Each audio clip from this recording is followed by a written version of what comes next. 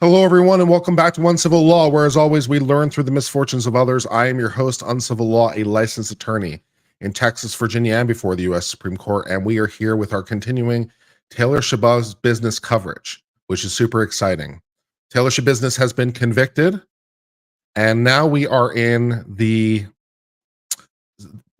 civil commitment phase thing, because it's a little bit tricky exactly what we're doing here at this point, exactly what's going on.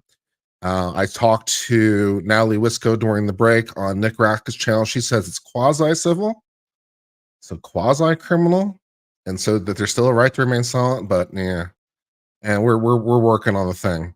My moderator found me the entire copy of the rules from the Wisconsin criminal, the jury rules, at least. So we'll try to read through that, and we'll see what's going on in all that stuff and see if we can figure out exactly what's going on in sort of, is this criminal? Is this civil? Is it quasi? What are the Fifth Amendment rights here? Is there a right to testify? Is there a right to an attorney? Actually, now that I think about it, because this is a state-appointed attorney, right? This is a public defender. So is there a right to an attorney? She has one at the moment. So is that because she has a right to one? Because when we're trying to figure out these questions, when you start saying, hey, this is a civil procedure, that opens up a whole new realm of possibilities. We got the answer. Natalie Wisco says it's quasi-criminal or quasi-civil, which might be the same thing. And so, okay. Yeah. So we're still working on the answer. We're still working on the answer. Natalie said quasi, and so it's like, okay. Be seated. We'll read through some stuff and see if we can find better answers. Okay, back on the record. I'm going to turn to you, Mr. Freilich. First of all, other than potentially your clients, do you have any other witnesses? I do not, Your Honor. Okay, and then have you had an opportunity to speak with your client about her testimony at this phase of the trial? Yes, Your Honor. I spent extra time with my client, Ms. Schabusiness. We talked about her right to testify at phase 2 of this proceeding, the NGI phase of the proceeding. She understands what that means. She understands that she could take the witness stand and answer questions and testify about various topics. I've also explained to her that she has a right not to testify, that she doesn't have to get up on the witness stand, that she can stay at counsel table and remain silent. That's her right. That's her choice. I gave her time to think about it, to reflect on it. She had questions. I answered those questions. We had a good dialogue and conversation on this particular topic. She's advised me that she wishes to waive her right to testify. She's not going to take the witness stand. Mr. Business, your attorney tells me that you choose not to testify at this phase. Is that correct? That is correct. Okay. You understand that you have a right to testify, and you also have a right not to testify, and if you don't testify, your choosing not to testify can't be used against you. Do you understand that? Yes, I do. Okay. You understand those rights belong not to Mr. Freilich, they don't belong to me, they don't belong to the state. Those rights are yours and yours alone. Do you understand that? I do. Do you feel you need any more time to talk to Mr. Freilich about this decision? No, I don't. And it's your decision not to testify here today, is that correct? Correct. Okay. Any further inquiry the state would like me to make regarding that? No, thank you. Mr. Freilich, any further inquiry you'd like me to make regarding that issue? Only if the court would inquire as to whether she felt any pressure or coercion in order to make this decision. Mr. Business, do you feel you've had any pressure by anybody or coercion to make this choice? No. Okay. Thank you, Judge. I'm satisfied that Mr. Business understands her rights. She's had a full opportunity to speak with her attorney about it. And she's made a choice here today, freely and voluntarily, not to testify. All right, so we have no other witnesses. and I'm going to accept. We have that. no other We are witnesses. going We'll to have a move closing forward. argument. We'll have a jury So, charge, and then I suppose we'll go how through the matter would this unfold then document and is try to figure when out what jury the hell comes is back going in, on. I'll ask Mr. Freilich if he has any further witnesses to call. Based upon what I've heard, the answer will be no. The defense rests, and then we would move to the state. And as I'm presuming the state is ready to call its first witness. Yeah. Okay. They have witnesses? And then The state has witnesses? Okay. I did want to I place mean, on the you know, record because fair enough. I was advised that when we excused I skipped Dr. ahead. Layton, we weren't on the record, but there was no objection to Dr. Layton. It's too late now. Both parties indicated there was no objection to her being excused, and that's what I did. Is that correct, Mr. Freilich? That's accurate. And Mr. Saunders? Yes. Okay, and then I just want to confirm, we don't need to go over these now. The jury has already been waiting a little longer than I told them they'd have to. But I did place on the on council table. So I guess we'll get Copies an of, expert from the state. I proposed jury presume this instructions, is and then also just whoever the recently, state designated copies to, of, what comes in the form you know, of jury instruction 605. examine her. It's not a jury instruction, it's a proposed verdict. for form. purposes of mental Did both competency and parties get a stuff. copy So of those, Mr. I guess we'll Freilich? have to. Yes. I guess And we'll have to Mr. hear some more on that. Yes. Okay, we can discuss those at the conclusion of evidence, but at this time then, I'm going to bring the jury in. I'll rise to the jury. Yeah, she's been found guilty. We are in the is she crazy phase, which is a separate phase.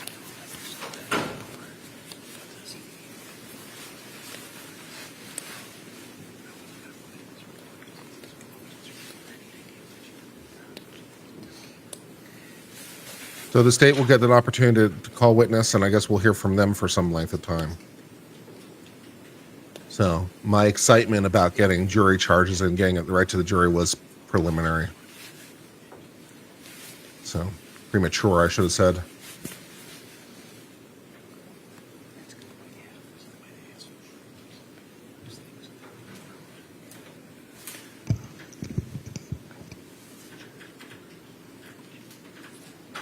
Yeah, I didn't know it was a specific phase either, Okay, be Black. seated.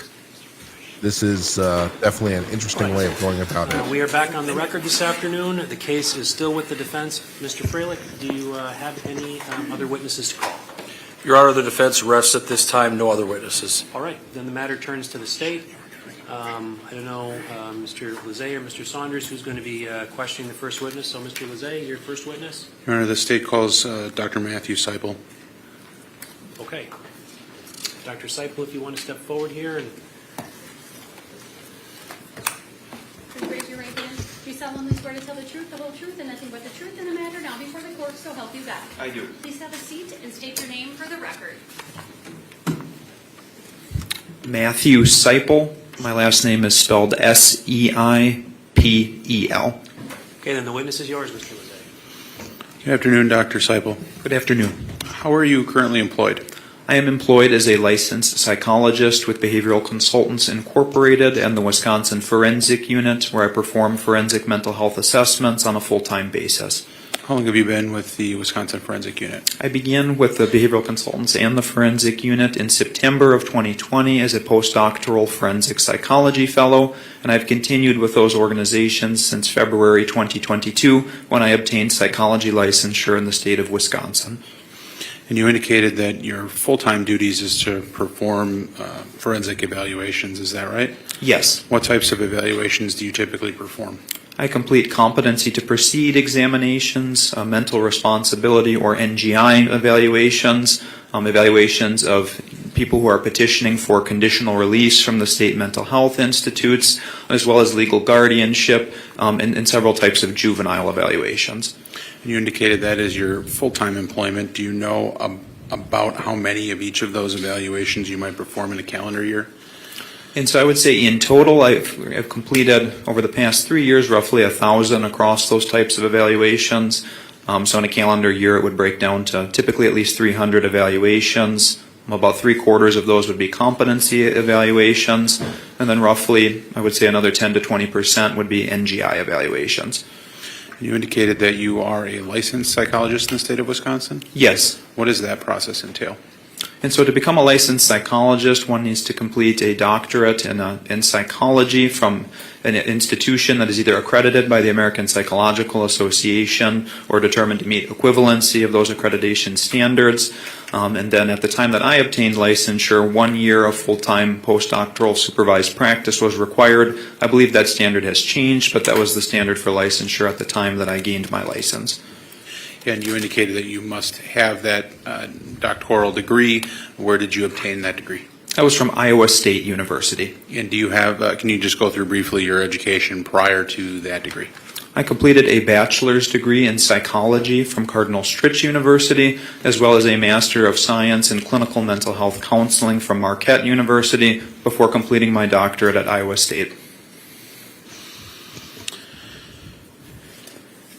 And Doctor, through your professional work at the Wisconsin Forensic Unit, did you have an opportunity to work on the present case, State of Wisconsin versus Taylor Schabusiness? Yes, I did. How did you become involved in that case? And so I was requested to complete 2 court-ordered competency evaluations in this matter. When you say court-ordered, does that mean that the court is the party that retained you rather than either the state or the defense? Correct. Yeah, and when was that first evaluation, when was the first report filed? That was in November of 2022. And when was the second report filed? That was earlier this month, in July of 2023. Can you, you mentioned that you were retained by the court to do a competency evaluation, and earlier you also mentioned that you do NGI evaluations. Can you explain for the jury the difference between those 2 types of evaluations? Yeah, so those are 2 entirely different types of evaluations that are guided by 2 different state statutes. And so competency pertains to a defendant's current mental status. It is independent of the mental state at the time of the alleged offenses, and it pertains to whether or not the defendant presently has substantial mental capacity to understand the pending proceedings or to meaningfully assist in their defense. Whereas the state statute for NGI dictates it is about the defendant's mental state at the time of the alleged offenses, and specifically, was there a qualifying mental disease or defect that contributed to a substantial lack of capacity to appreciate wrongfulness of conduct or to conform conduct to the standards of the law. And you indicate that you have substantial present experience in both of those types of evaluations, is that correct? Yes. Now, they are different evaluations with different standards. However, are the materials used to evaluate those often similar? I would say that collateral records are critical in both evaluations, although in competency those records would focus most heavily on the present time and present functioning, whereas for NGI it would be focused upon functioning at the time of the alleged offenses. And can you talk about the records that you reviewed regarding Ms. Schabusiness for each of the 2 competency evaluations that you performed? Yes, and so I reviewed the criminal complaint for the underlying matter. I reviewed all previous psychological evaluations that were completed in reference to this case, including competency and NGI reports from multiple examiners. At both times, I reviewed her contemporary treatment records from the Brown County Jail. And during the most recent evaluation, I also had the opportunity to review a discharge summary from a treatment episode at the Nicolay Psychiatric Center in 2021. Did you, subsequent to the evaluation, were you also provided with copies of materials from an inpatient stay at Bellin Psychiatric, or 2 different inpatient stays at Bellin Psychiatric? Yes, after submitting my most recent report, defense counsel provided me discharge summaries pertaining to those 2 episodes of inpatient care. And were all of those records taken into consideration when you either rendered your opinion or provided testimony at competency hearings in this case? I would say that all of the sources that I mentioned initially were considered in reaching my opinion in my report, and then those Bellin records I did consider in preparing for testimony, but they did not alter any of the opinions offered in my report. And in addition to reviewing collateral records, did you conduct personal interviews with Ms. Schabusiness? Yes, I did. And what were the dates of those interviews? And so the most recent interview, I'm just referencing my report here, was on July 12th of 2023. And for the initial interview, I would reference, to refresh my memory, that report from November of 2022, the date of the interview was November 17th, 2022. And were both of those in-person interviews? Yes. And can you estimate approximately how long you met with Ms. Schabusiness in those interviews? On both occasions, it was roughly 90 minutes, perhaps give or take a few minutes.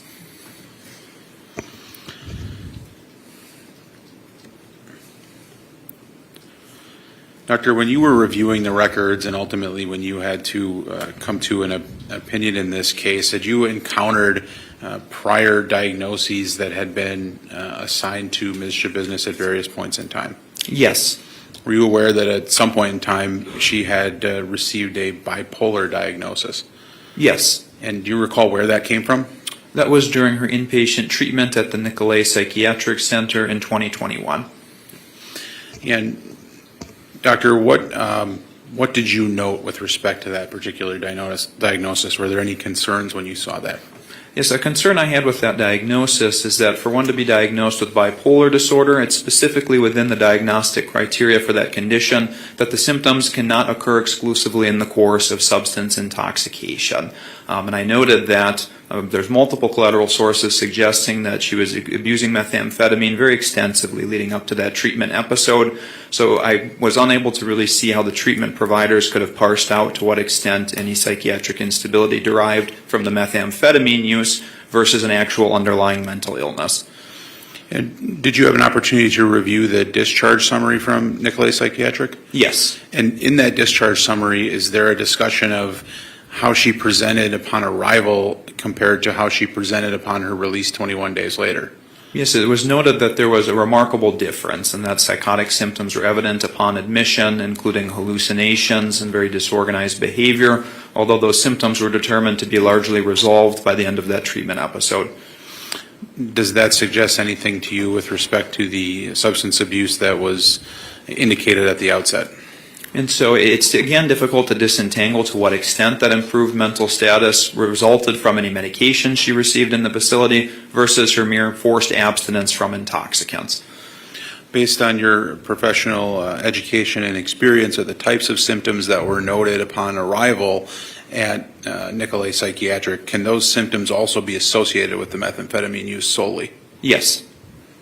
So it's possible for someone to manifest those symptoms solely based on meth use without having any underlying mental health illness? Objection Yes. calls for speculation. Overruled. Yes.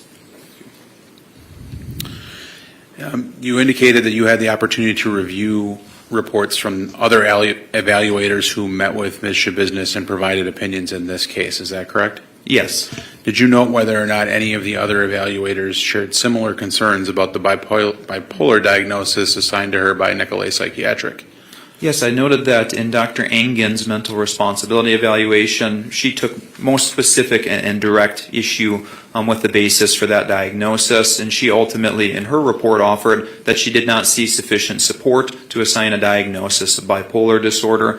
I also noted that, for example, in Dr. Lucetta's competency report, while she did not necessarily completely rule out bipolar disorder, she also noted again that the substance abuse was a significant factor leading up to that diagnosis, and she merely essentially sought to rule out that diagnosis but did not assign it. So I want to just sort of speak generally about bipolar. Can you describe for the jury what bipolar is and what is required to diagnose such a disorder?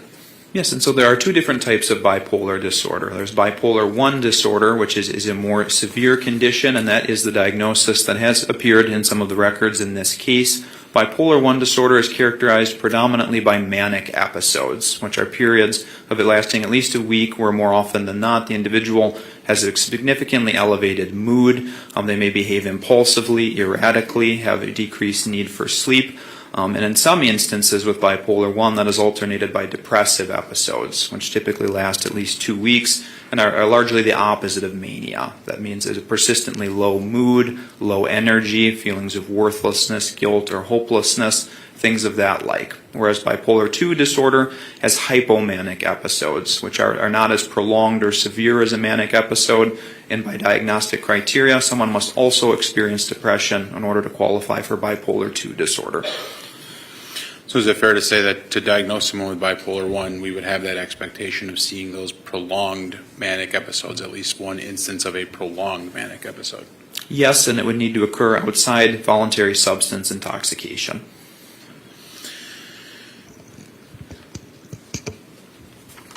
Is it possible for a person who has been diagnosed with a bipolar disorder, is that the type of condition that could occasionally wax and wane over the course of someone's lifetime?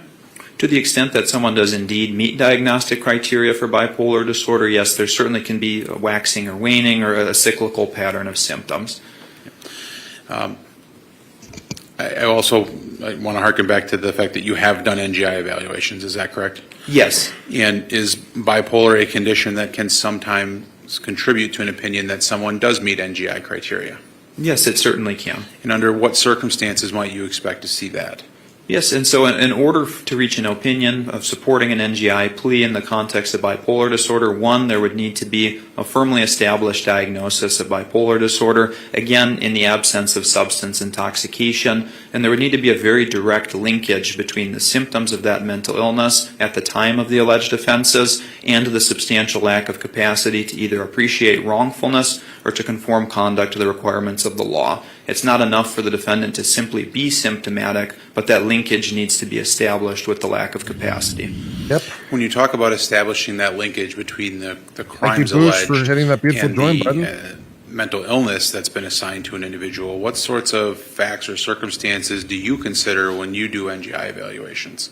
And so there would need to be converging data sources indicating that indeed the defendant was symptomatic of that legitimate mental illness at the time. Which McFadden and there would celebrates need 5 to months of be, membership. Thank you very much. conceptually, it would need to make sense for the alleged misconduct. There would need to be some sort of reason that mania, for instance, would have caused that behavior. There would need to be evidence to suggest that the person was fundamentally unable to control their behavior. And so again, that would typically comprise a pattern that extends beyond that one momentary act, but it would need to be a broader pattern encompassing that time frame. Right. So if you are evaluating whether someone's bipolar disorder might be I like the way causal that he of the criminal explains this. offenses, It's would it very be simple. significant to you all to correct. evaluate the defendant's symptoms Relatively or easy to how understand. someone presents immediately before and immediately after the alleged offenses? Yes, those would be critical time frames in which to gather as much data as possible.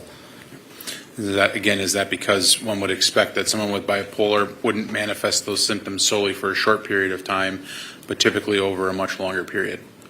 Yes, that is Objection correct. calls for speculation. No. I think it calls for his Overruled. professional opinion. Overruled. Yes, it would be expected to see, again, a symptom duration longer than just the mere moments of committing a criminal offense. We appreciate your effort, counselor, but no. Doctor, I want to quickly return back to some of the other records that had been mentioned. You indicated that you did have an opportunity to review the medical records from Bell and Health from 2 different stays that Ms. Schabusiness had, one in 2012 and one in 2014. Yes. And I'll first call your attention to the 2012 records, if you recall those. Do you remember if Ms. Schabusiness was So this is all assigned a right, diagnosis right by, on the numbers about what the you're treatment looking providers for at in this sort of Bell thing, and right? Health, You're looking, and I the did like his outset of answer her stay in earlier 2012. in dealing with She was assigned a NGRI versus diagnosis of competency. It's mood something we've disorder talked about not before as otherwise well, specified. right? You can talk about insanity in 2 different time frames. So she was not Your assigned insanity a at the time of the bipolar commission of the offense diagnosis versus your at that insanity time, is that now. correct? Correct. Because whether you're saying now then and in whether you're saying then are 2014, different questions. Did she likewise have some Right, so you sort have of to be saying now to stand diagnosis trial, but you following could her be 3 days insane stay at then, Bell? or vice versa. She was again Could be assigned insane a then, but diagnosis insane of now. mood disorder not otherwise So specified. and I like they that did answer. add, which is And not then it's a like, well, how do you diagnosis know? per se, but they noted alongside Well, you look the for records, you look diagnosis for patterns, you look a for history something of that psychosis, but in looking demonstrates closer at the records, a history that history of psychosis derived squarely that from an indicates adverse that. medication reaction, which prompted the initial You would inpatient expect there to stay. be So she a was pattern. prescribed sertraline, and then only after It's that did unlikely she that it's begin just to have gonna psychotic magically symptoms, manifest and in those an symptoms instant. resolved as soon as that medication The was law will discontinued. support that, but not so much psychiatry. Again, The law she will was not support assigned a insanity, bipolar turning diagnosis on and turning in off like a 2014 light either. switch, but Correct. What evidence? Dr. Seipel, you indicated that you did have an opportunity to review Dr. Litton's report from July 3rd of 2023. Yes, I did. And what type of report from a forensic standpoint was Dr. Litton's report? It appeared to be a combined competency and NGI report.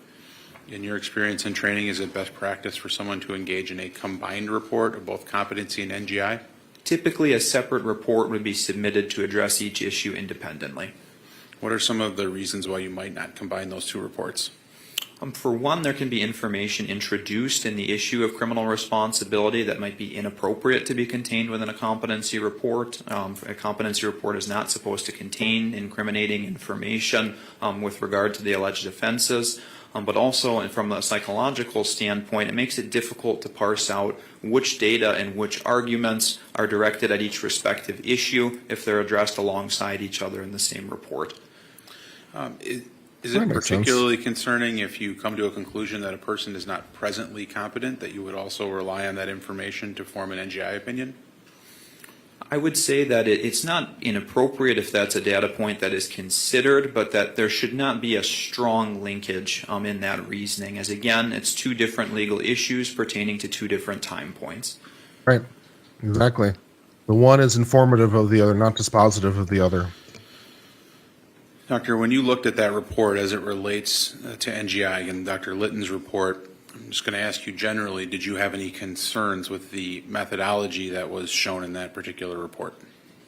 I found that it seemed appropriate data sources were consulted, at least that's what the methods section suggested in that report, although there was essentially no discussion or review of the discovery materials that were reviewed, and really no account from a defendant's perspective of the alleged misconduct, which are very critical pieces of information that would always be included in an NGI report.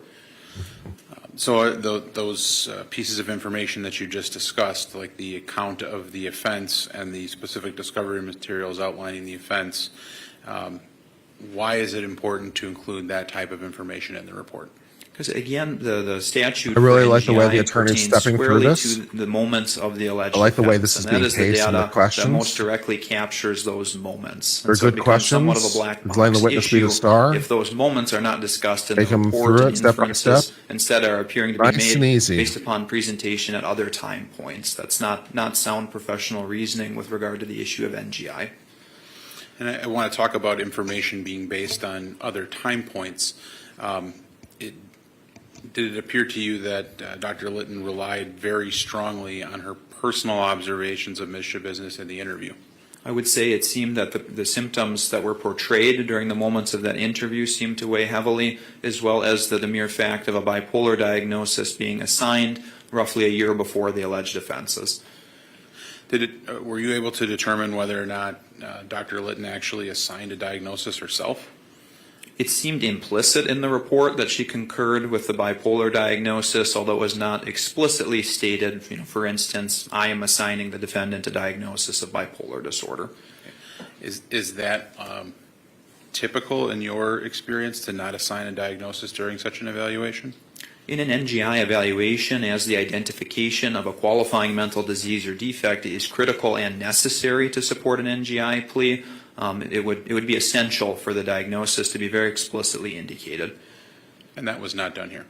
I would say, again, it was not explicit, rather it was more so inferred, being embedded in text. I appreciate that he's not unduly beating Doctor, up on the other expert. The report from Dr. I Litton, appreciate does that include a I don't know if it's deliberate or a not, but I relatively do lengthy or specific appreciate discussion of that the he is pulling his observations of punches Dr. just a Litton little bit with respect to from the other expert. interview that occurred in It, June it comes off as more 2023. credible that way to me. Yes, the greatest detail seemed to pertain to that which would have been her second contact with the defendant. And like the And prosecution's you even personally wanting had him to go contact further, with and the he's holding defendant back a little bit. Within about a month of that particular Which interview. Is that I think he's fair? I think he's It would have right. been roughly like 3 or At least 4 it's coming weeks off that from my way. estimation. The observations that Dr. Litton is making of the defendant, her actions, her behaviors, her psychotic state, did you witness those same things when you met with Ms. Schabusiness? I did not notice the evident distraction that was evidently apparent during the interview with Dr. Litton. The defendant easily maintained focus and was able to supply coherent, relevant responses to questioning. She remained behaviorally appropriate and was able to engage in detailed discussion of her legal situation. There was a brief moment in which she referenced claiming to see a supposed green train within the room, which is something that was evidently very distracting during the interview with Dr. Litton. I essentially ignored when that symptom was mentioned, and there was no further mention of it thereafter, and there was no evidence that she was in any way distracted by that or any similar psychotic symptom.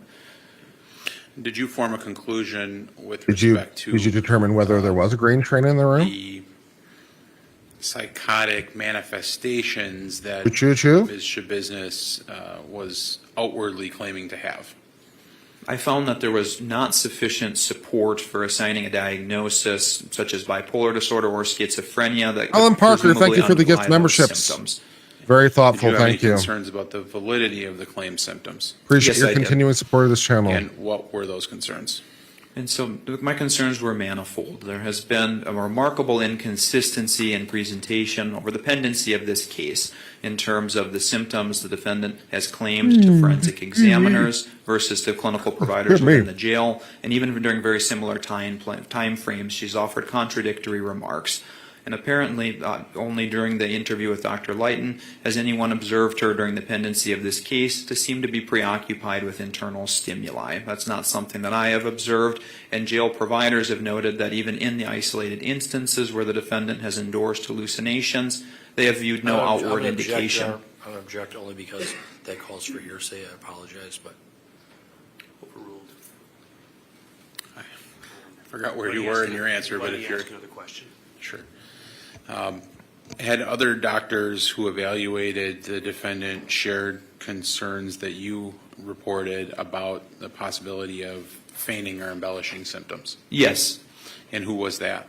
I noted that first in Dr. Lucetta's competency report, as part of a competency instrument that she administered to the defendant, embedded within that were validity indices. That means they were testing items which sought to determine the credibility of the defendant's endorsement of psychiatric symptoms. And her responses to those items suggested an elevated probability of a non-credible response style with regard to endorsing psychiatric symptoms. And similarly, when Dr. Engen completed her NGI evaluation, she administered the Minnesota Multiphasic Personality Inventory, or MMPI as it's widely known, and the extent of her invalid responses on that instrument made it where her clinical profile could not be interpreted because the validity skills for that instrument suggested she was grossly exaggerating psychiatric symptoms in a manner that would be extreme and inconsistent even for a patient with legitimate schizophrenia.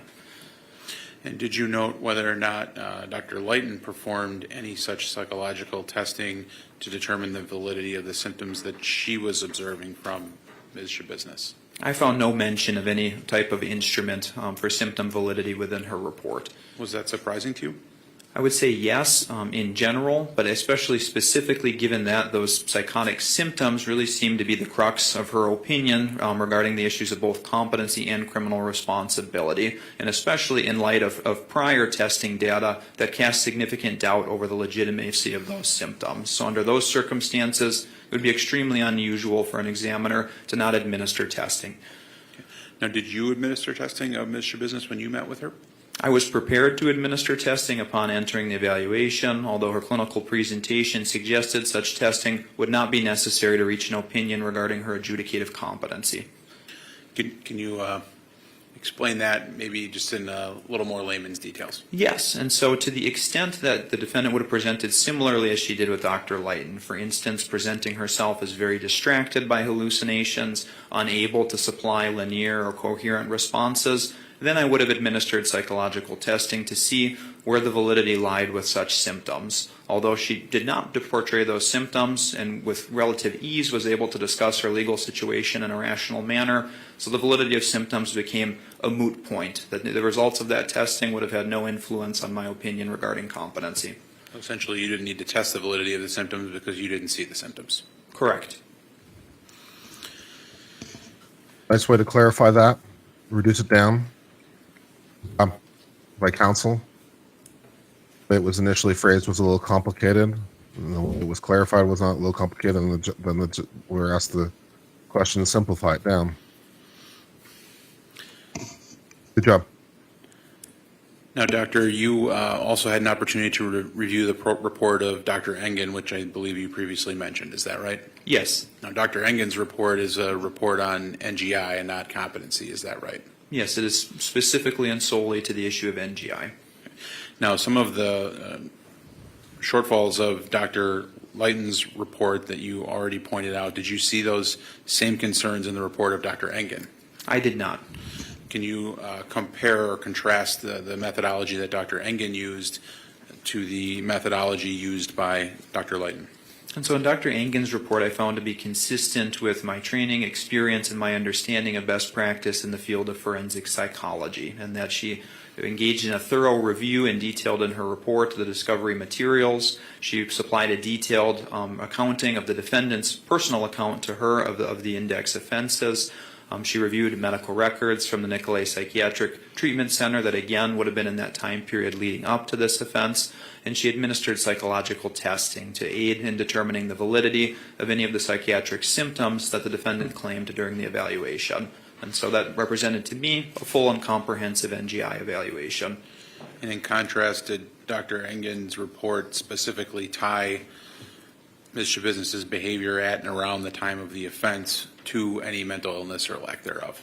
Dr. Engen supplied a detailed articulation of why she ultimately did not assign a qualifying mental disease or defect diagnosis to the defendant, and then she in turn articulated why she did not believe there was any support for the conclusion that outside of voluntary substance intoxication, the defendant would have substantially lacked capacity to appreciate wrongfulness or conform her conduct to the requirements of the law. I think we touched on this earlier as it related to general diagnoses of a mental health condition, but can you talk briefly about the impact that acute substance intoxication has on attempting to determine whether or not someone would be NGI?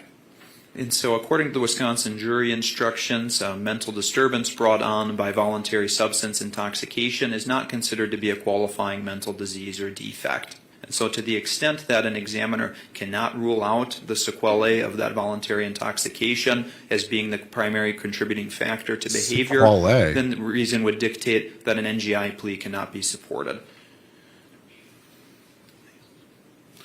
Thank you, Doctor. No further questions at this time. Cross-examination, Mr. Freilich? How do you spell that?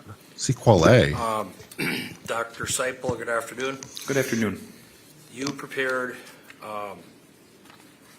two reports concerning Taylor Schabusiness, correct? Yes. One in November of 2022 and then one in July of 2023, correct? Yes. And you received police reports, correct? I did not review the police reports. Okay. Did you review the criminal complaint? Yes. Sequelae. Did you have a chance to review any video footage? The condition which is a the, consequence of a previous disease or incident injury. February 22nd or February 23rd of 2022? I did A not. complication from a pre-existing incident, illness. In this particular case, did you administer the two gold standard tests, the MMPI and the MCMI? I did not administer either of those instruments. Pathological condition resulting from disease, injury, therapy, Yet or you trauma. criticize A complication Dr. following Lighton for injury. not doing it, correct? Yes. Ooh, nice. Now, you've been a licensed psychologist since February of 2022, correct? Yes. That's when you obtained your Yeah. your license to practice and do evaluations and reports and all of that, correct? My license enabled me to practice independently, although I performed all of these evaluations under supervision from September 2020 up until that time. In September of 2020, that's when you were a fellow? That's when I began my postdoctoral fellowship in forensic psychology. When you've had a chance to review Dr. Lighton's curriculum vitae, correct? Yes. You've had a chance to review her evaluation from July 3rd of 2023, correct? Yes. As far as experience level, she has more experience than you, is that fair? I would say she's been a practicing psychologist longer, although the extent to which she And has specifically a conducted medical NGI term. evaluations, I don't know if she has more experience than me. You understand And it can that be she worked spelled at either with Mendota an A Mental or an Health in E. the past, correct? Yes, and typically NGI evaluations are not S-E-Q-U-E-L-A. performed for patients already within the State Mental Health Institute. And with regards to Dr. Or Christina Engen, she works in the Wisconsin Forensic Unit as well. S-E-Q-U-E-L-A-E. Yes, she is employed by behavioral consultants in the Wisconsin Ooh, Forensic fancy, Unit. fancy. Would she be a colleague or a coworker of yours? I would say we are similarly employed, although we practice typically in different areas of the state and have pretty minimal contact with each other. And the two of you are aligned as far as opinions in this particular case, is that fair? Well, we opined on different issues, so I would not agree with that statement. But the ultimate recommendation is the same, correct? I guess I'm not sure what you're asking, sir. That It was usually used and in her plural. both find Oh, it's never, it's not, oh, so sufficient, AE is a plural, but it's usually used in the evidence to plural. support the Oh, specialty okay. of the NGI. So it's not exactly I an would say I alternative did not spelling, it's offer just an usually opinion used in with the regard to plural. NGI, Like so again, I criteria can't versus agree with that criterion. Okay. Okay, all You right, had a I'm on chance to board, got it. review Brown County jail records, correct? Yes. You reviewed Bell Health records that I sent, correct? Yes. You had a chance to review the Nicolay Psychiatric Center records through Brown County, correct? Yes. You reviewed a lot of mental health records, correct? Yes. Fair to say that Taylor Denise Schabusiness does have a mental health history. Would that be fair? I would say in general terms, yes, she has had contact with mental health treatment. And fair to say that she was the subject of a civil commitment in 2021, correct? Yes, it is my understanding that she became subject to a 6-month civil commitment during the course of her inpatient treatment in 2021. And she was found by a court of law to be mentally ill, at least in 2021. Is that fair? According to that court order, it would suggest that, yes. And then she was on a medication order in order to take psychotropic medications for that same period of time, correct? Yes, it is my understanding she was court ordered to medication compliance.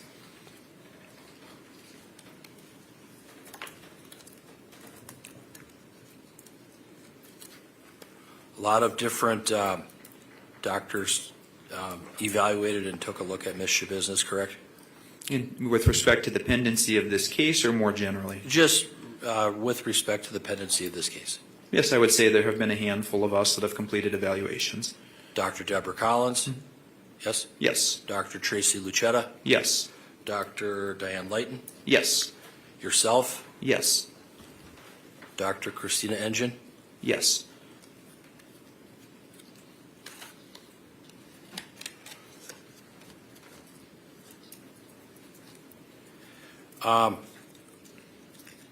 with regards to Ms. Schabusiness's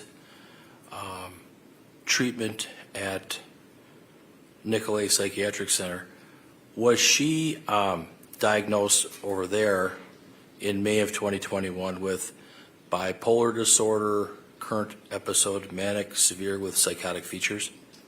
Yes, that was the diagnosis those providers assigned. She was prescribed medications, correct? Yes, I believe it was an antipsychotic medication that was prescribed. Do you know if that was Aristata?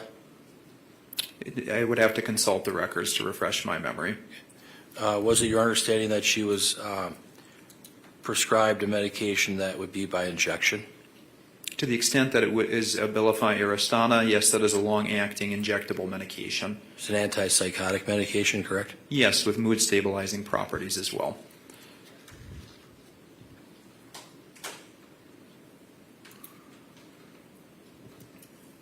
And fair to say that through Brown County, through Nicolay, that Ms. Schabusiness was given a diagnosis of bipolar disorder. Yes.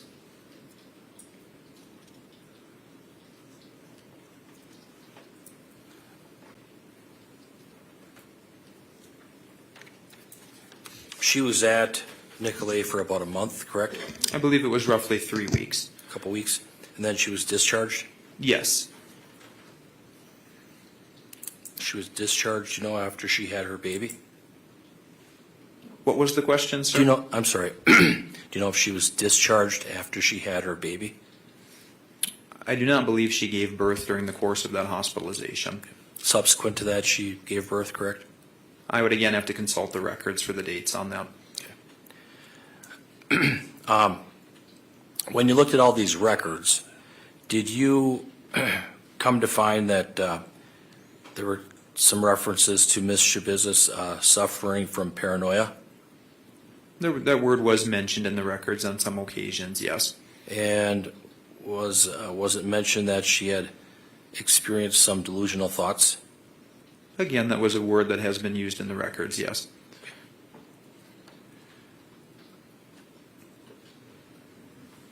And was it mentioned in some of these records that we're talking about that she did suffer from distractions, inability to focus or concentrate? Yes, there were some notations. of I those suffer concerns from as well. distractions and inability to concentrate. Was it such that, in gleaning through the records, analyzing them, that she had auditory or visual hallucinations on occasion? Yes, and most All right, specifically. you got me on first that one. admission I don't to have Felon, that. As well as the admission to the Nicolay Psychiatric Center where I saw the hallucinations mentioned. Was that mentioned in 2021? Yes, upon her admission to Nicolay when she had heavily been abusing methamphetamine recently. You've been a doctor for some time. You've got a PhD. You've got a lot of education.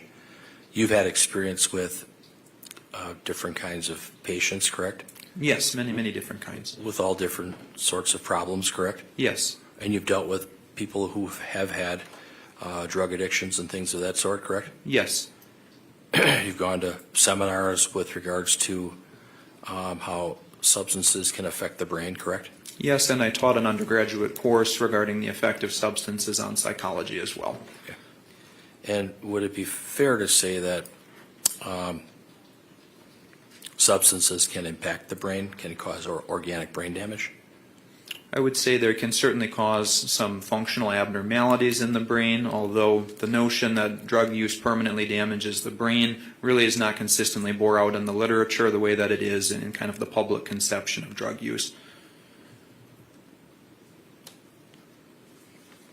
Let's say not really. Drug use That's can not also really. exacerbate mental health problems, correct? It can exacerbate them or cause them of their own accord, yes.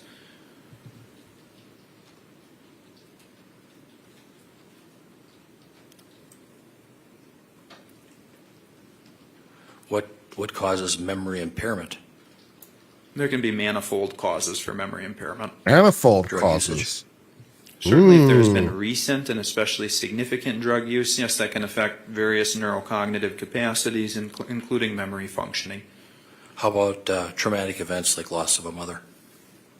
I would say that can cause some difficulties with concentration, though typically would not cause amnesia in and of itself. Is PTSD, post-traumatic stress disorder, is that a mental health condition? Yes, it is. Can that get worse over time if untreated? It can, yes. If someone has a mood disorder, is that a mental health issue? Yes. It's a mental defect or a mental disease? I would say it could meet criteria as a mental disease or defect according to Wisconsin state statutes, yes. And can that get worse over time, the mood disorder, if it's left untreated? It can, yes.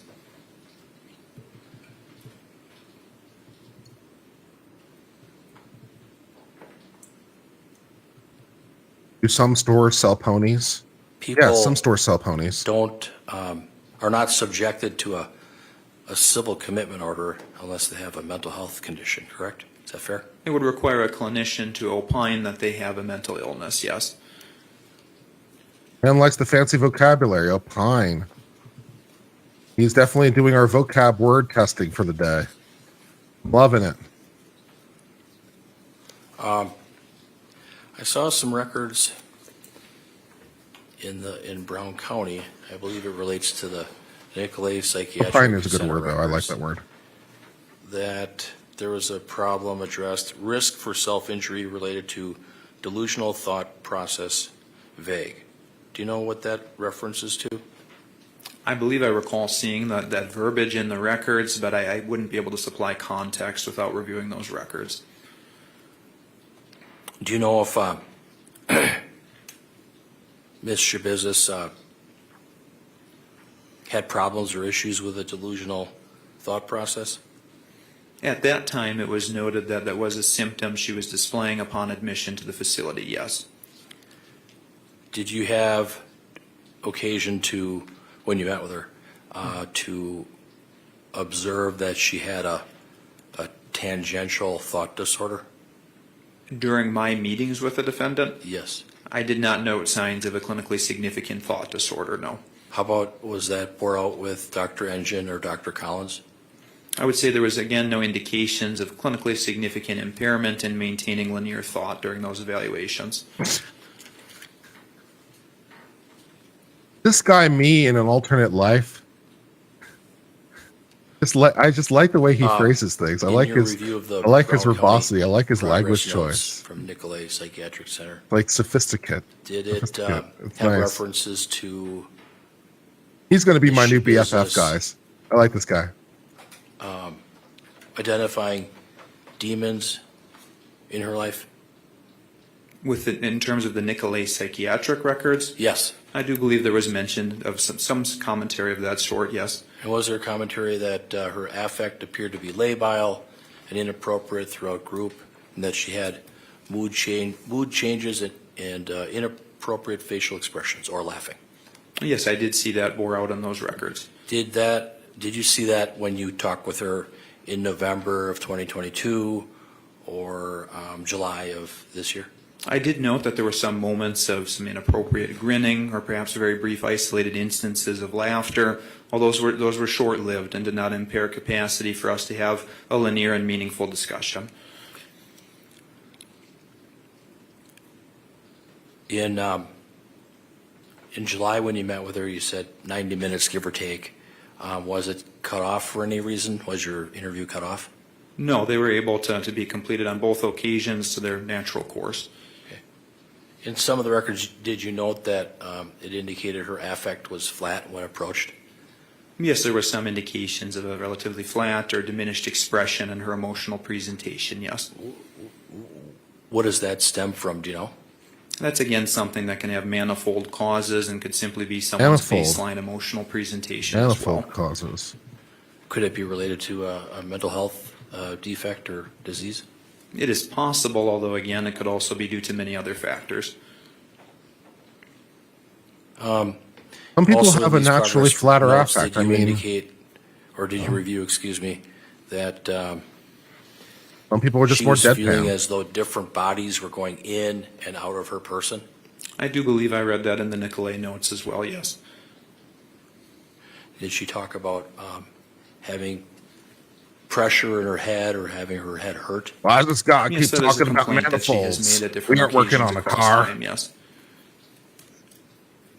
And did she also indicate that she had problems with eye twitching and that her PTSD was triggered from loud noises?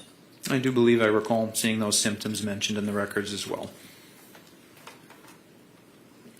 Did you, at least in some of either the jail records or the Brown County records from Nicolay, that she talked about wanting to die and go to heaven to see her mom? Yes, I do recall seeing such comments made.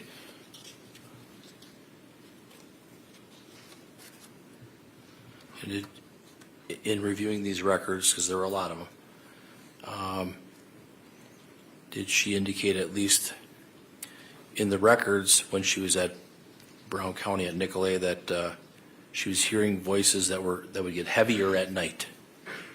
I do believe, yes, there was a pattern of time of day seeming to impact symptoms at that time, yes. And the time of day would be more at night, they'd be more pronounced at night than the daytime? Per my recollection of the records, I do believe that was the pattern that was mentioned.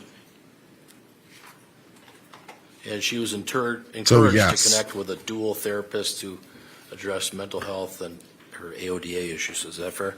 Yeah, consistently over time, she has been referred for substance abuse treatment, yes. And in those records from Nicolay, it also talked about that she would have racing thoughts that would get overwhelmed and that she'd hear voices in her head. Yes, those are symptoms I do recall seeing in the records.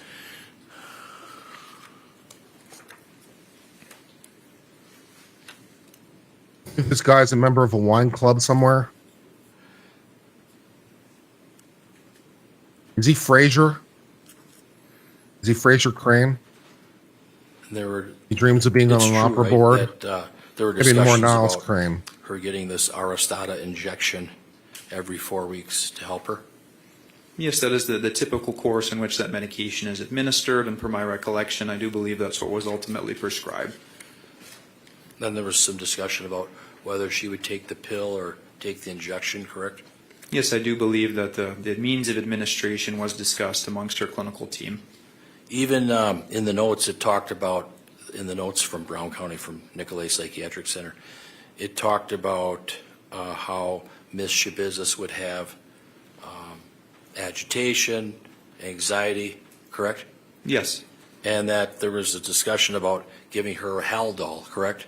Yes, that would be another antipsychotic medication with pretty heavily sedative properties. One way of Do you putting know it. if that was ever given to her? I would again have to refresh my recollection with the records. And even in the Nicolay records, it talked about that it was a struggle to decipher what is a genuine psychiatric symptom and what is otherwise talked about as gaminess, correct? Yes, I do believe that was a term that was employed in the records. There were just a lot of records to review, and you have a good memory. But it also talked about Zoloft, correct? Yes, that was mentioned specifically in her adolescent treatment records. And Ms. Schabusiness was given, apparently at Nicolay, from what you reviewed in these notes, what are her coping skills and what does she want to do to make progress with mental health? Is that fair? I don't recall that specific information. I wonder if this guy's available for private regards consultations. to, He could be my new psychiatrist. That'd be good. Dr. We White, can have verbal tete-a-tete. she says that she believes that my client, Ms. Schabusiness, qualifies for the NGI plea based on a diagnosis of a serious mental disorder. You understand that? Yes, that's what she wrote in her report. And she opines that her serious mental disorder affected Ms. Schabusiness's ability to know right from wrong at the time of the offense, correct? I would say it was relatively tersely I worded, might reach although out to that this was guy and what see was if he wants to appear on the suggested, yes. channel. And she also Be said fun. that it affected her ability to control her behaviors. Is that fair? Yes, that was the opinion that she reached. You have a diabolically opposed opinion compared to Dr. Layton, correct? Again, I did not opine on the NGI issue. All right. Thank you. Nothing further. Redirect. Just briefly, I think you were asked a great deal again about the records from Nicolay and the specific symptoms that were manifesting at that time at Nicolay. Do you know if Nicolay actually administered a blood test to determine whether or not there were substances in her system at the time she entered Nicolay? There was either urine or blood screening performed for toxicology purposes, yes.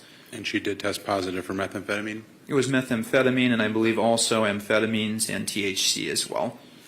And did the Nicolay records show a marked improvement in her symptoms in the 3-week stay there? Yes, there was a relatively linear trend over time towards psychiatric stability.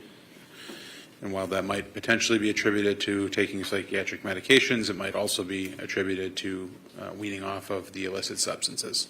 I would say it's fundamentally impossible to disentangle to what extent precisely the improvement would have derived from those sources.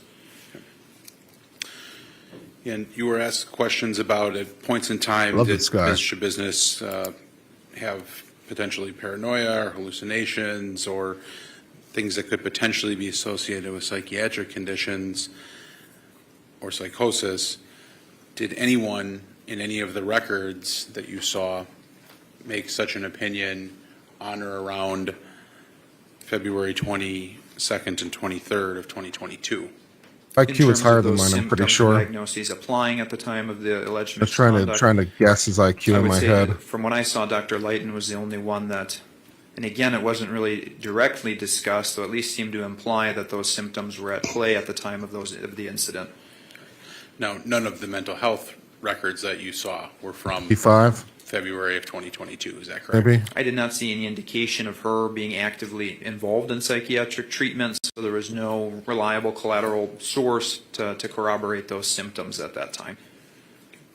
And again, just to clarify, I think you've done a good job of this, but you were not asked to opine on the issue of whether or not an NGI offense or an NGI defense is appropriate for Ms. Schabusiness in this case.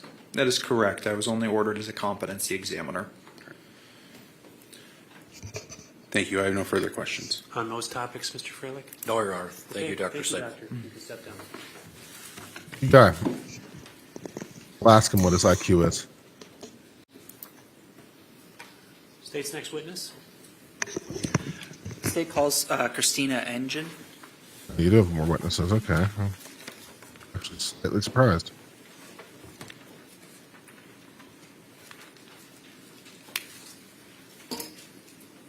Plus, there are multiple different psychiatrists for multiple different competencies hearings.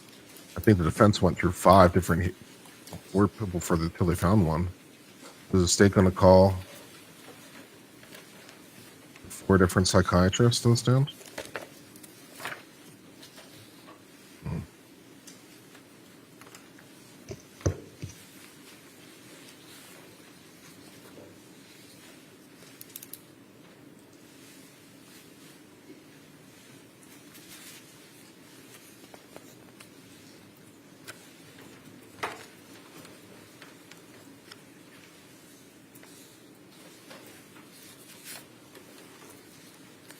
Doctor, if you just step forward here, and then before you have a seat, if you could turn and face her and raise your right hand, she'll place you under oath. You solemnly swear to tell the truth, the whole truth, and nothing but the truth in the matter now before the court, so help you God. Yes. Please have a seat and state your name for the record.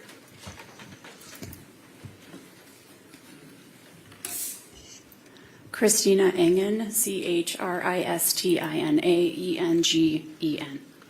Mr. Saunders, the witness is yours. All right, Doctor, how are you employed?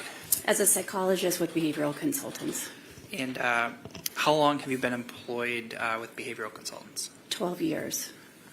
And do you have any degrees? I do. I have a PhD in counseling psychology from UW-Madison, which I earned in 2010. All right. And I guess what do you do as a psychologist with behavioral consultants? I conduct almost exclusively criminal forensic evaluations. And we've heard that term a few times. What is, forensic evaluations? What does that mean? The court principals will approach a psychologist with a psycholegal question, so a psychological question that applies to the legal Not sure if I've ever heard the situation, phrase and our psycholegal job is to before. help answer that. Not sure if I like that and to, phrase. provide information to the trier of fact, the judge or the jury, to help them answer that question. Are some of those evaluations that you're asked to conduct what are referred to as NGI evaluations? Yes. And I guess, what does NGI refer to? It's for the plea of not guilty by reason of mental disease or defect. It's an evaluation of criminal responsibility. And you have performed those evaluations in the past? Yes. Are you able to approximate how many NGI evaluations you've completed in your career? Over the course of 12 years, approximately 250 NGI evaluations. And are those typically done at the request of a court? Yes. Have you, in your career, in those 250 evaluations, reached an opinion that somebody would be appropriate for an NGI plea? Yes. And contrary, have you formed the opinion that they are not, they don't fit for the NGI plea? Yes. All right. And Doctor, do you maintain a curriculum vitae with respect to your educational background and qualifications? Yes. All right. Showing us the marked exhibit 12. Do you recognize that? Yes. And what is that? It is my curriculum vitae. And does that appear to be up to date? Yes, All right. That's a document that you prepared? it is. I'd move 12. Any objection? No objection. 12 will be received. Do you maintain any licensures? Yes, I'm licensed to practice psychology in the state of Wisconsin. And are you also board certified? I am. What does that mean? I'm board certified by the American Board of Professional Psychology. Applicants can specialize in several different areas of psychology. My area of specialty is forensic psychology. And do you maintain any professional memberships? Yes. And what are some of those? With the American Psychological Association and the Wisconsin Psychological Association. In addition to your employment, do you also, or have you had any teaching experience in this role? Yes. All right. And what are some of those? I've provided guest lectures for Marquette Law School, for trainees at Mendota Mental Health Institute, once for the Department of Corrections psychologists. Doctor, then I want to ask you about this case. Did you become or asked to become involved in an NGI evaluation of Taylor Schabusiness? Yes. And how did you become involved in that? I was court ordered to conduct an NGI evaluation. Were you retained by the state of Wisconsin? Appointed by the court. By the court, but not the district attorney's office? Correct. And you weren't retained by the defense either? Correct. So And she's a is court-appointed the case that expert. most of the evaluations you perform are at the request of the court? That is correct. I'm not sure how common that is in this And jurisdiction or did not. you ultimately prepare a Notable, report right? with respect to your the findings judge's witness. regarding that NGI evaluation? Yes. So cool.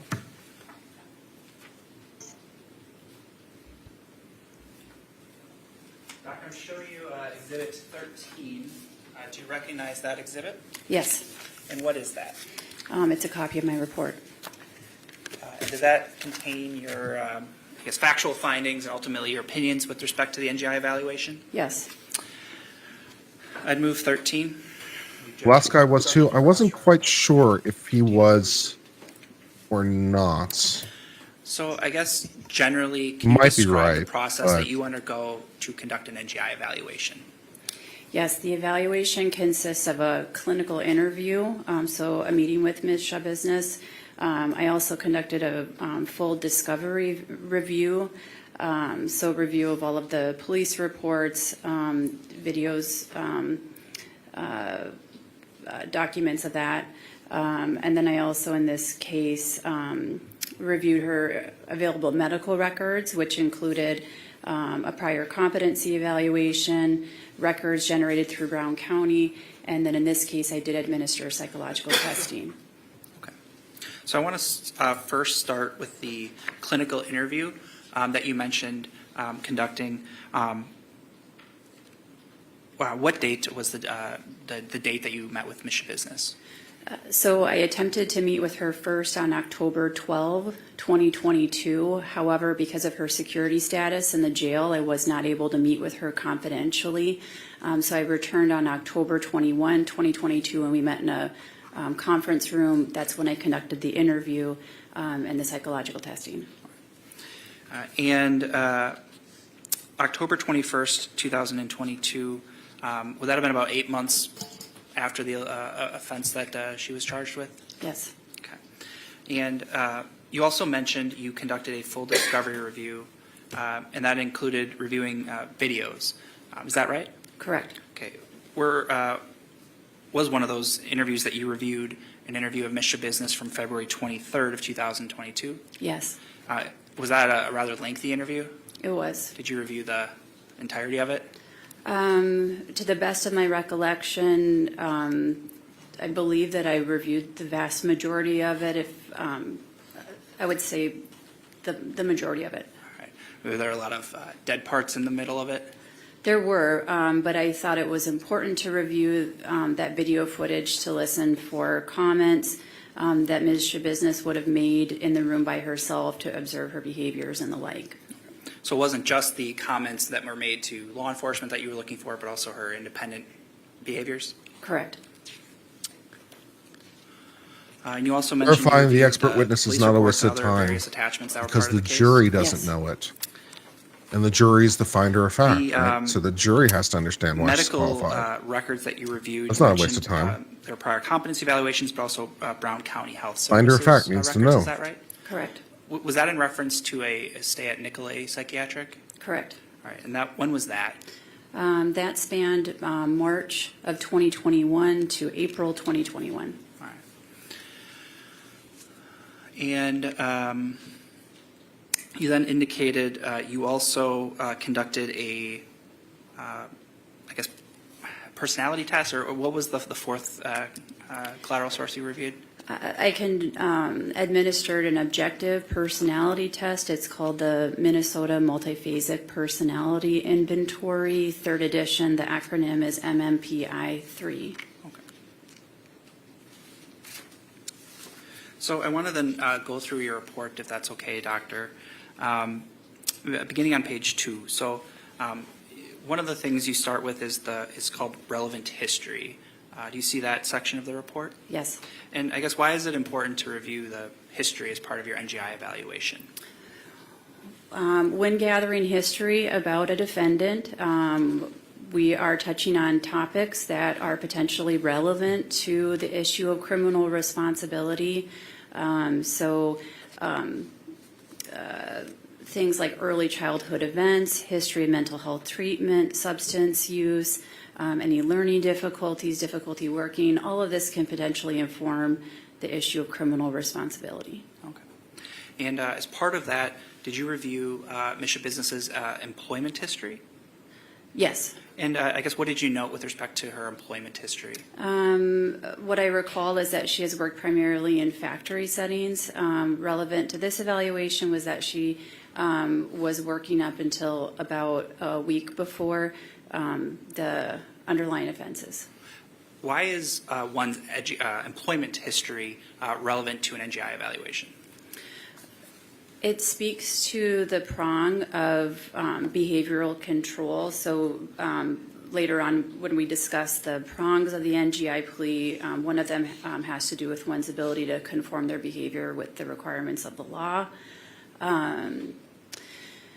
It's a capacity issue, so can a person do that under normal circumstances? And one's ability to work, maintain employment, show up, perform their job duties, that speaks to an individual's capacity to conform their behavior and meet the demands of daily living. Okay. And you noted employment history fairly consistently up to about, I think you said a week before the offense? Correct.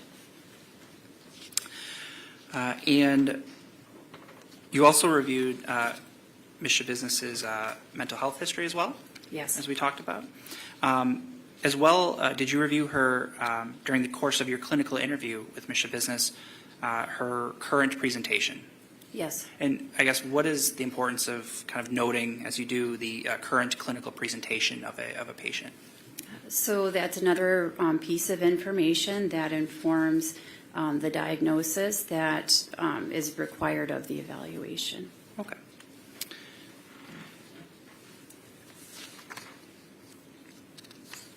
As part of the clinical interview with Ms. Schabusiness, do you get a narrative from her about the alleged offense? To the extent that I was able, I did. Ms. Schabusiness recalled the time period leading up to the offenses, but then she reported that she had no memory for the offenses themselves, and she did not. She reported she did not regain memory until after her arrest. Okay. With respect to Ms. Schabusiness recalling the time period leading up to the offense, what sort of information did she provide?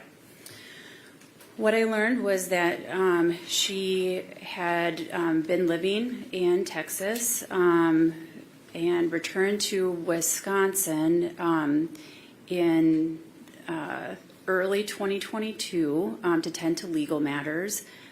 She made a court appearance. I believe she was sentenced to 5 years probation. She was making arrangements to have her community supervision transferred to Texas so that she could resume caring for her newborn When is she baby. going to finish her time in Visiting care of Texas? Grandparents.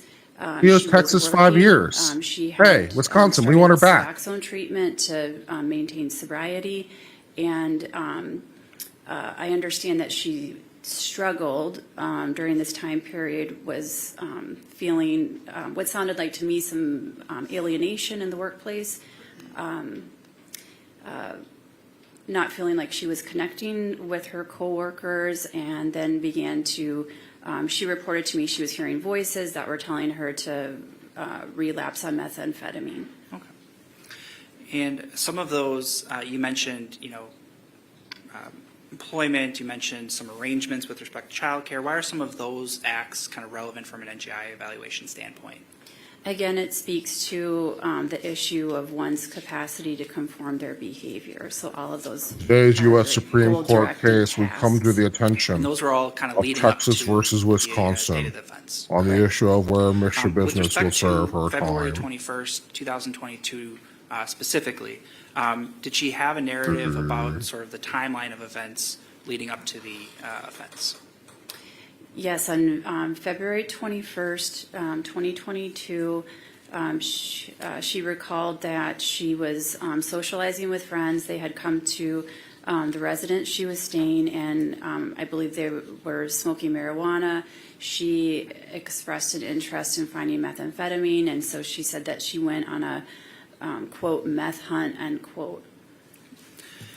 Did she indicate whether she had ingested Meth hunt. methamphetamine leading up to the homicide? Yes, she told me that she took 52 hits of methamphetamine. And did she also refer to that amount as, quote, a lot? Yes. I mean, And I'm not an expert, but 52 did she hits of indicate, meth sounds like at a some point lot. that night meeting up with the crime victim, Mr. 52 Thyrion? hits of meth Yes. a lot? It sounds And then you indicated like a lot. around the time of the alleged offense. Anyone here a meth she expert? reported having no memory of that time. Correct. Did she, and then you indicated she regained her memory sort of in speaking with law enforcement. Yes. Was that professed amnesia of a concern to you? It was notable. As I indicated in my report, I found her self-reported amnesia to be inconsistent with my review of the discovery material. So specifically, I observed her describe in great detail. But not to the 53, baby. detective, the details of 52 that is where I evening. cut off. So that stands 52 in is contrast my to her cap. self-reported amnesia 53 in the right too present or much. At the time of the October interview. You also indicated during the interview with Ms. Schabusiness, you performed some psychological testing, is that right? Yes. What testing did you administer? It was the MMPI-3. What is the MMPI-3? It's a very well-established psychological instrument dating back to the 1940s, very well researched and respected. So this test can provide indication of different types of psychopathology or different types of mental illness.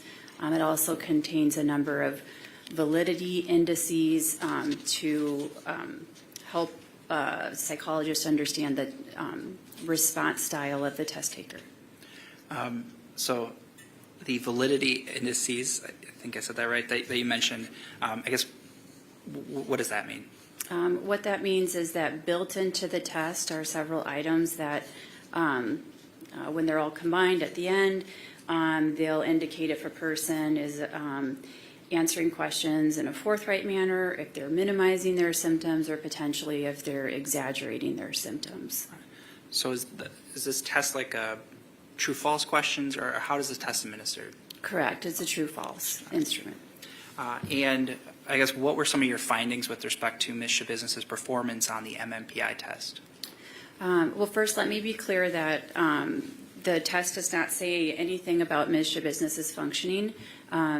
In February of 2022, it only provides information about her function at the time of the test. So what was relevant from that was that there was indication of symptom exaggeration. She responded to items, she endorsed a number of symptoms that genuine individuals with genuine mental illness would not endorse. The Like what? frequency, number of unusual symptoms that she acknowledged was greater than those with genuine mental illness. And then there was also What would be a indication of symptom the person credible faking memory impairment built into would those, endorse, but a the person results who of those has it validity wouldn't? indices. Use some So I examples. just want to go back a little bit. That's a good point. So this testing is sort of in the moment as you're meeting with Ms. Schabusiness, is that right? Correct. Correct. But why is it still something you administer in the course of an NGI evaluation? So getting back to that term of response style, that's very important to understand if the individual is being forthright in their account of information that they provide to me. And what I found with these elevated indices indicating the exaggerated descriptions of mental illness, unusual descriptions of mental illness, is that the information that was being reported to me needed to be interpreted with caution. Ms. Schabusiness's self-report could not be taken at face value. And I think you state that anything that's not objectively observed should be closely scrutinized. Is that right?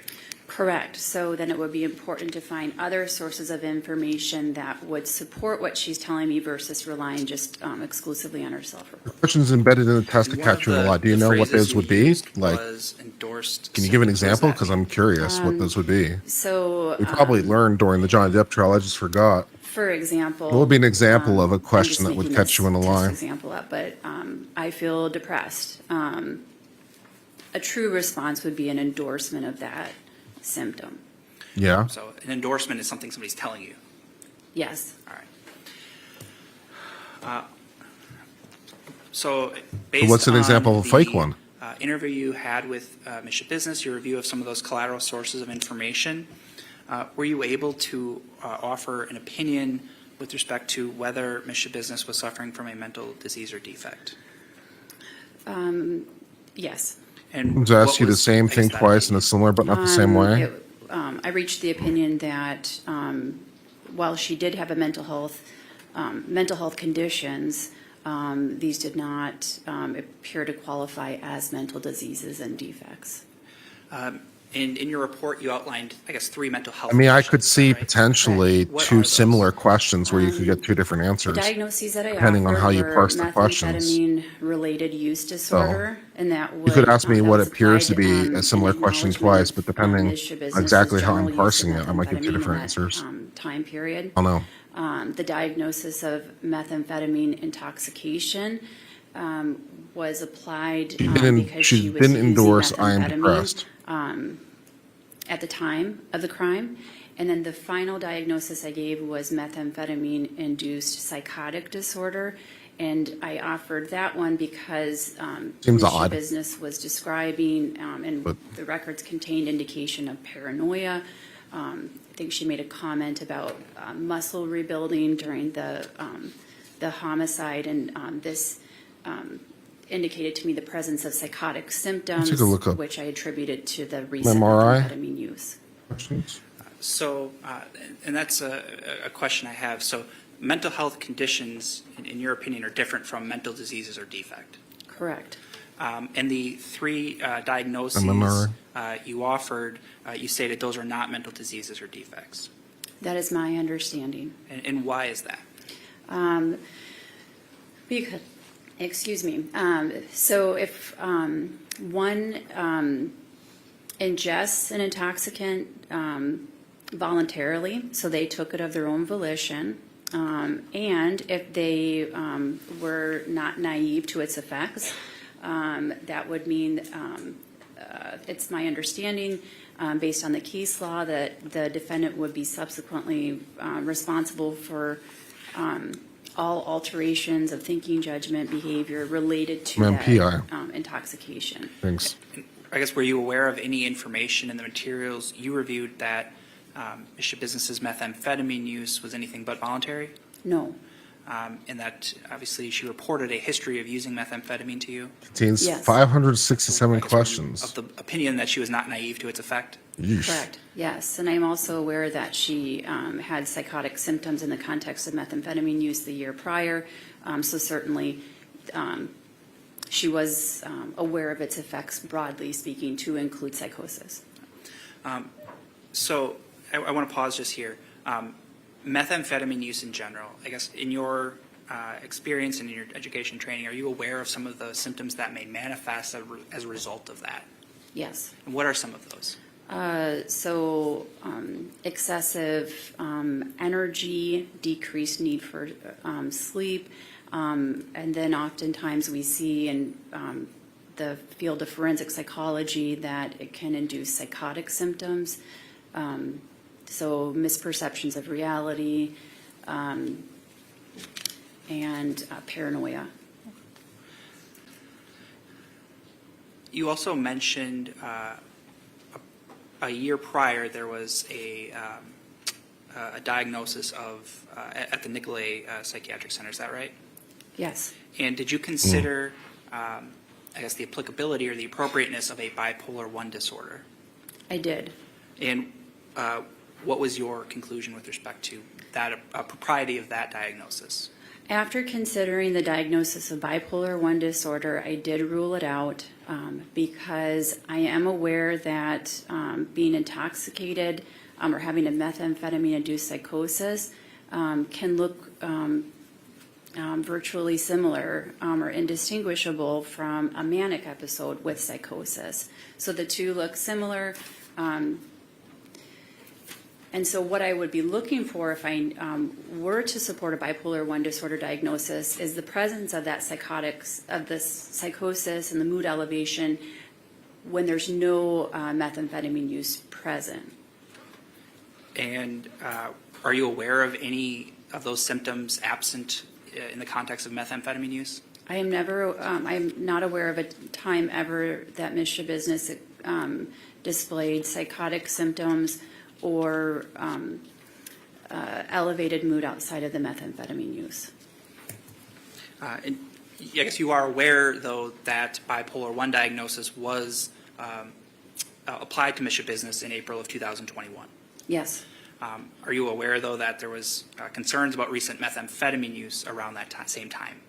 Yes, I believe that she tested positive for several drugs, including methamphetamine at that time. So that's why that's not a diagnosis you are willing to give to Ms. Schabusiness. Objection leading. Just clarifying the testimony. I'm just clarifying the testimony, Your Honor. Overruled. Thank you. Yeah, that's fine. So I guess in sum then, is there any mental disease or defect that you would diagnose Ms. Schabusiness with? Yes, also offered at Nicolay, or Nicolette, I'm not sure the pronunciation. I want to see if I can find a copy of this There was a MMPI. diagnosis Must be a of, copy in a legal filing somewhere, right? I believe it was polysubstance abuse or something to that effect, meaning multiple substances. Gotta were be on being some abused court at that record time. somewhere. I believe that's an appropriate diagnosis for her. I do believe that, I believe firmly in the diagnoses that I offered in my report. Okay. But those are not diagnoses that I guess are mental diseases or defect. Correct. Okay. Anyone have a copy of the MMPI? Did you also then reach an opinion with respect to I know where I can find one. I guess second Interesting to take a look question or at. the second part of the NGI evaluation, whether she was responsible for the conduct? Yes. Okay. And what was that opinion? I found insufficient support for the conclusion that as a result of a mental disease or defect that she either A, was unable to conform her behavior to the requirements of the law, or B, was unable to appreciate the wrongfulness of her. Do I do deadlifts? I have done some deadlifts. What are some of the reasons you yes, reached that recently. conclusion? Well, first, and most importantly, I was not able to find support for a diagnosis that would qualify as a mental disease or defect. So really at that point, then the analysis could end. That's a requirement of the plea.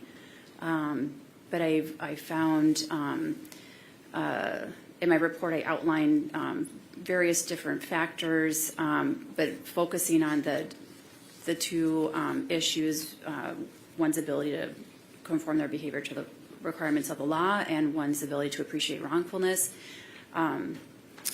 First of all, I did pull from her behavior outside of the moments of her known intoxication to observe that she was able to engage in very goal-directed behavior. So I assumed that any alterations in her behavioral control were directly related to the methamphetamine use. So that was the first issue. And the second issue having to do with Please don't kill me, Taylor. It was my opinion that she did demonstrate appreciation. Please don't of kill me. wrongfulness. There were several comments that were made to law enforcement expressing apologies to the victim's sister. And indication that she was trying to conceal Butterscotch or caramel? the body was dismembered because she wanted to conceal it. These all speak to That's awareness tough. of consequences, appreciation of wrongfulness. I think I'm that going to she go grasped caramel, Wrongdoing had occurred. but it's a good question. And did you also consider, I guess, the validity of the professed amnesia for the time surrounding the offense? Yes, I did not find the self-reported amnesia to be credible. First of all, there was that disconnect between what she was reporting to me in the interview as compared to the recollection she had during an interview with the detective immediately thereafter. You could And post then it I in my also Discord or found, DM me in my Discord. It'll be indication fine. in the results of the MMPI-3 that she was not. Post it in the Discord in that She general. was reporting non-credible memory. I think they allow links there.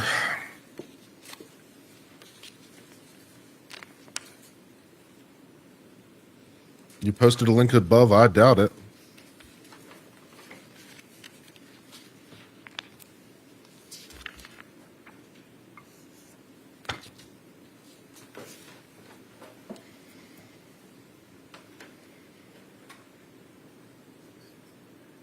I like mechanics magazines. I have a good appetite. I wake up fresh and rested most mornings.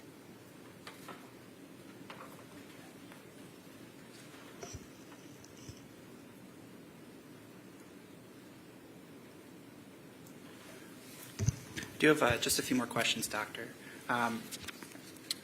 Your report was done in November of 2022, is that right? Yes, And subsequent to that time, have you had the chance to review any other NGI evaluations conducted in this case? yes. And who authored those reports? Diane Litton?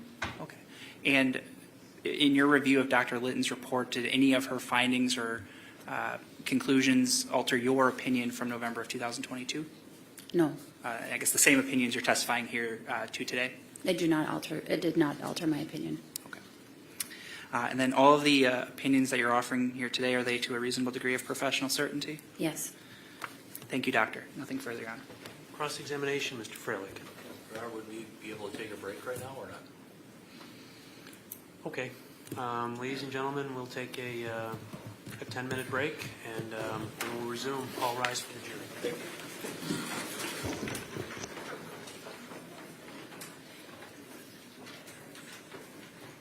Okay. Thank you, Rich, in Discord. Appreciate it.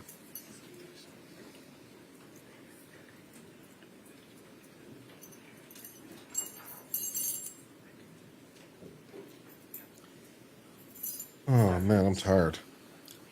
She's tiring. We'll be in recess then for 10 minutes. I'd like the attorneys to return. Obviously, 10 minutes is a little bit before 3. I'd like you here a little bit before 3 so I can speak to you a little bit about these instructions. Okay?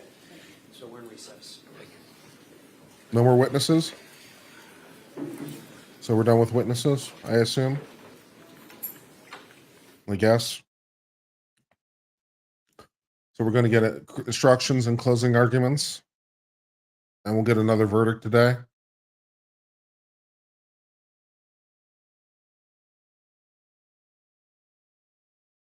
Cool.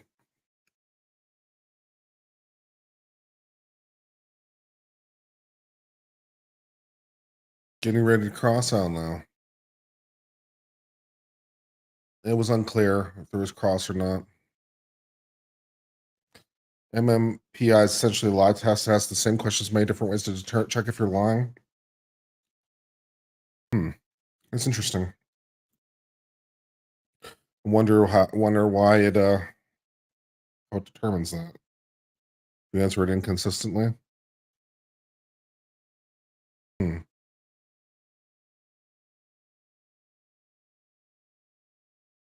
Judge asked for cross and the defense asked for a break. Yeah, they did. It was unclear though, but whether because the way the judge acted almost seemed to because he's talking about jury instructions. The judge almost seemed it as a I don't have questions, so it also could also be because my brain is not firing at 100% right now because I'm a little tired. because it's a little bit hard to maintain tension. Oof. So what we're going to do here is we're going to, if there's cross, I suppose we'll do that.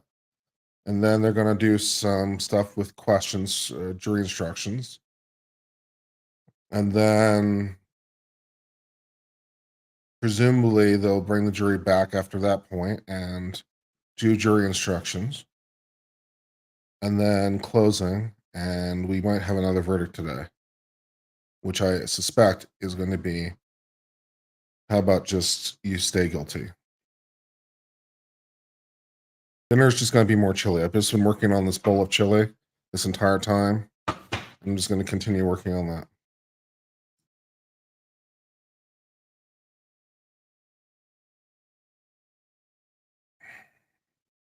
The chili is satiating me.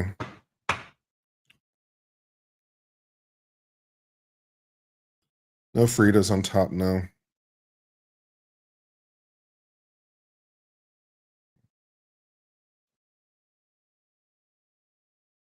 You know, someone said I should take a break. That's actually a good call. I should take a break.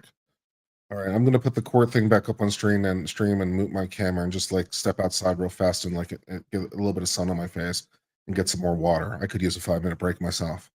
All right, I'm gonna be right back. I'll talk to you guys soon.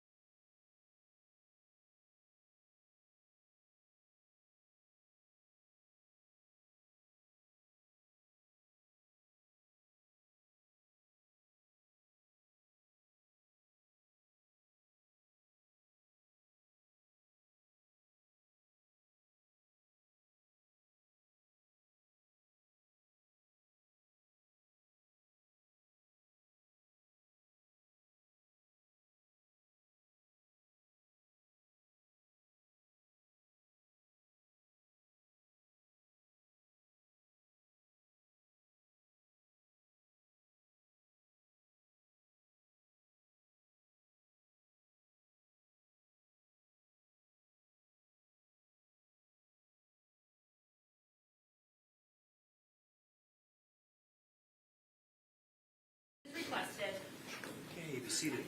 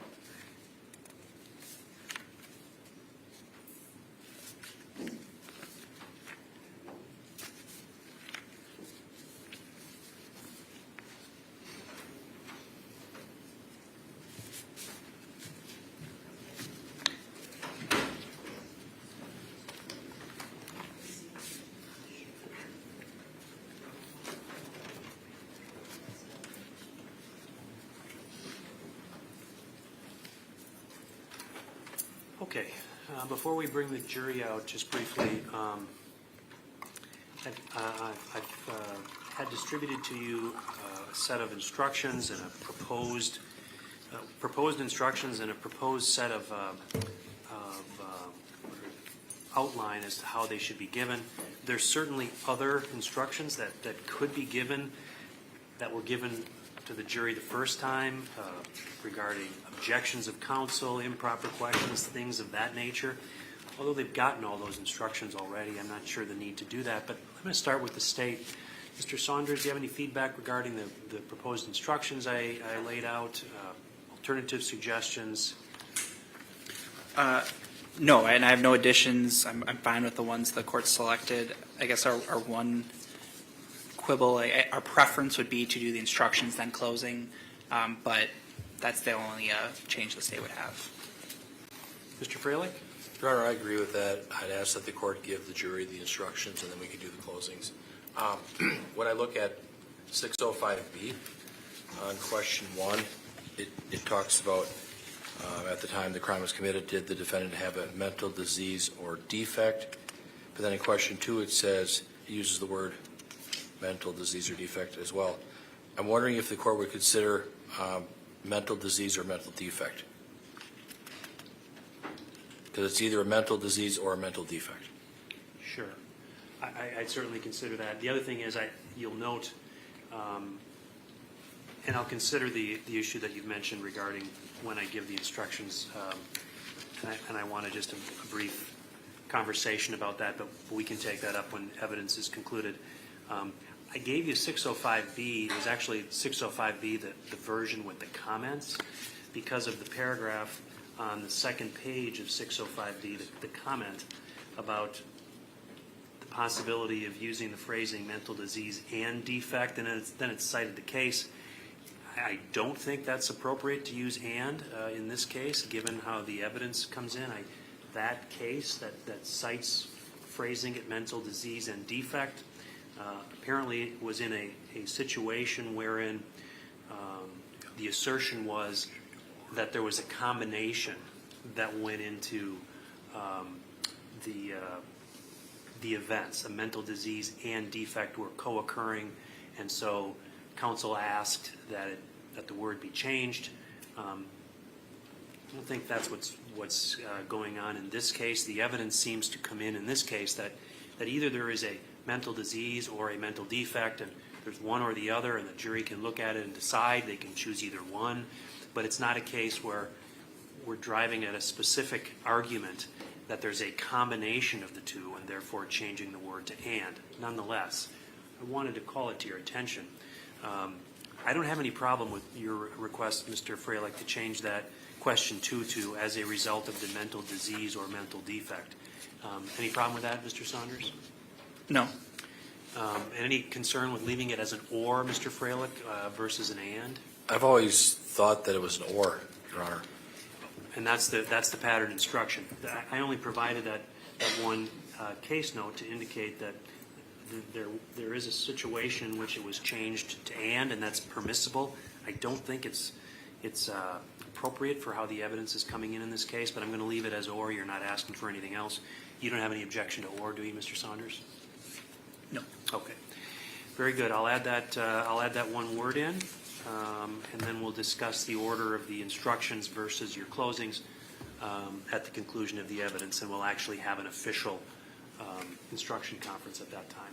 Okay, then anything else before the jury comes in? Mr. Saunders? No. Mr. Freilich? No, Your Honor. All right. For the jury. Doctor, if you want to step forward.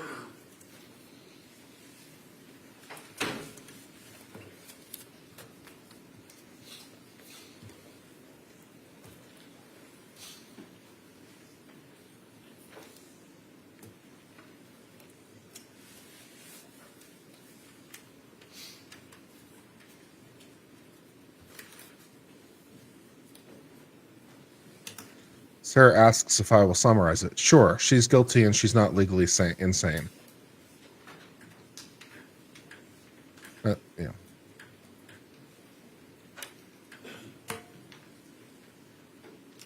Okay, be seated. All right. Then we're back on the record. She We're crazy, for was she ain't cross-examination. Mr. insane. Freilich, do you have cross-examination? Yes, I do, Your Honor. Thank you very much. Dr. Engen, good afternoon. Hello. Hi. So you work for behavioral consultants, is that correct? Yes. That's in Milwaukee. Yes. Is that part of the Wisconsin Forensic Unit? Wisconsin Forensic Unit is a division of behavioral consultants. Okay. And with regards to this case, you did not do a competency evaluation. You did an NGI evaluation? Correct. You met with Taylor Schabusiness, correct? Yes, You recognize her here? I do. And, ma'am, you met with her at the Brown County Jail on October 12th and October 21st of 2022? Yes. Have you met with her since? No. So it's been, is it fair to say that it's been about 9 months since you've seen her, correct? Yes. The first time that you tried to see her, there was some sort of a security issue going on and you were not allowed to see her, is that correct? I was allowed to see her, but only cell side, and I thought that would be inappropriate to conduct an interview cell side. As far as the things that you did to, put your report together, you relied on the 2 clinical contacts on October 12th and October 21st of 2022, correct? Yes. You administered the MMPI, the Minnesota Multiphasic Personality Inventory 3, correct? Yes. I see that number changes oftentimes. Has it changed? It actually, I can't recall how long it was the MMPI-2, but it was that edition for several decades.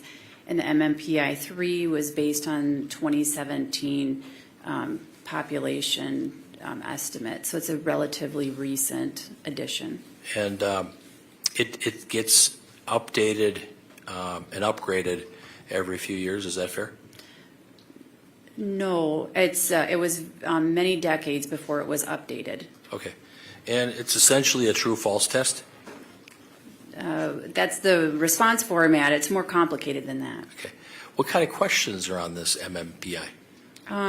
So I provided, an example that I made up, but there's various statements, and the respondent is asked to respond true or false if they agree or mostly agree with the statement, or disagree or mostly disagree with the statement. Strongly disagree? I can't recall the test instructions, but something to that effect. Do people that have, education issues or lack of education, do they struggle with the MMPI?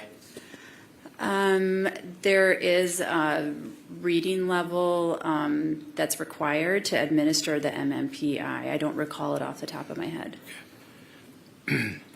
How many questions are on the MMPI?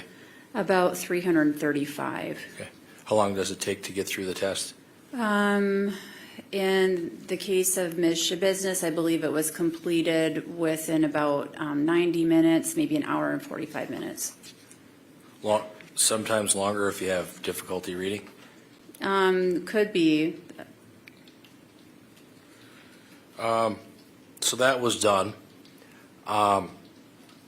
You reviewed some police reports in this case, Yes, a criminal complaint and some video footage, is that fair? yes, Photographs? yes. How did you get that information? It was provided as part of the entire file. That's standard. It comes along when we receive a referral for an NGI evaluation. Was it sent to you by the district attorney's office? My office would have taken care of that. I received it from my office. Okay.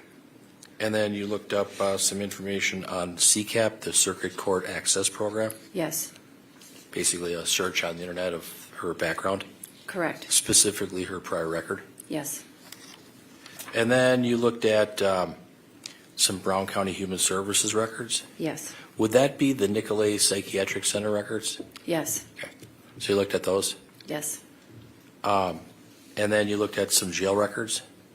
I did not, I requested the jail records, but they had not been received. And was there a request to see some Purveya health records? Yes, Did you get to see those? no, Did you review any Bellin health records? no, Was it your understanding that Taylor Schabusiness had some treatment stays at Bellin Health in the past? yes, I understood that she attempted suicide at age 14, resulting in the admission to Bellin. And what about at Purveya? Was it your understanding that she had gone there for some mental health treatment as well? Yes, outpatient treatment, Okay. So you were missing the Bellin records and the Purveya records, correct? correct. Now,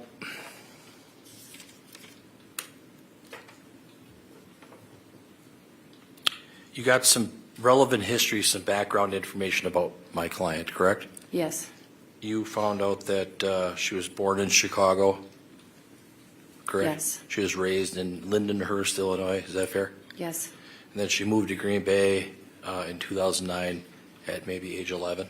yes, And that same year her mother passed away? yes. Was it your understanding that her mother died in the house when she was there? I don't know those details.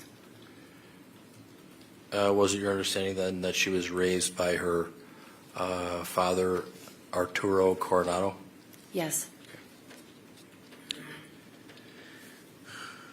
And then did she also relate to you that she moved to Cotulla, Texas when she was 16 to live with her grandparents? yes, Cotulla, Texas. And that she had a series of moves. Cotulla. She lived in Cotulla and Alice, Texas, and Jackson, Mississippi, yes, and then came back to Green Bay? yes, That's kind of the progression, is that fair? correct. You found Oh, out okay. that It's south of she me, was also married in near the February Mexican of border. 2020. Yes, 81 miles southwest of San Antonio. And when you were involved, Population 4,000. had she given birth Small to town. her child? yes, that was October 2021. Ultimately, the child went to live with the grandparents, correct? Yes, In Texas. yes, Did you garner information that she was in an abusive marriage with her husband? what I gathered was that she was married. There was discord within the marital relationship, which led Ms. Schabusiness to rekindle her friendship and romance with the victim in this case, and that would have been in 2020. I can't speculate beyond that, the did you- nature of the relationship. Did you get any information that her husband was hitting her in the head? Objection No. asked and answered. Which is a no. No, No, that's a overruled. different question. Overruled. No, Okay. So you got some background regarding her. Although you have her to be life, careful with correct? that as an attorney. Yes. Did you find out that she? You want to ask the specific questions before you ask the went to general. middle school in Green Bay and went to Bayport High School as well? because you can get caught up in an asked and I don't recall that answered. specific detail. So he did technically make a I know that mistake. she The judge, graduated high bailed school him in out. Texas. As part of the educational, assessment, as part of your report, did she report a history of some learning disabilities or difficulties? She did. She attributed them to a diagnosis of attention deficit hyperactivity disorder.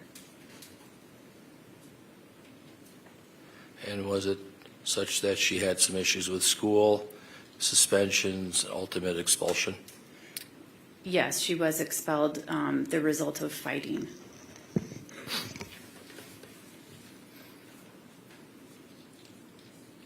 So she has a history of violence.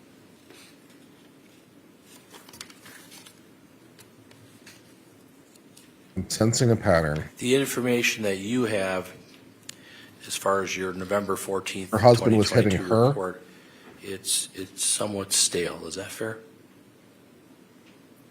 I would disagree with that. It is from last year, though, correct? Correct. Nobody gave you any reports from Bell Health to review, correct? Correct. You could have, doctor, upgraded your report by looking at additional records, Bell Health and the Purveyor records. Is that fair? Where I left my report, as indicated on the last page, is that I would be happy to receive any additional records that I was unable to obtain, and I would update my report once received if it changed my opinion. I received no additional records after submission of this report. Your colleague in the field is Dr. Matthew Seipel, correct? Yes.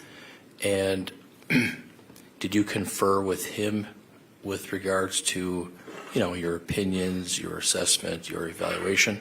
No. Did you share any information with him? I did provide him a copy of my records that I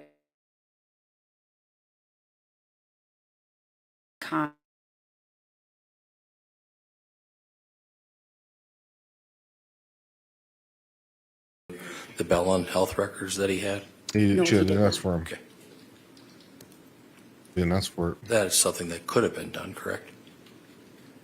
If I was not alerted that those were part of our practice, I wouldn't have known to request those. And it's not clear to me that Dr. Seipel would know that I was looking for those. Typically, what will happen is that I will receive additional records from one of the court principals with an indication that they would like a second review of the issue. Does it surprise you that, as far as Dr. Seipel is concerned, I provided the Bell Health records to him for his evaluation and that he does didn't not send surprise them to me. you?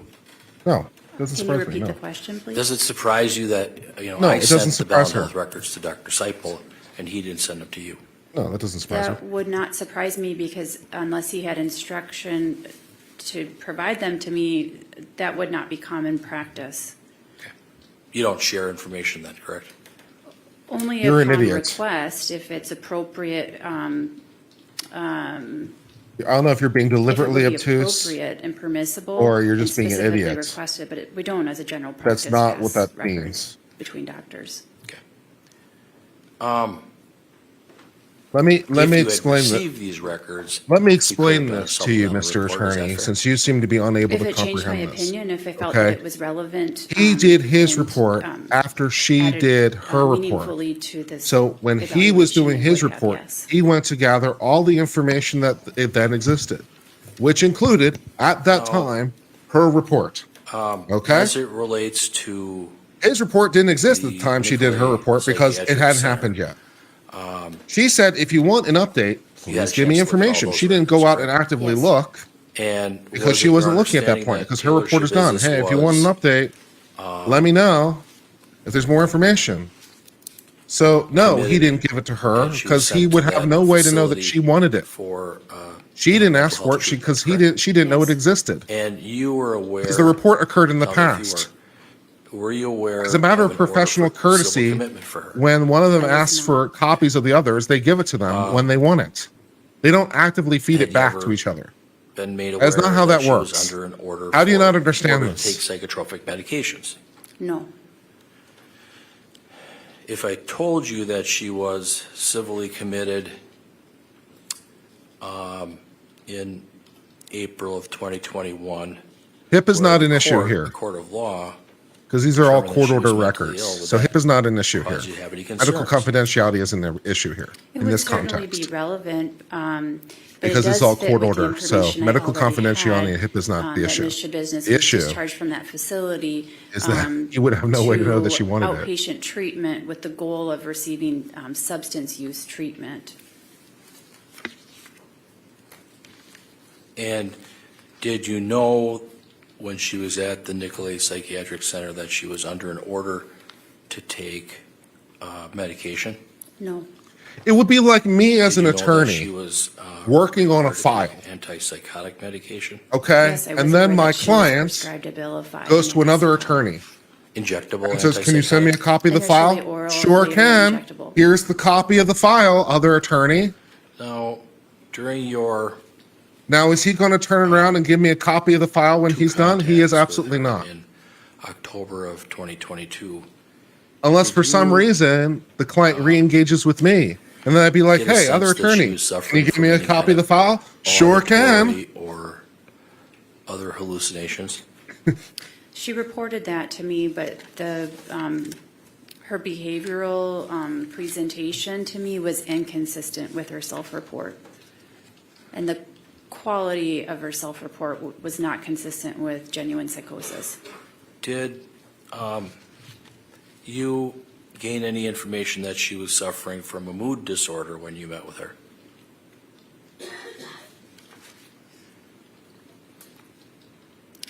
Her emotional expression was odd when I met with her, but I would, she did not present as acutely depressed or hypomanic, let alone manic. So I wasn't seeing significant indication of a major mood disorder. You did see in the Nicolay records that there was a diagnosis for her of bipolar 1, correct? Yes. With psychotic features, is that correct? I don't recall that qualifier, but certainly the record does indicate that she was experiencing psychotic symptoms at that time. And that is a qualifiable mental disease or mental defect, correct? Yes. Do you agree that if someone has an underlying mental health disorder, that using or abusing drugs can exacerbate that mental health disease or defect or condition? I would agree with that statement.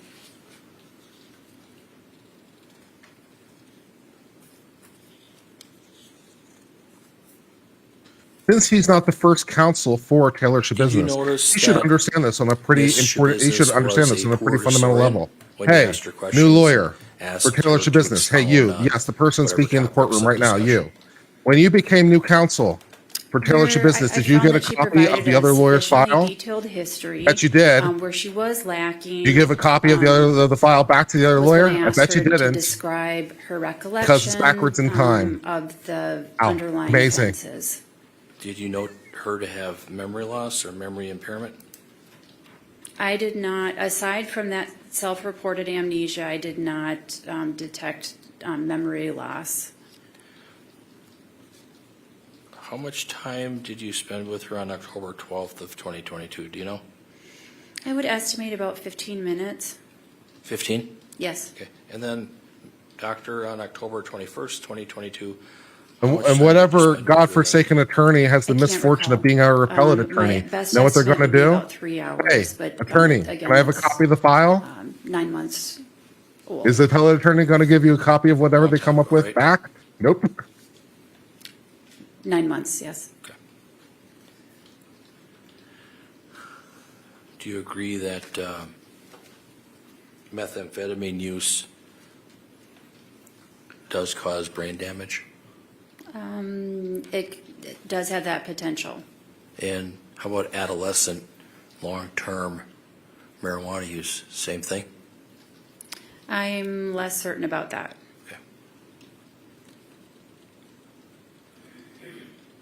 If I Certainly could you're turn using back heroin or time, cocaine or drugs like that, if that I can could cause brain find damage as a well. way, I'd Yes. give you a copy of the report I produced, and you'd say, When I you appreciate this report from met the with her, future. you did It find makes that my she report in the exhibited some past all psychotic more symptoms. Is that complete. fair? Doo, doo, doo, doo, doo. In some of the records that you reviewed through Nicolay, did you recall reading anything about a recommendation for her to be on Haldol? No. And then to be clear with your last question, I did not personally observe psychotic symptoms during the moments of my evaluation of Ms. Schabusiness, but I did see in the record indication of past psychotic symptoms. Why don't you just ask the question, Okay, yeah, thank isn't you. the name Did you see in the Shabusiness records in there and was of a itself recommendation for her to a be on sign Haldol? of mental impairment? No, I Ask don't that recall that. question. That would be good. Do it. Ask it. Ask it. Isn't someone voluntarily changing their name to You were Shabusiness asked a pretty good indication to that they're not opine right on in the head? NGI issue, correct? Yes. Dr. Seipel was asked to opine on the competency issue, correct? That is correct. We're not talking about competency, we're talking about NGI. Is that fair? Yes. You had a chance to review Dr. Layton's report, is that fair? Yes. You read through the entire report and you're familiar with Dr. Layton's opinions, correct? Yes. And do you agree with her findings? No. You would agree that Dr. Layton's report is more current than yours, is that fair? Well, it was authored more recently, but the authoring of the report has little to do with its relevancy because we were both doing an evaluation that was retrospective.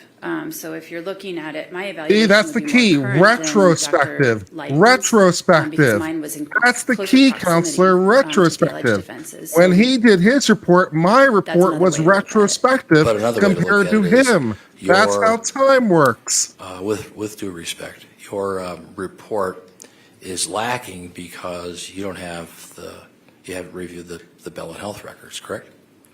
Okay, what about retrospective do you not It is understand? missing that piece of information, but I would like to point out that it's not common for me. What as an about evaluator, when I'm retrospective do you looking not at an understand? offense Your that, report didn't have records that occurred in the 2022 future, to be does it? requesting records from when one was a teenager. Those would not be, they're certainly generally relevant, but they say little about what was going on in 2022. Did Taylor Schabusiness tell you that she had no memory of the alleged offense? She tell did. you? When did she tell you that on both dates? October 12th and October 21st? I did not ask her about the offenses on the first date. I only asked her on the second date, which is when she reported the amnesia. That was on October 21st of 2022. Yes. And in reviewing those Nicolay records, it's true that she Doctor, was hospitalized, isn't it correct? true that your Yes. report For is about a month, inadequate right? because it doesn't have the results Couple weeks. in it from the mental health Somewhere between review a that couple was of weeks and a conducted month. Okay. on August the And 5th that of she was 2025? prescribed, some medication for nightmares? Why don't you have the I why don't you believe have that the she re- was, why don't you have the prescribed results Abilify. in your report from the mental health evaluation that was Yeah. conducted on August the 5th of 2025? Why isn't that in your Refresh my report? recollection. Page 3. Thank you. Okay, sure. She did say Prazosin for nightmares. Okay. And it was such that when you talked with Taylor Schabusiness that she was actively hearing voices, those were the comments that she made to you? Yes. Did she indicate to you that she was hearing voices, in her cell? Yes. Who were they of? I think she was less clear. They were very vague. She may have suggested that she was hearing voices of her coworkers. pejorative in nature. She also said that she was hearing a voice saying, "I love you." I don't know who she said was saying, "I love you." Can Arnie. you tell me, can you help me with this? Arnie. What is a manic symptom? That would be extreme mood It's mostly experienced on elevation, Mondays. increased goal-directed activity, decreased need for sleep, decreased risk appraisal. Those are some primary characteristics. Extreme mood, like throwing a chair at a doctor?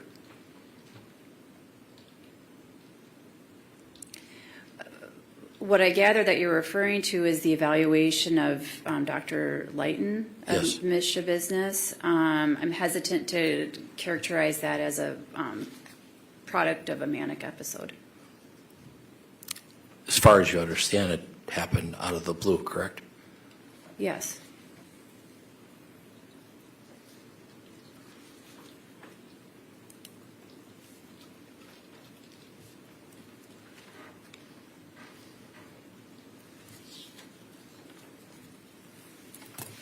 Did you have the occasion to review the report from Dr. Tracy Lucetta? No.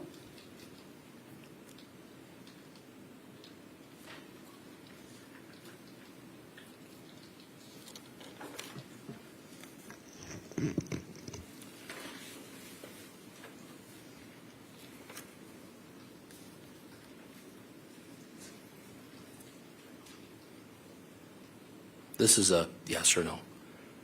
You could have gone back to see Ms. Schabusiness after October 21st of 2022. Is that correct?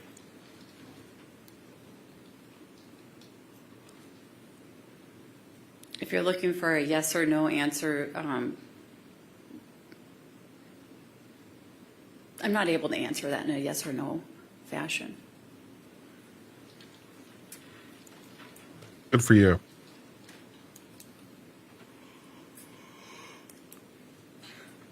The fact is you didn't, correct?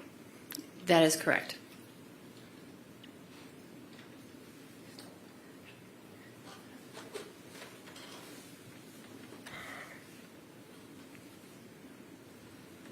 Did you Is there- see Is there an end to these questions at when any you met point in with the her in future? October, did you see Or do I her have to tell more time travel puns and jokes? use odd or More time unusual travel jokes. facial expressions?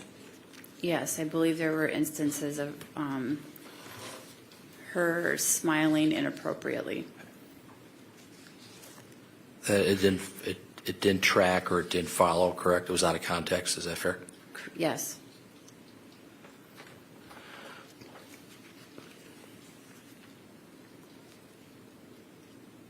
Okay, I have nothing further. Thank you. Redirect, Mr. Saunders.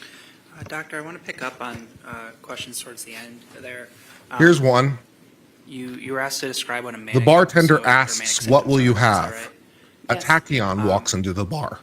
With respect to a bipolar 1 diagnosis, one of the requirements is a manic episode, right? Yes. And how long do those typically last? They can last for quite a long time. And then that would be, based on my experience, that they can last as long as months. Oftentimes until treatment is administered. The diagnostic criteria sort of requires there to be a week of manic episode. Is that fair? I would need to look at the DSM, but that would make sense. All right. So you said that you were hesitant to say the instance of chair throwing was a manic episode. Is that what you said? Yes. And can you explain why? There are many reasons for a person to throw a chair. One of them could be due to a manic episode. But before I would make that conclusion, I would want to have compelling evidence that such a diagnosis is appropriate. And that would need to include objective evidence, meaning observation over time when a person is not being, thinking that they're being viewed, things of that nature. So I guess then, would some of that objective evidence be to consider time periods both before and subsequent to the manic episode? Have you that guys you're ever watched observing? Primer? Yes. Why would that be helpful to know? That movie is so It would complicated. speak to consistency of behavior. There's a lot It of is like the most information that complicated can be time travel gathered by movie that's looking ever at been put to behavior film. Over time. Surprisingly What is good the onset? for as low budget as it was. But there are so many timelines going at once. Does it happen? I mentioned It is this one earlier. hell of a Does it confusing happen when movie. People are not being You never seen Primer? when they do It not is know such that a they're being confusing movie. observed, things like that. And then there's more, the more objective evidence there is, the more credible that diagnosis can be. So I guess in general, if you're attempting to determine whether somebody is actively having a legitimate manic episode, you sort of look at the time frame both before and after. Yes. You were asked some I questions. think at like about points in your the movie, there's interactions like with 4 Ms. different Business, timelines going on about at the same time. her It's very reporting or complicated. endorsing that she was hearing voices. You remember those questions? Yes. And you indicated sort of her response to those were sort of vague in terms of what she was experiencing. Correct. In your opinion, did that appear to be consistent with genuine psychosis? No. Why is that? To me, my take on them was that they were represented some social anxiety, some rumination, her thinking about her circumstances. They seemed like more of an internal dialogue versus an actual auditory hallucination, which can tend to be more bizarre. You also will see behavioral indication that a person is responding to internal stimuli or the auditory hallucination. So you'll see indication. Maybe the person won't even say that they are experiencing these voices, but they'll be distracted, have a difficult time completing their thoughts. It's a lot more subtle of an expression than simply saying, I'm hearing voices. And none of the sort of other things you are trained to look for you observed in Mission Business? Correct.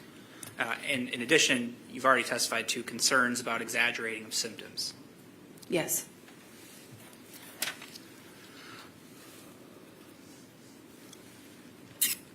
You were asked The jury's not gonna go for it. questions about The jury's not review gonna go of for it. certain records, particularly the Bell and Health records.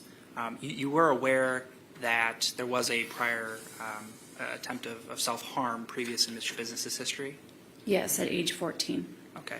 And records from that age, 10 years or so from prior to the date of the offense that you're attempting to determine here, do you believe anything in those records would substantially change the opinions you're testifying here to today?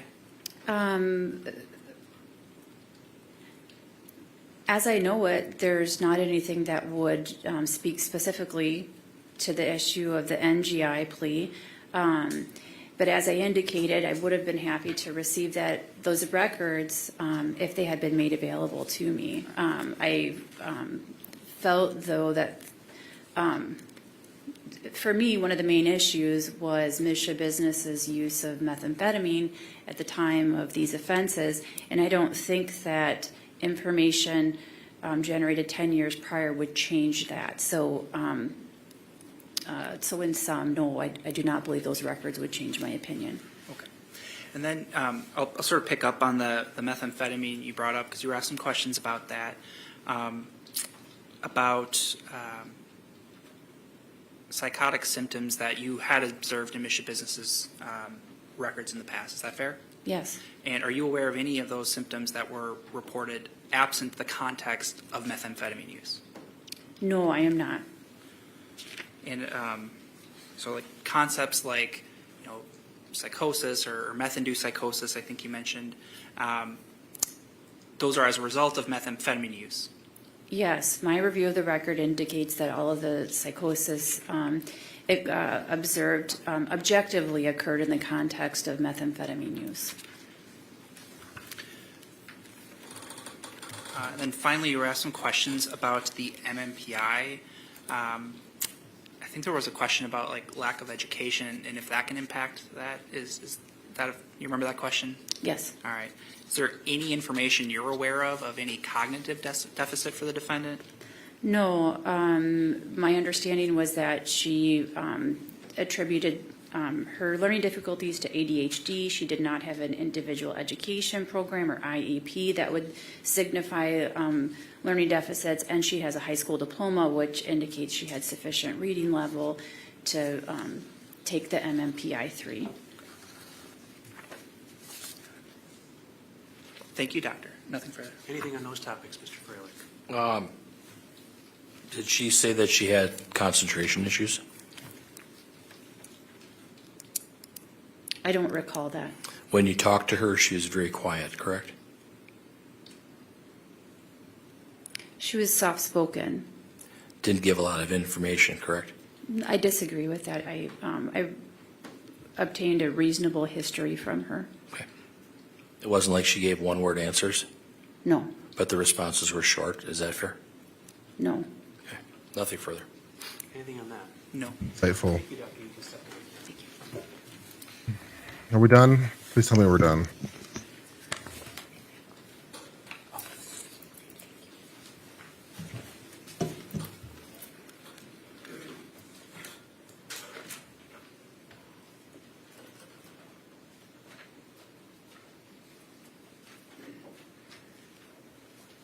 Any other witnesses from the state? No, Your Honor, the state rests. Rebuttal Hey. testimony, Mr. Freilich. No. Okay. Ladies and gentlemen of the jury, the evidentiary portion of this case is now closed. So to give you a sense of what's next, it's similar to the process that you've already experienced, and that is I'm going to instruct you as to the rules of the law that you need to apply. The attorneys will make their closing arguments, and then you'll deliberate. I need a few minutes to work with the attorneys. The instructions are much shorter this time, so I won't need as much time to work with them on it. But I do need a few minutes to finish those up, so I'm going to excuse you at this time. All rise for the jury. Okay, very exciting.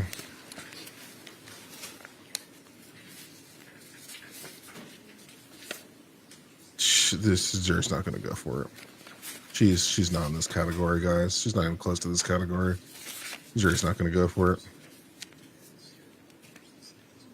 I can't imagine the jury's going to find insanity.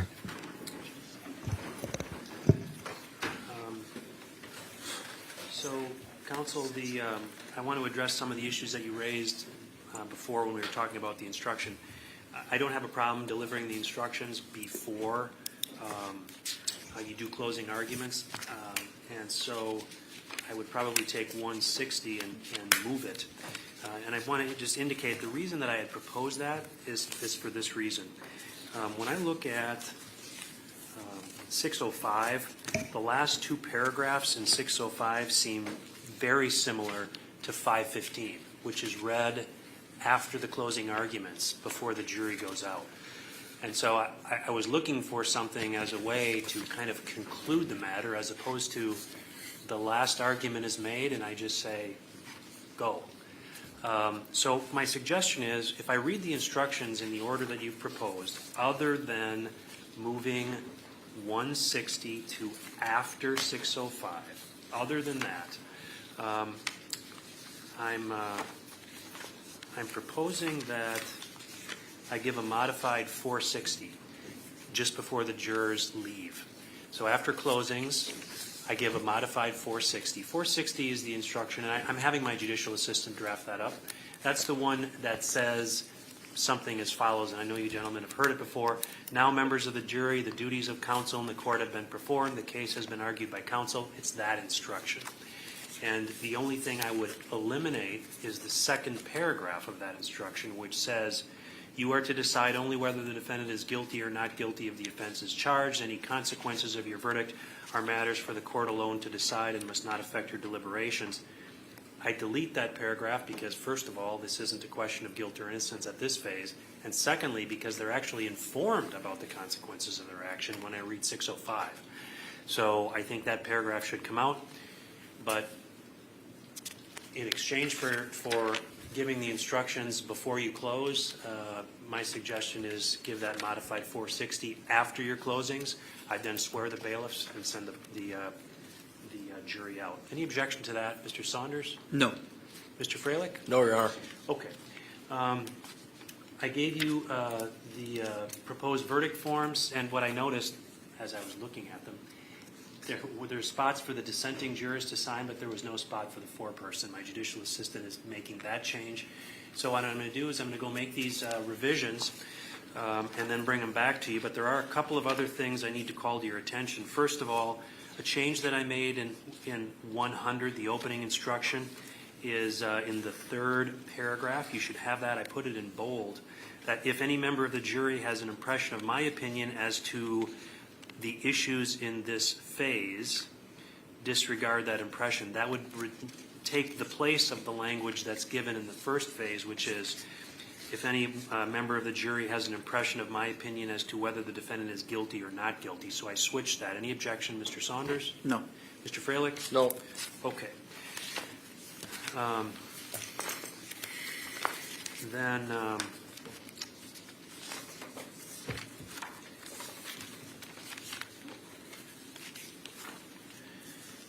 Mr. Freilich, I need to speak with you, and perhaps you need to speak with your client about whether you want me to give 315.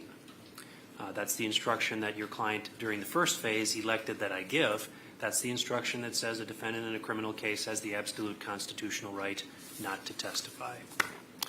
And that's really, she has an option to have me give that or not give it.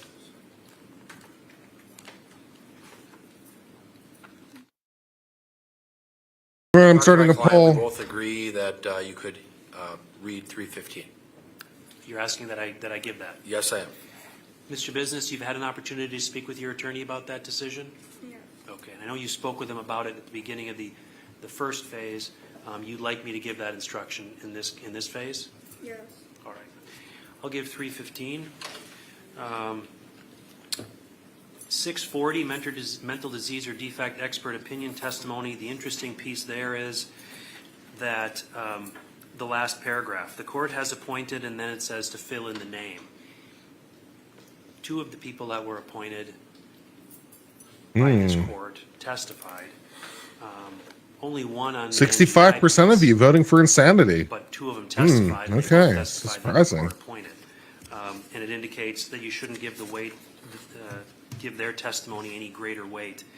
I think probably both of their names should be in there, but I could see an argument that only Dr. Engen's name should be on there because she was appointed on the NGI. On the other hand, they were both appointed by the court, and the notion that they shouldn't be given any greater weight than anybody else seems to apply to both of them. Okay, so they were both Mr. appointed by the Saunders, court. You any guys were right opinion? earlier. Not really. I guess the preference would be to include both. Mr. Freilich? It would be my position that we would only use Dr. Christina Engen because she's the one that did the NGI evaluation.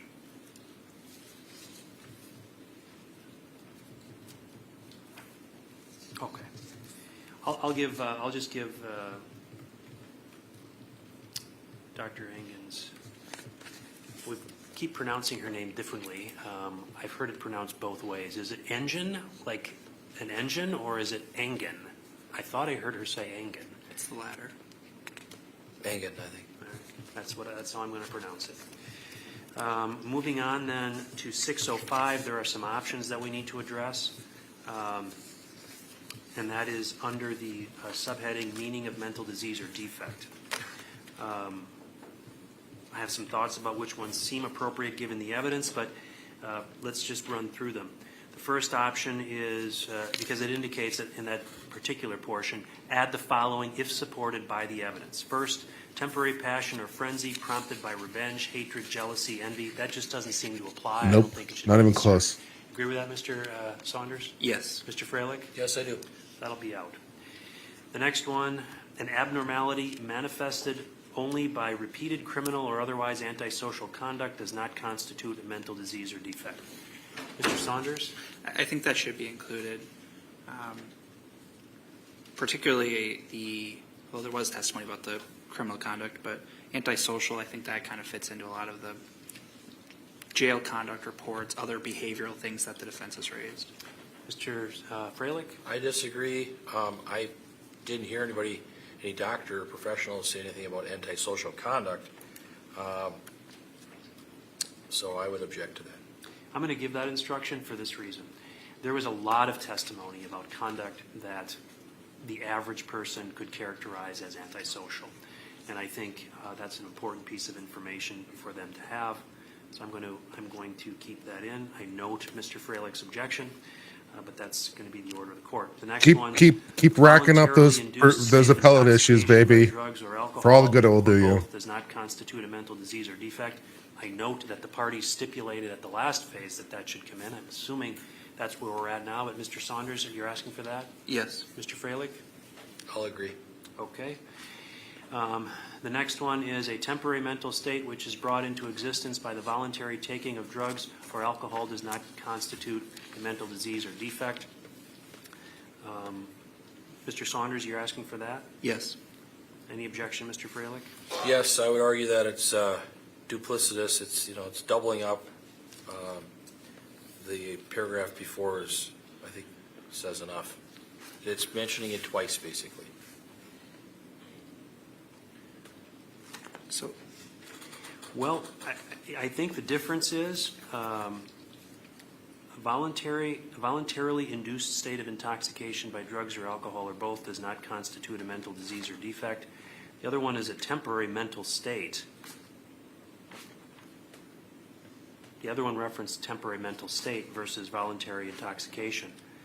Temporary mental state, which is brought into existence by the voluntary taking. And I think that's consistent with some of the testimony that has been offered here. So I understand the argument, Mr. Freilich. I'm going to include that option. I think it's appropriate in light of the evidence that's come into this case. Your Honor? Yes. One more argument, and I respect the court's ruling, but just to make sure I'm doing my part, is that just saying it a different way? I would make that argument too. Well, a voluntarily induced state of intoxication by drugs or alcohol does not constitute a mental disease or defect. I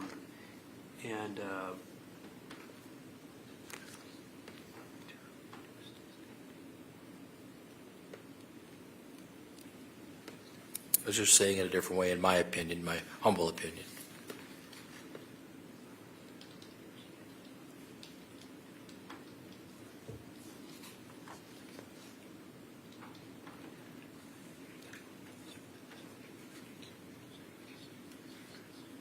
Mr. Saunders, any response to that? yes, I think they're pretty clearly different. A voluntary induced state of intoxication refers to using methamphetamine, using alcohol, using some other illicit substance. A temporary mental state brought into existence, I think, refers to the circumstances that Dr. Engen testified to about meth-induced psychosis or symptoms that are brought about by use of substances, because that speaks to the mental state. Induced is basically the same thing as which is brought into existence. So I think they're different.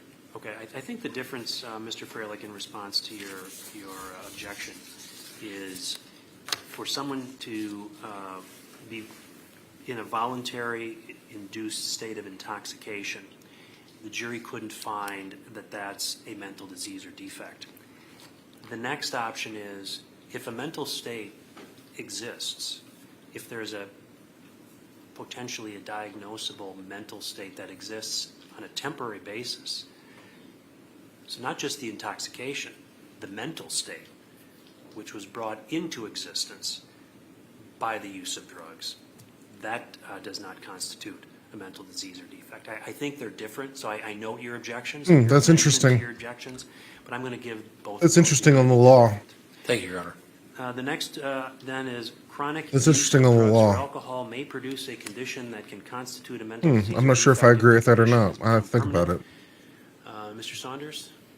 I don't think this one should be given. We didn't hear testimony about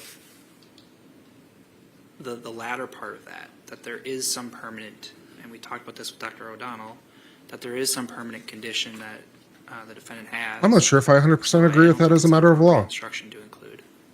Mr. Freilich? I strongly disagree with the state on this. I think this language should come in. The court should consider it. I asked, I believe, Dr.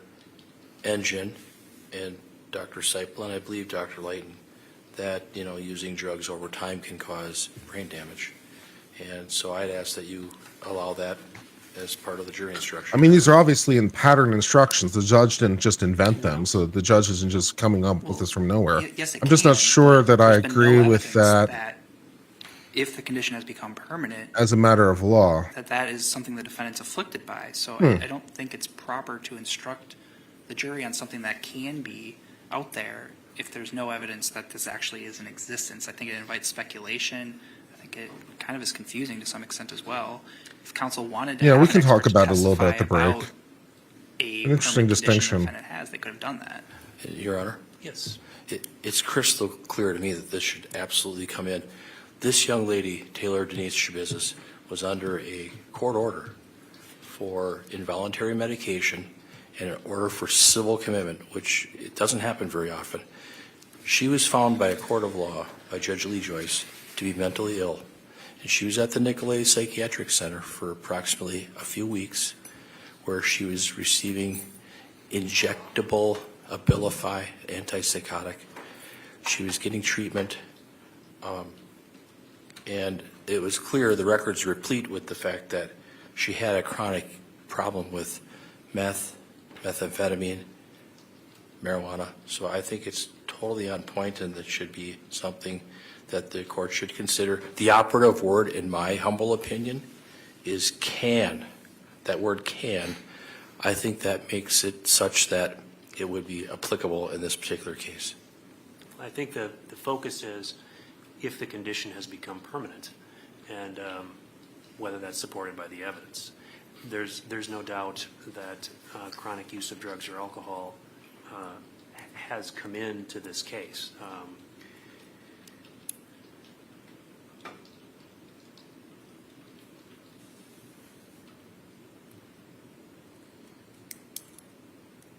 I'm satisfied, in light of the state of the record, that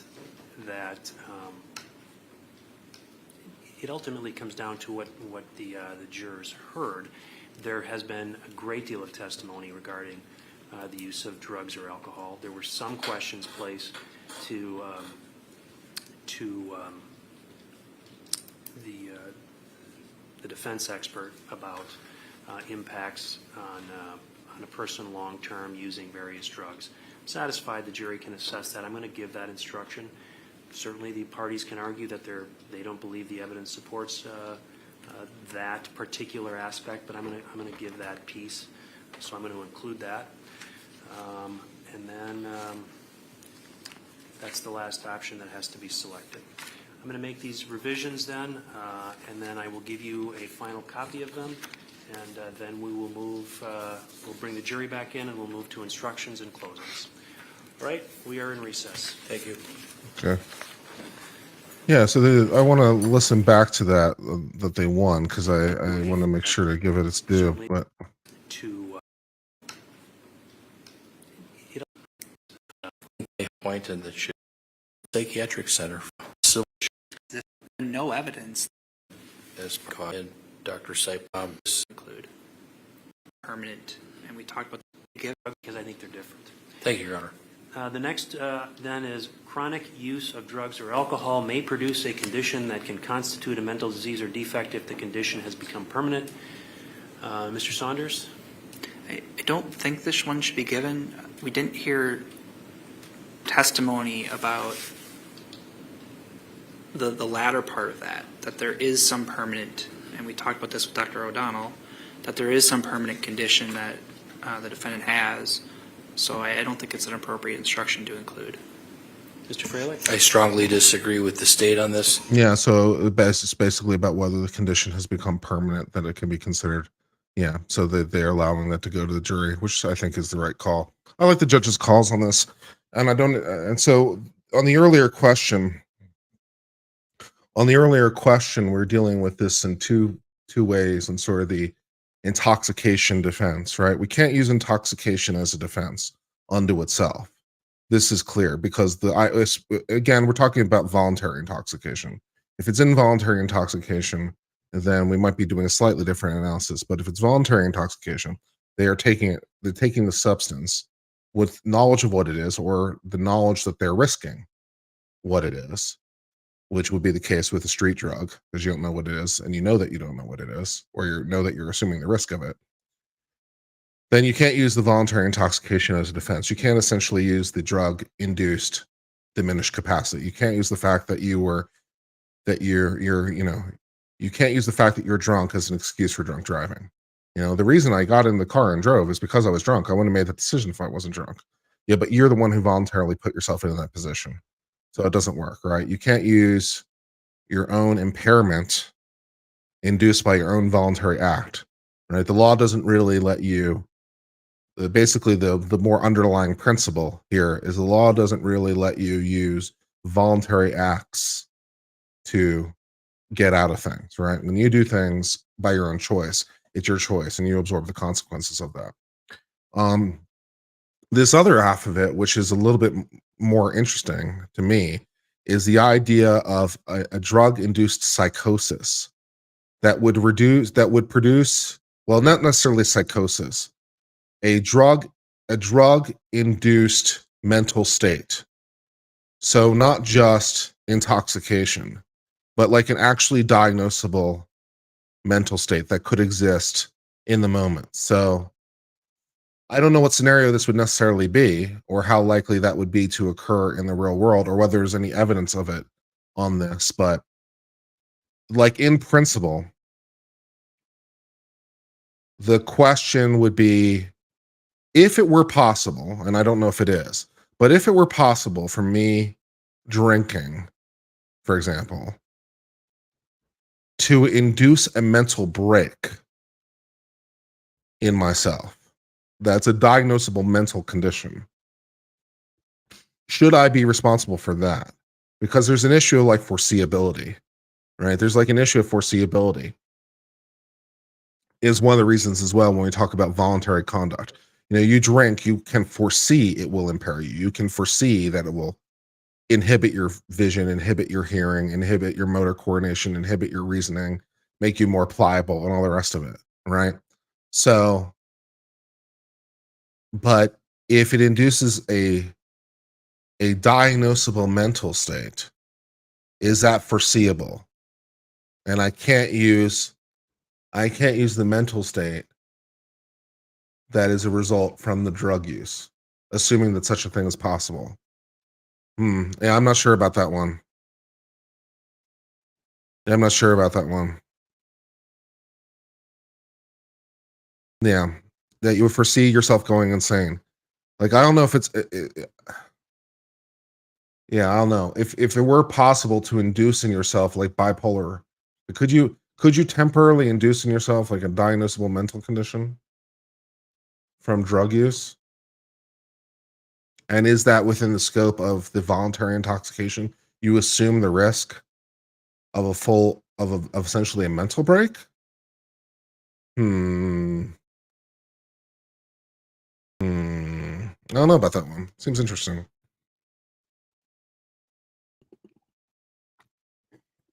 I'm not sure how much it's present here, how much evidence there is that it occurred here, but it seems a little odd, perhaps.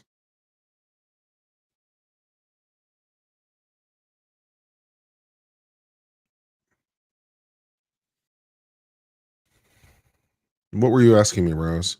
Have I seen Tom Wapat DUI test and arrest? That name doesn't sound immediately familiar. She's been rehabbed prior. Is that enough to say that she had knowledge of risk? Maybe, possible in her specific situation.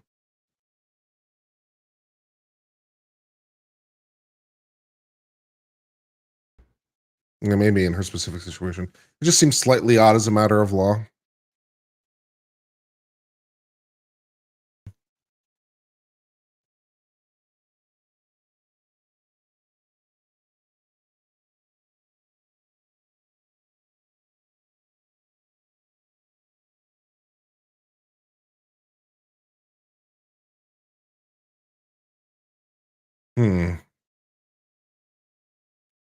Is addiction a mental illness? Well, if it is, it's not being induced by the drug, so I'm not sure that the example works. The addiction isn't being induced by the drug. So I'm not sure that example quite works.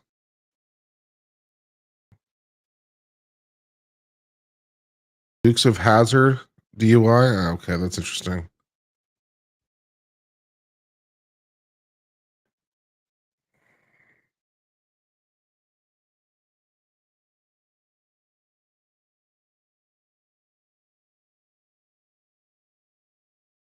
Maybe I'll watch that later. Yeah, interesting. Interesting. All right. Think acid. You assume the risk of a bad trip.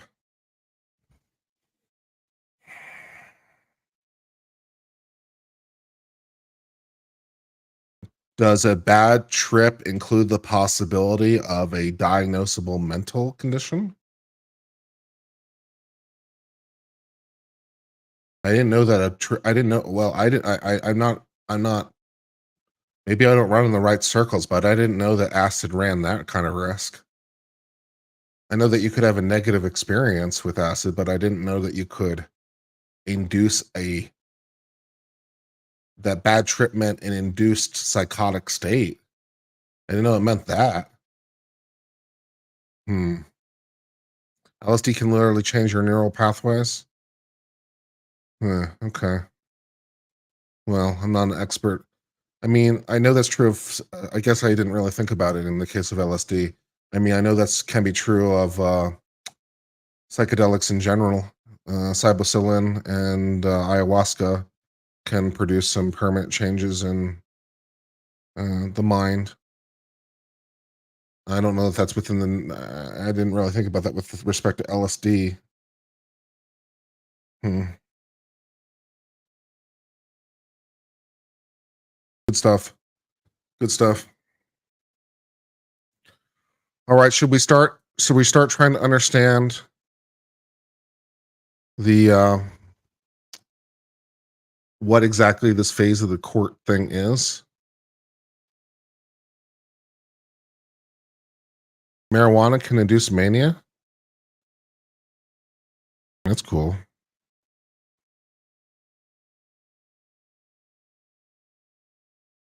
Things I didn't know that were true, right? All right, let's take a look. Let's see if we can understand exactly what this thing is.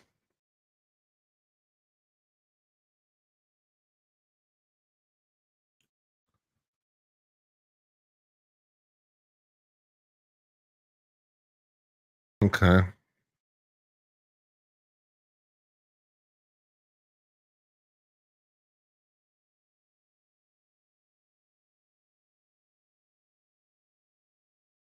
All right, so these look like court instructions.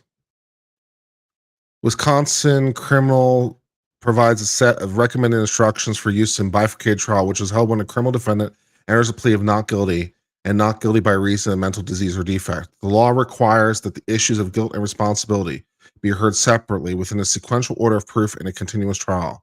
This comment outlines the phases of the trial and re-examination by identifying the issues to be determined and burden of proof at each phase and by briefly summarizing suggested instructions. There's a preliminary and final instruction for each stage. The preliminary instructions be read to the jury before evidence is received. The final instructions be used after evidence has been received, along with any other instructions that may be appropriate. Comment outlines the court's authorities in respect with request to comments, conditional release, and termination of commitment. Okay. The issue at the first phase is guilt. Did the defendant commit all the required elements of the offense to be charged? Expert opinion testimony on defendant's capacity to form a mental element required as an element of the crime, for example, the intent to kill, is not admissible in the first stage of the trial. That seems questionably constitutional. You can't offer evidence of that seems questionably constitutional.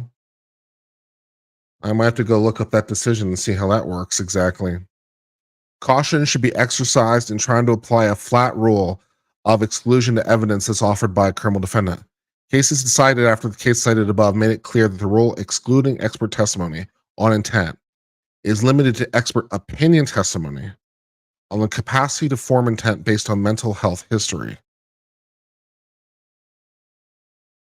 For a helpful description of what the current rule is and how it's developed, see this case from the Seventh Circuit. Okay, well, we might go see that case from the Seventh Circuit. So you can't offer expert testimony, opinion on capacity, form, intent based on mental health history. That seems odd. That seems odd. A defendant may join a plea of guilty with a plea of not guilty by reason of mental disease or defect. The first phase is not necessary in these cases, but the usual guilty plea acceptance procedures must be followed to establish the plea is voluntarily entered and a factual basis for the plea exists. It is not an error to allow a defendant to combine a no contest plea with a plea of guilty, not guilty by reason of mental disease. So you can actually plead guilty and plead not guilty by reason of mental disease, which makes sense. So you can plead not guilty and guilty at the same time. That's kind of cool. I like that. The burden of proof on the first phase is the state to prove all elements of the offense beyond a reasonable doubt. The first phase of the trial is essentially the same as a regular criminal trial, where no special plea is entered. That makes sense.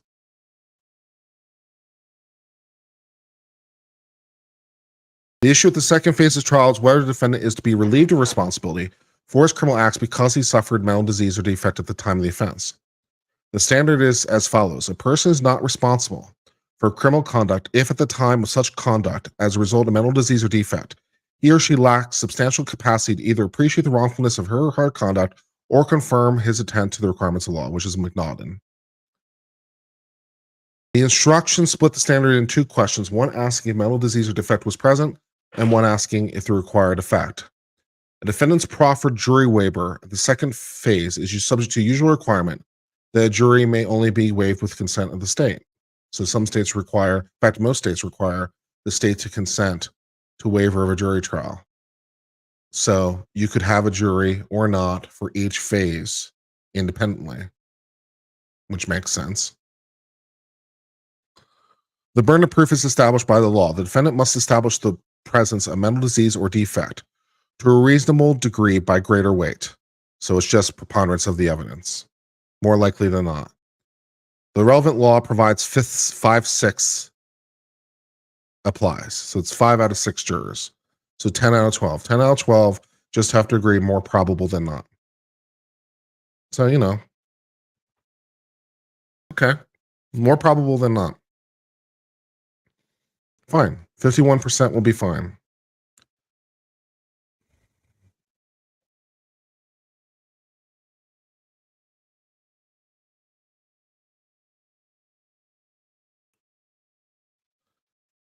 And we deal with a plea, which isn't present here.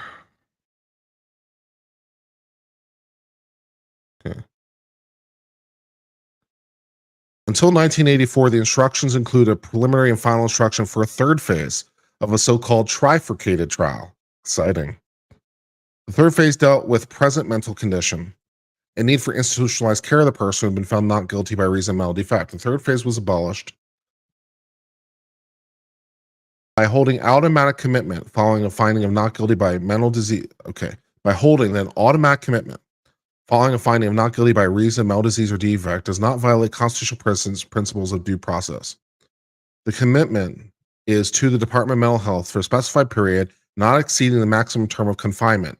So that's interesting that they have that rule, that it does not exceed the maximum term of confinement. So that's nice, because not all states have that. In some states, you just stay in there until you're discharged. But in this state, you cannot be held longer than the confinement period. So that's nice. The relevant law makes changes to procedures regarding commitment. For offenses committed after 1991, commitment to an institution is no longer automatic. Rather, the law provides the court must determine whether there shall be institutional care or conditional relief.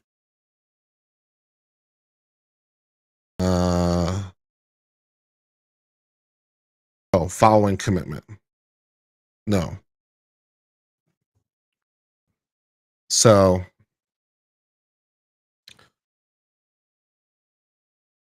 conditional release shall be ordered unless they find clear. And so this deals with the hypothetical that's not present here. We can skip that for now. Duration of commitment. Whether disposition is institutional care or conditional release, commitment is for a specified period. The specified period was significant change for a prior law, allows the court to set a maximum period for confinement that is less than the maximum. For allows the court to exercise discretion in multiple count cases. Under prior law, multiple counts ultimately result in consecutive commitments. So the court can, like, even with a not guilty by reason of insanity, determine a different commitment period. Okay.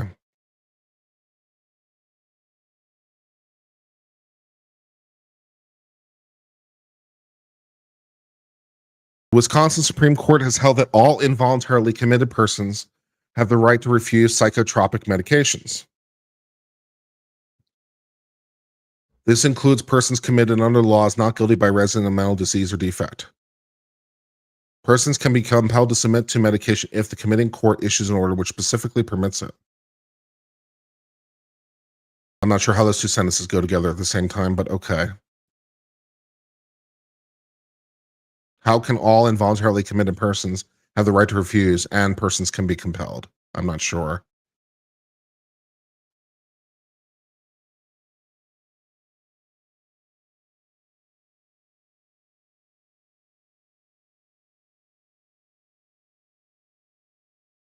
Standards for evaluating competence to refuse medication set forth in this, and then the Wisconsin rejected due process based on involuntary medication procedures. All right, we'll come back to this. Be seated. We'll come back to this. All right. You should have now a copy of the instructions that I propose to give to the jury. And again, I will give this before closing arguments. I'll start with the modified 100.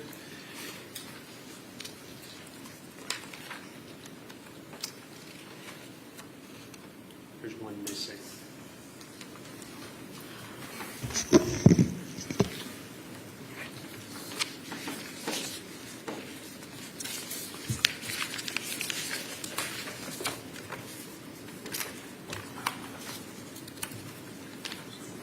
Well, in any event, there's the add-on at the end of 100, but I'll get to that in a minute.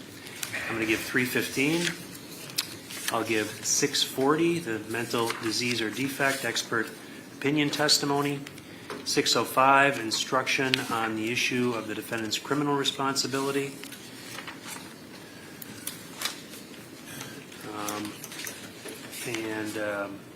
Then I'll give 160, closing arguments of counsel. Then you can do closing arguments. And then the closing instruction 460 after you've completed your closing arguments. I've added the verdict form, and the verdict form actually needs to have the heading on it. And I'll make sure that gets corrected before it goes into the jury. But I did fix the request you had, Mr. Freilich. So the question one is, at the time the crime was committed, did the defendant have a mental disease or mental defect? And I did that for question two as well. And in the instructions, when I indicate you're going to be getting this verdict form, I made that correction there as well. Thank you.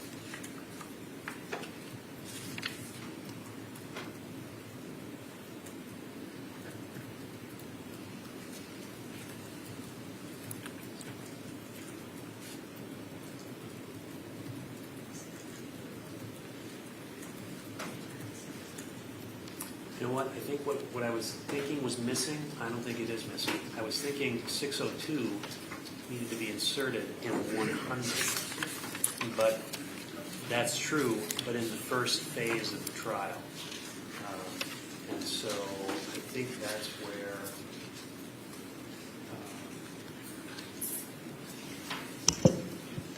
I think I was thinking of 602, and 602 doesn't need to be inserted in 100 at this phase.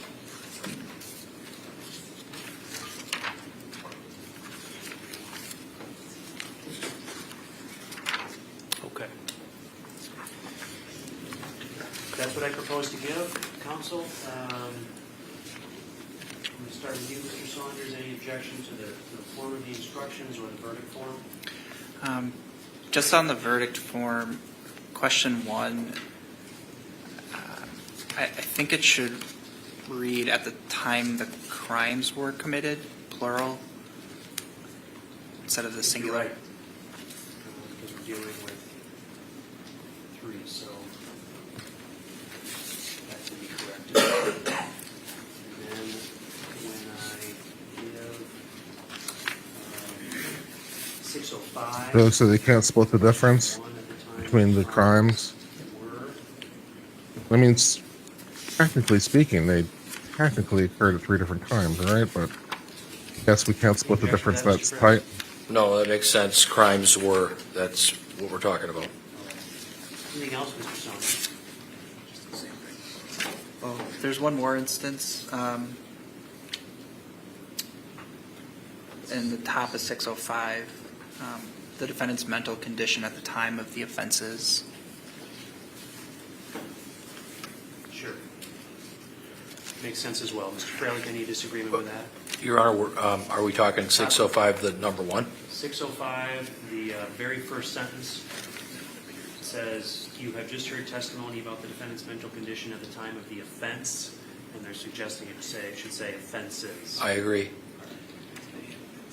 Anything else, Mr. Saunders? I guess it's also on the next page, the first question heading. Well, it's on that same page, number 1. At the time the crimes were committed.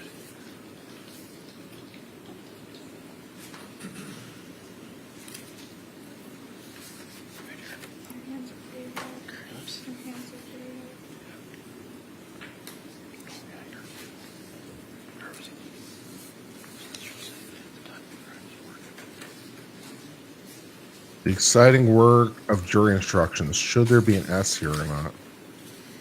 Do we have a comma here? The things we choose to care about sometimes. Okay. Those are fixed. I don't think it appears any other place. Anything else, Mr. Saunders? No. All right. Mr. Fralick, anything concerns about the form of the verdicts or, I'm sorry, the form of the instructions or the verdict? Your Honor, I see what Mr. Saunders was talking about on that second page, where it's in writing. The first question is, and then it should say at the time the crimes were committed. We've caught that already. Okay, but on the first page, what I was talking about, we corrected that first paragraph with an S for offenses. Yes. But then if we look down, it says 2 questions, and then it's got question 1 and question 2. Was that changed to at the time the crimes were committed? Yes. Okay, I just wanted to make sure. Thank you. And just so everyone knows, I'm not intending to go back and get that corrected now. I will make sure my judicial assistant corrects that as I'm listening to closings. And so when this is delivered to the jury, they will have it corrected. Okay, thank you. In addition, as I've indicated, I'm also going to have the heading inserted on the top of the verdict form. So instead of the title of 605B, which is where this verdict form comes from, it'll have the heading of this case. I would just say that I don't know that there's enough in it, to be honest, about As we had yesterday, but they're whether or gonna be not flipped. when you view So it yesterday versus I live used to say streaming. half hour, I don't know there's enough in it. And 10 minutes of rebuttal. That's what you'll get, Mr. Fralick. but Watch it when you can, 35 would be minutes. what I say. I don't, I'm not sure. you know, I appreciate that you want to be here. If you have something else to do, then do it. Come back later, I think is fine. I doubt the difference is meaningful enough at that point, No. to be honest. No, thank you, Judge. So, you know, we appreciate that you're here. Appreciate everyone who's here, but yeah, I don't know this. Enough in it.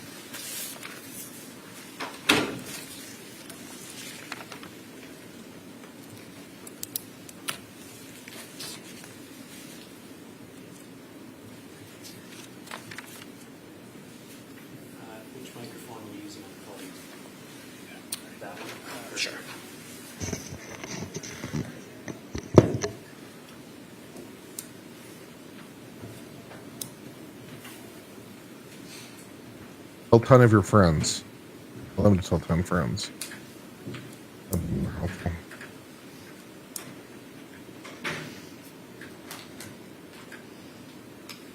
Right, be seated.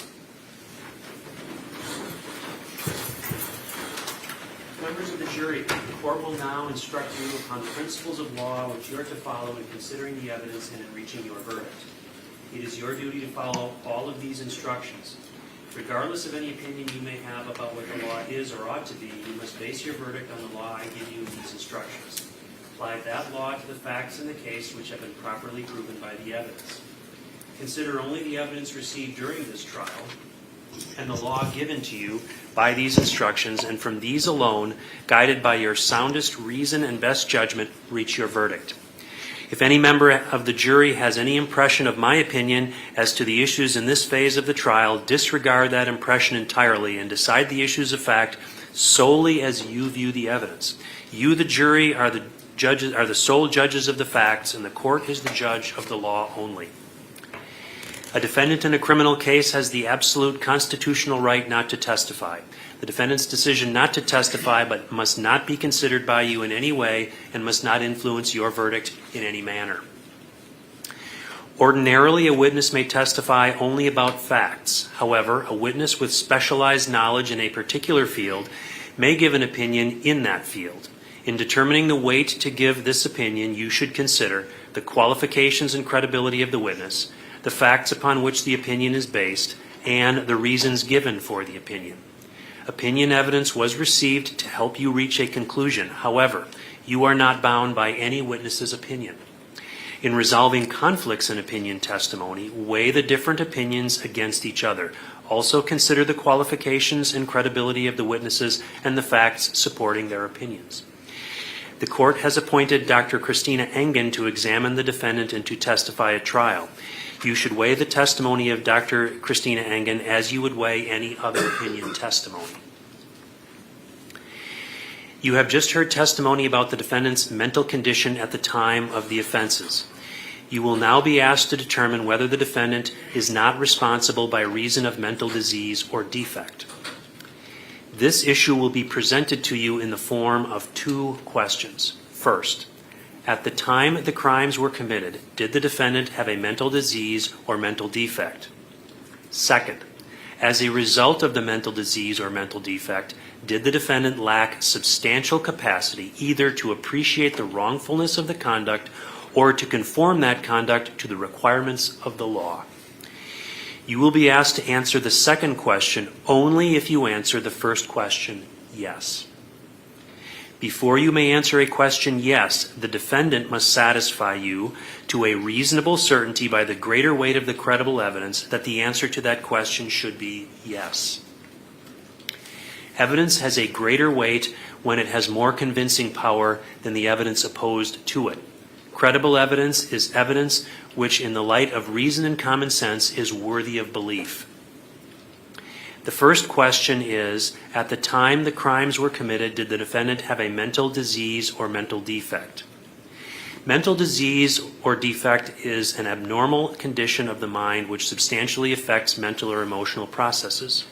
The term mental disease or defect identifies a legal standard that may not exactly match the medical terms used by mental health professionals. You are not bound by medical labels, definitions, or conclusions as to what is or is not a mental disease or defect to which the witnesses may have referred. You should not find that a person is suffering from a mental disease or defect merely because the person committed a criminal act, or because the unnaturalness or enormity of the act, or because a motive for the act may be lacking. An abnormality manifested only by repeated criminal or otherwise antisocial conduct does not constitute a mental disease or defect. A voluntarily induced state of intoxication by drugs or alcohol or both does not constitute a mental disease or defect. A temporary mental state which is brought into existence by the voluntary taking of drugs or alcohol does not constitute a mental disease or defect. Chronic use of drugs or alcohol may produce a condition that can constitute a mental disease or defect if the condition has become permanent. If you answer the first question yes, you must go on to answer the second question. If you answer the first question no, you should not consider the second question. The second question is, as a result of the mental disease or mental defect, did the defendant lack substantial capacity either to appreciate the wrongfulness of the conduct or to conform that conduct to the requirements of the law? If you answer both of these questions yes, the defendant will be found to be not responsible for the offense and will be committed to the Department of Health Services and will be placed in an appropriate institution unless the court determines that the defendant would not pose a danger to herself or to others if released under conditions ordered by the court. In deciding whether the defendant is responsible for the criminal conduct, you are to consider only the issue of the defendant's mental condition at the time the offenses were committed. Agreement by 10 or more jurors is sufficient to become the verdict of the jury. Jurors have a duty to consult with one another and to deliberate for the purposes of reaching agreement. At least the same 10 jurors should agree in all the answers made. I ask you to be unanimous if you can. At the bottom of the verdict, you will find a place provided where dissenting jurors, if any, will sign their names and state the answer or answers with which they do not agree. Either the blank lines or the space below them may be used for that purpose. Consider carefully the closing arguments of the attorneys, but their arguments and conclusions and opinions are not evidence. Draw your own conclusions from the evidence and decide upon your verdict according to the evidence under the instructions given you by the court. Now, ladies and gentlemen, the attorneys will make their closing arguments, and as indicated, because the different burden of proof in this case, Mr. Freilich will start. Mr. Freilich, are you prepared to make a Thank you, closing Nikki, for the Yes, nice Your Honor. compliment. Go ahead. Thank you. I try to do a good job here whenever I can. Try to do the best streaming I can. Try to provide the best analysis I can.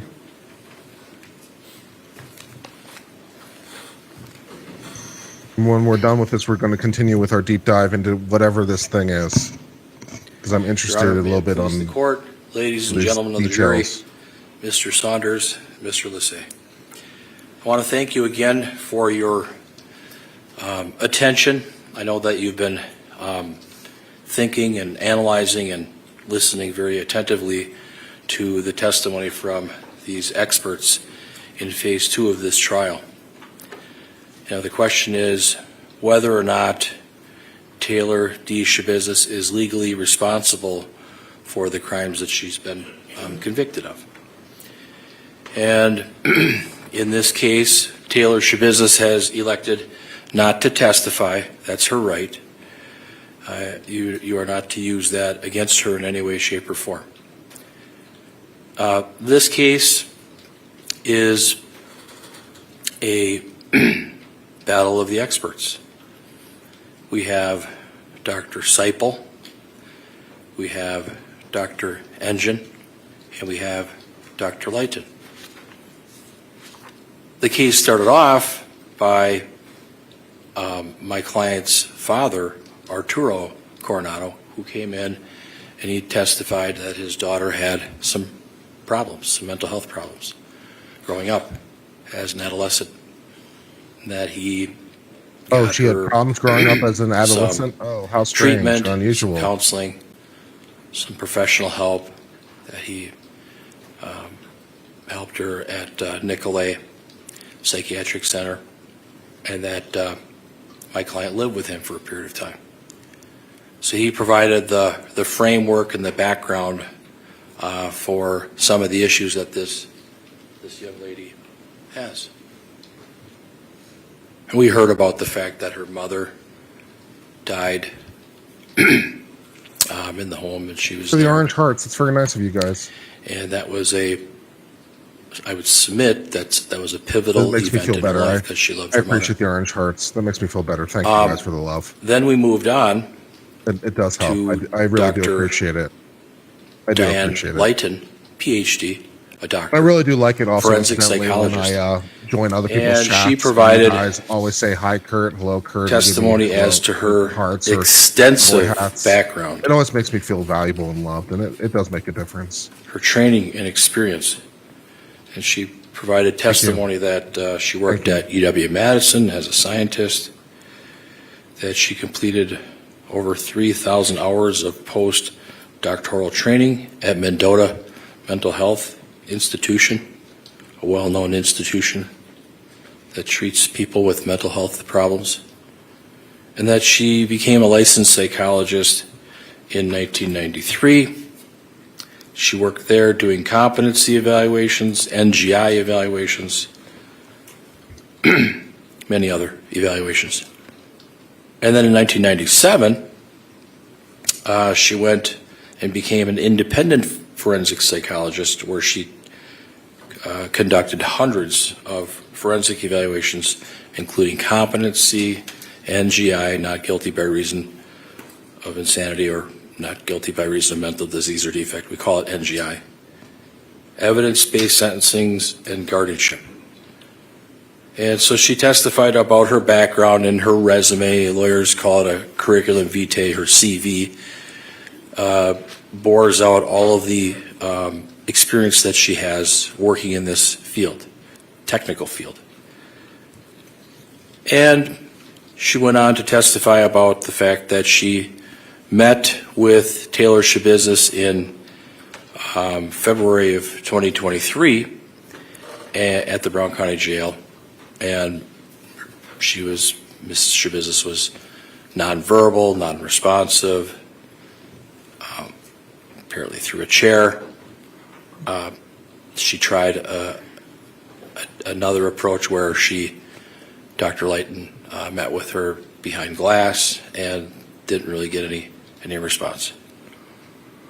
Then we heard about the fact that she did meet with Ms. Schabusiness in June of this year, and she was able to conduct her interview and glean and garner information with regards to her mental status and this report that she was tasked with. And I submit that Dr. Lighton testified that she didn't have to do an MMPI, a Minnesota Multiphasic Personality Inventory. She was able to gather enough information from reviewing all of the other materials and information that she had. Interviews, consults with the prior attorney, with me, reviewing all of the other doctors' reports, Dr. Lucetta, Dr. Seipel, Dr. Collins, and other doctors that have been involved in this case. She reviewed police reports, looked at interviews, looked at the criminal complaint, looked at Brown County Jail records, looked at Nicolay Psychiatric Center records when my client was inpatient there, looked at her school records,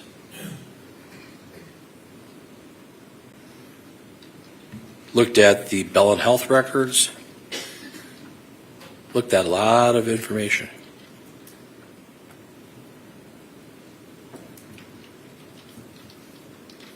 Basically what we have here is Dr.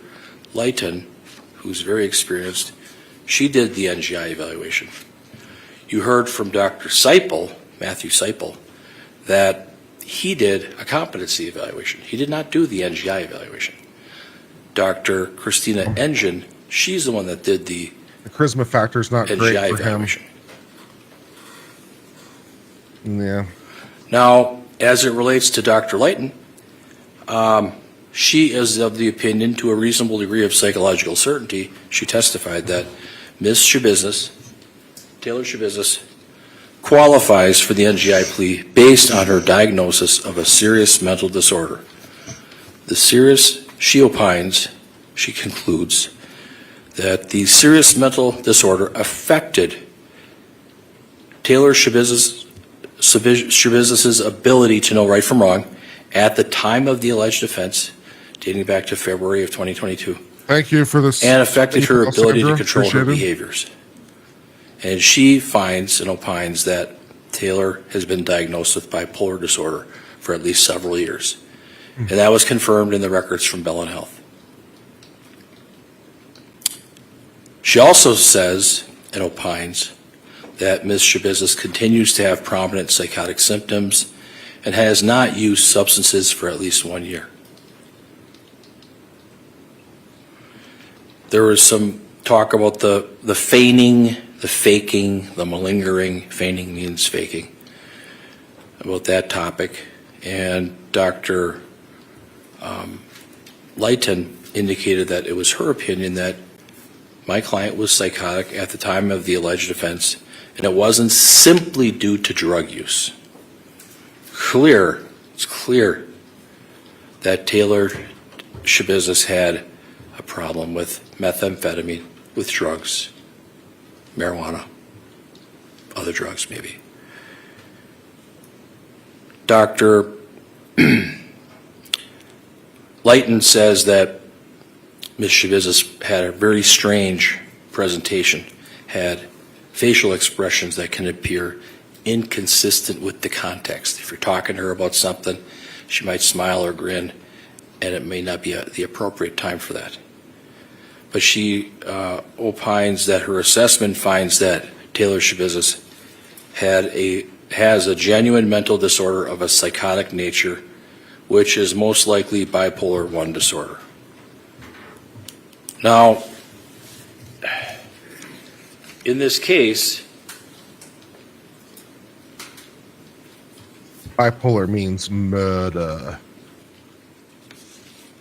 you heard that Dr. Engen, with respect to her, she didn't know that my client was under a civil commitment order for Brown County by Judge Lee Joyce. Taylor Schabusiness was found by the court to be the subject of a civil commitment, and that's why she went to Nicolay Psychiatric Center. My client was also the subject of an order for involuntary medication. She had to take medications ordered by the court. No ifs, ands, or buts. Why? Because she was deemed to be having a mental illness. So that's something, ladies and gentlemen, that you should really strongly, seriously take into account, that in April of 2021, for a 6-month period, she was under a civil commitment order because she was mentally ill.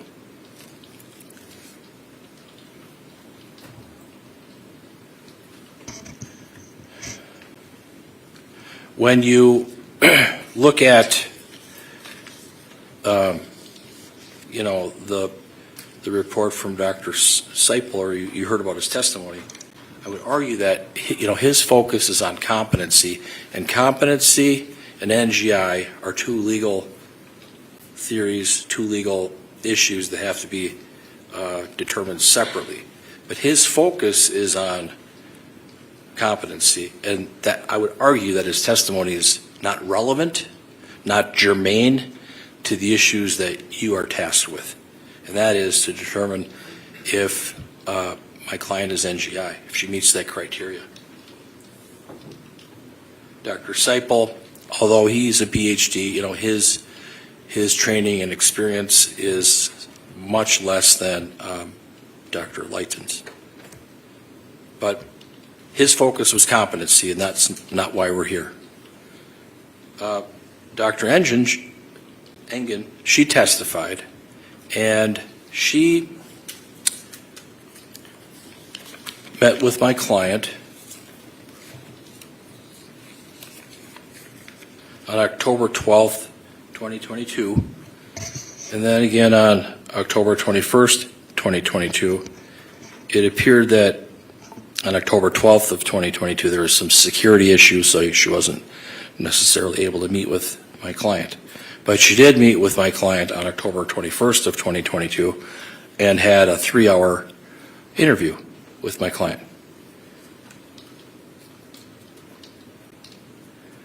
That's 9 months ago. It's a long time ago. I would argue and submit to you that her report is stale. She didn't receive the Bellin records. She didn't look at those records. Someone else could have given her the records. Maybe Dr. Seipel, he's on the same letterhead. And and Dr. Seipel knew that he was doing his evaluation, there was a disconnect. There was no communication between the two doctors, which is something you should consider. There was no connectivity there. Also, with due respect, Dr. Engen, didn't trek from Milwaukee to the Brown County Jail to meet with Ms. Schabusiness to do further assessments or supplements. Didn't do anything to supplement the report. So that's something you should take into account as well.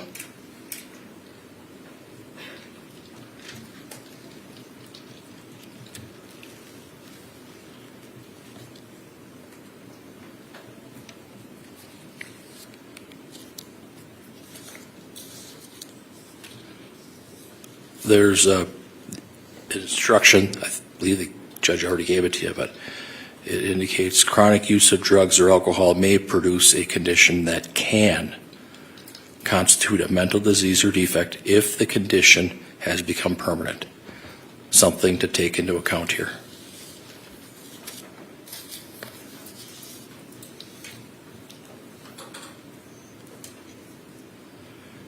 We believe that Dr. Layton was very clear that Taylor Schabusiness has bipolar 1 disorder, that she has psychiatric symptoms, she has mental health problems. And she made that clear. She talked about the fact that Taylor Schabusiness heard the train, heard the whistle. You too? That Miss Schabusiness lacked volitional control, lacked the ability to control herself. Ring, That she is a psychotic person off Ring, the ring, scale. ring goes the bell. Zing, zing, zing goes my heartstrings. That she has a very unusual presentation. And she testified that Taylor Schabusiness, when she interacted with Dr. Litton, that Taylor tried really hard to answer her questions. But Ms. Schabusiness was distracted by internal stimuli, the clock, the cord, voices telling her to hang herself, the train with the whistle that got louder and louder. Talked about 007 and James Bond when she was asked about her mood. Dr. Litton talked about hypersexuality, and that was a concern for Dr. Litton. And about OCD, obsessive compulsive disorder, where Ms. Schabusiness was washing her hands 30 to 40 times or touching her hair, things that were a cause for concern. Maybe that's what's wrong with the prosecutor. Got that problem. Wisconsin law, we all have to follow the law, and Wisconsin law is such that the defense and a defendant must satisfy you jurors to a reasonable certainty by the greater weight of the credible evidence that at the time the crime was committed, that Ms. Schabusiness had a mental disease or mental defect, and that as a result, she lacked the substantial capacity to either appreciate the wrongfulness of the conduct or conform her conduct to the requirements of the law. And you're going to be given some jury verdicts, basically questions. Not many, just 2, I believe. One is, at the time the crime was committed, did the defendant have a mental disease or mental defect? I would submit that the answer would be yes. That's my argument. That's my request that you consider that, and that it was bipolar 1 disorder based on the testimony from Dr. Litton. Then number 2, you'll have to consider, as a result of the mental disease or mental defect, did Taylor Schabusiness lack the substantial capacity either to appreciate the wrongfulness of her conduct, or conform her conduct to the requirements of the law. And you'll have to consider that as well.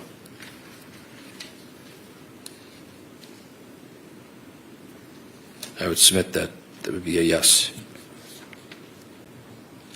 And I know you know this, but I want to make sure the only issue at this hearing, at this phase 2, the second phase of the trial, is Taylor Schabusiness's mental condition at the time of the offense. So take that into account. It's a difficult case. It's a very complex case. Deals with law, deals with psychology, deals with mental health. Some of those things are the same thing. Some of But I those would ask things are the that same you thing.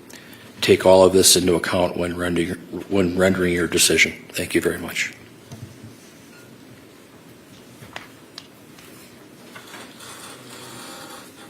Well, Are you going to be giving Mr. Saunders? he has more than he did in phase 1. So I'll give him some credit. He does have more than 0, so. And his burden of proof is lower, so you know.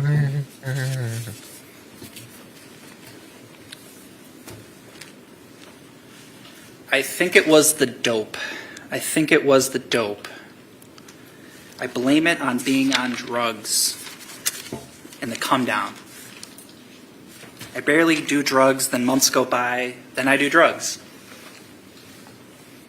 Admitting on multiple occasions, both to evaluators and to law enforcement, about consuming a significant amount of methamphetamine for these offenses, admitting that she and Shad were toking methamphetamine beforehand. She even talks about how she was still tweaking on meth during the dismemberment process. Ultimately, that's what this case comes down to, right? Because as we heard from, I think, every doctor, it's difficult to parse out psychotic symptoms versus drug use. So when we're talking about whether somebody has a mental disease or defect and they're voluntarily ingesting methamphetamine, it's really hard to say that that's due to some other underlying mental health issue, right? And that kind of makes sense in our common sense. But ultimately, that's what this case comes down to.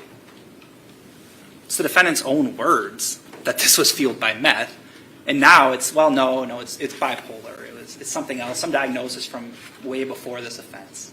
And that's not the standard you are to apply. Okay, so first, 2 questions you'll have. Was Ms. Schabusiness suffering from a mental disease or defect at the time of the offense? Not in 2012, not in 2014, not in April of 2021, not in June of 2023 when she's meeting with Dr. Litton, or in July with the other doctor, Dr. Seipel. The relevant question is at the time of the offense. Okay? Good. And I disagree with counsel. And you all sat through Dr. Litton's testimony. I don't think it's clear at all that she's diagnosing the defendant with bipolar 1.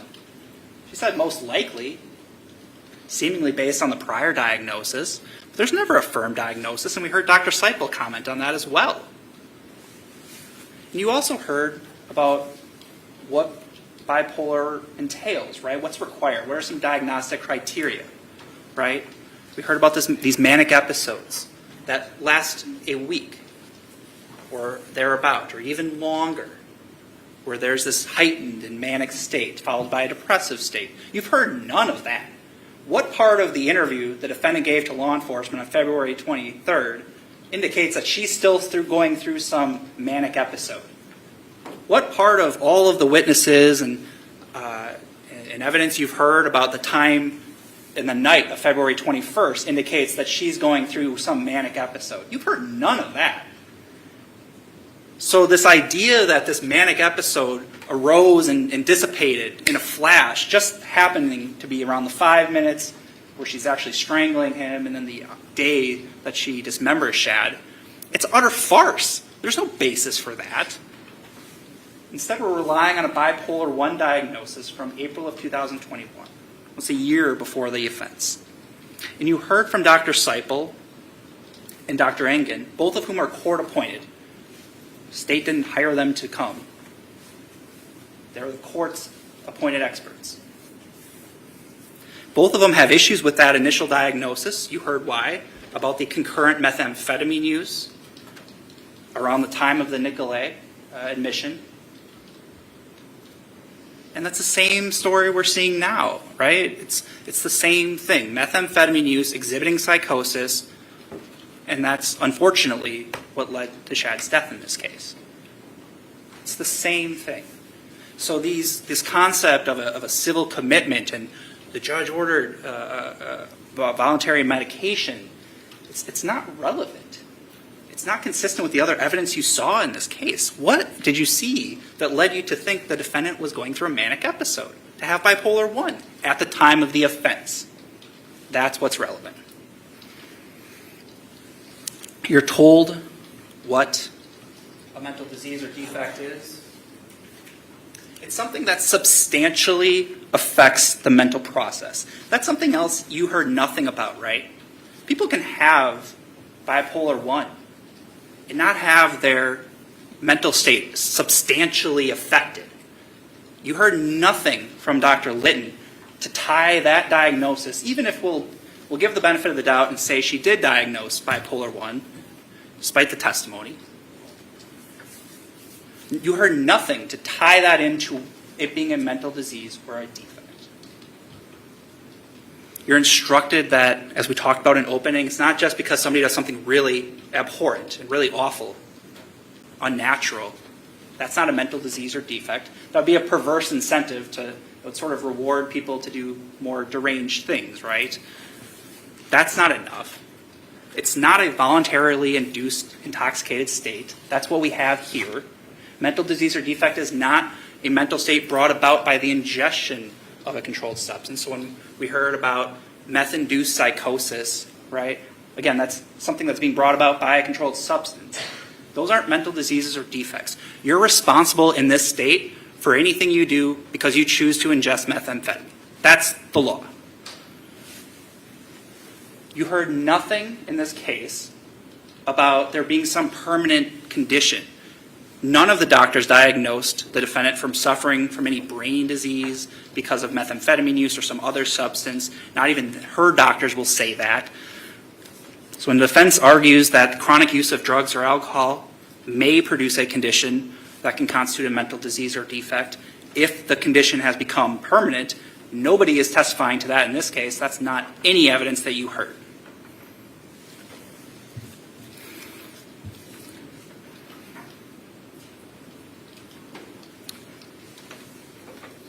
You heard and saw the defendant in the time almost immediately before and immediately after this offense, right?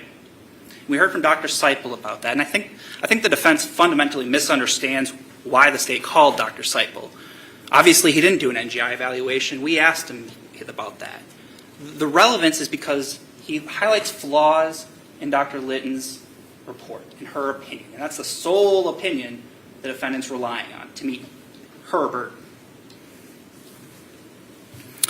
We heard about why, when you're considering, a bipolar diagnosis, particularly in the NGI context, it's really important to look as close as you can to the proximity of the offense, right? And that makes sense, right? It helps validate if this is actually some manic episode or something that would be throwing a chair randomly at a person, right? But there's a difference between those two things. And we heard none of that. We heard none of that from Dr. Litton, did we? We heard a lot about mental diseases and illnesses that she thinks happened way before, way after. And yeah, she reviewed a lot of material, but Dr. Litton tied none of it into February 22nd of 2022, did she? I think he's getting better, No too. testimony about... He's less fidgety than he was at the beginning. I mean, he's still fidgety. One, Still how is that pasty. manifesting? I think How it's is that less, and he's a little bit more confident. utterly inhibiting the defendant from her awareness He needs a little of bit what's better. He going needs a little her bit better ability on to his control gesture conduct. control. Right? We heard none A of little that. on.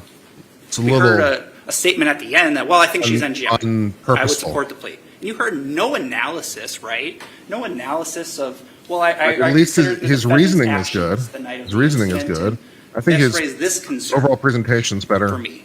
That would support my opinion. We heard none of that, right? And it's their burden to do so. You heard none of that from Dr. Litton. She's, yes, qualified, experienced. We heard about that. But there are real issues with her methodology in this case. He's also very plain spoken in this Based closing. largely, her opinion is, on her interactions with Ms. Schabusiness on June 19th of 2023. And we heard ample reason why that should be a red flag. Doesn't sound practiced. People who actually administered personality tests to kind of determine feigning and over-exaggerating of symptoms, including experts hired by the defense, have raised that concern for the defendant that she over-reports symptoms, that she exaggerates symptoms. And Dr. Seipel's exactly right. And you heard the testimony from Dr. Litton. Most of her opinions based on her interactions with the defendant and this bizarre behavior that she's observing. Incidentally, bizarre behavior you haven't observed for 1 second during this trial. For the last 4 days, there's no throwing chairs, there's no outbursts, there's no staring or off, right? So this idea that Dr. Litton's opinion based on her interactions with the defendant and some old bipolar diagnosis, there's nothing tying it together. There's nothing showing you that would allow you to agree with her opinion that the defendant had a mental disease or defect on the date of the offense, which is the relevant question you have to answer. You have reported behaviors by Dr. Litton that aren't in any other reports that are observed by doctors. Dr. Seipel meets with her really close proximity, isn't reporting any of these behaviors. And again, one of the questions you have is capacity, right? Substantial capacity to do things. And there's a big difference between capacity and desire to do so, with volition, with choice, right?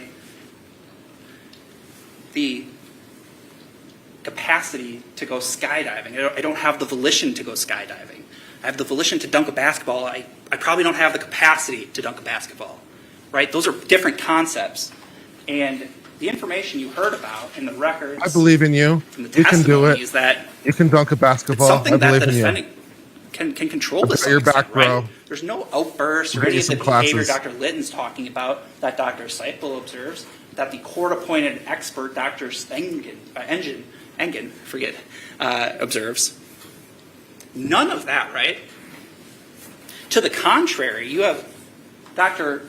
Engen doing scientific tests to determine about the validity of some of the observations and determining the opposite, right? And sure, Dr. Litton was under no requirement to do that sort of testing.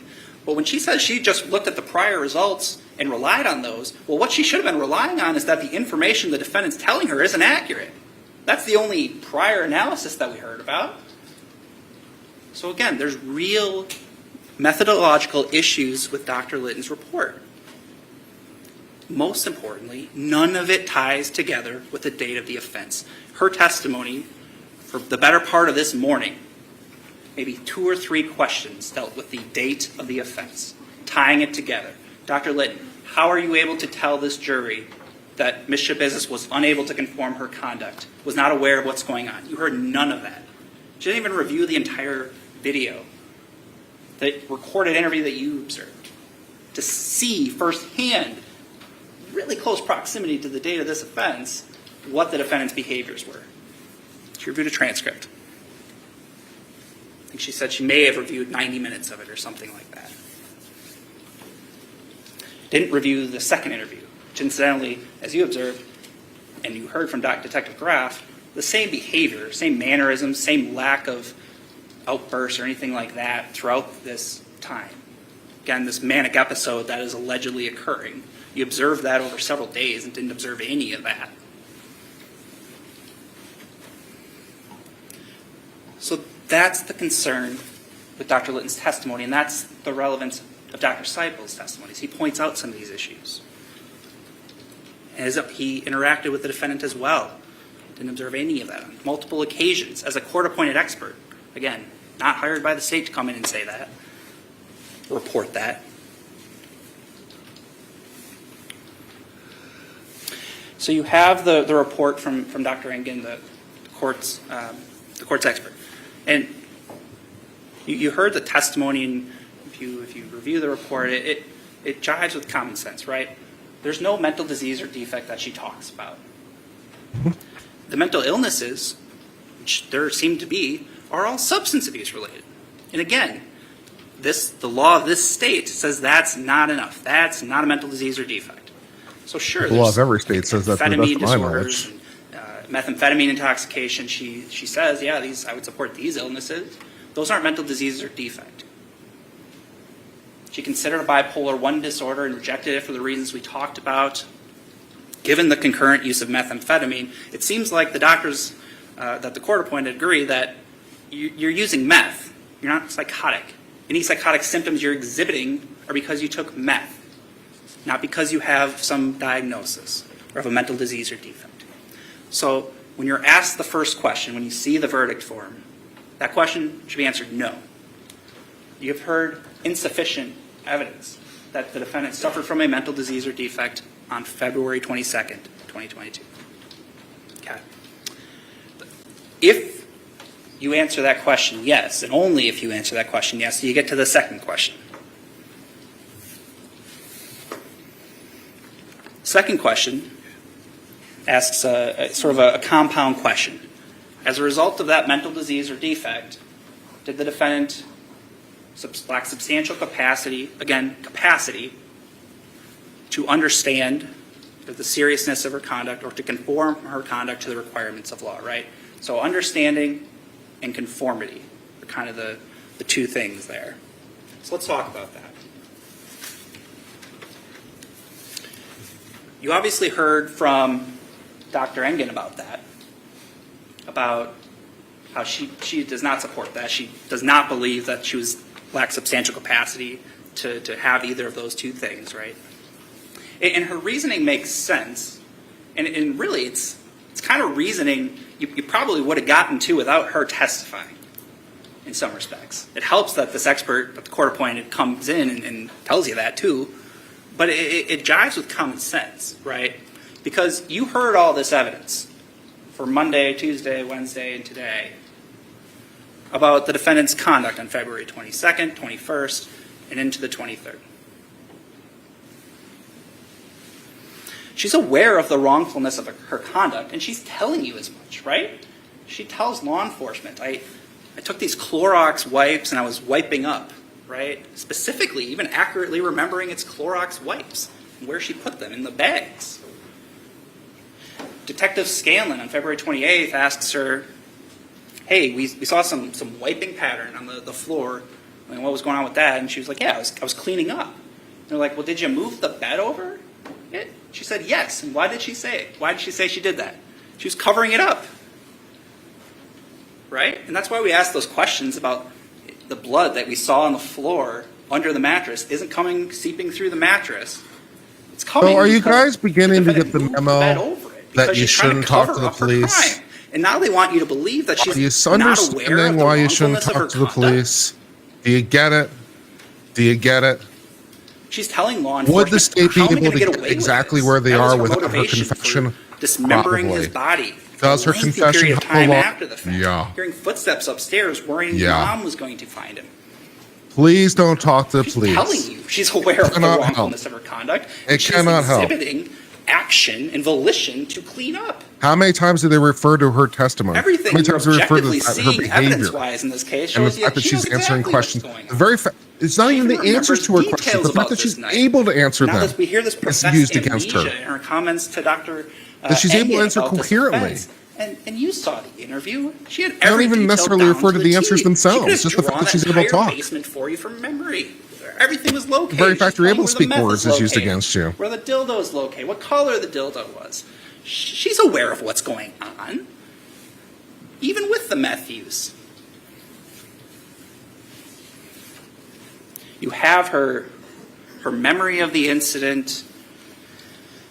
You're hearing about how she's describing, and you could probably infer from the nature of the offense how blood was going everywhere in the course of the conduct, yet you heard about the condition of that basement, right?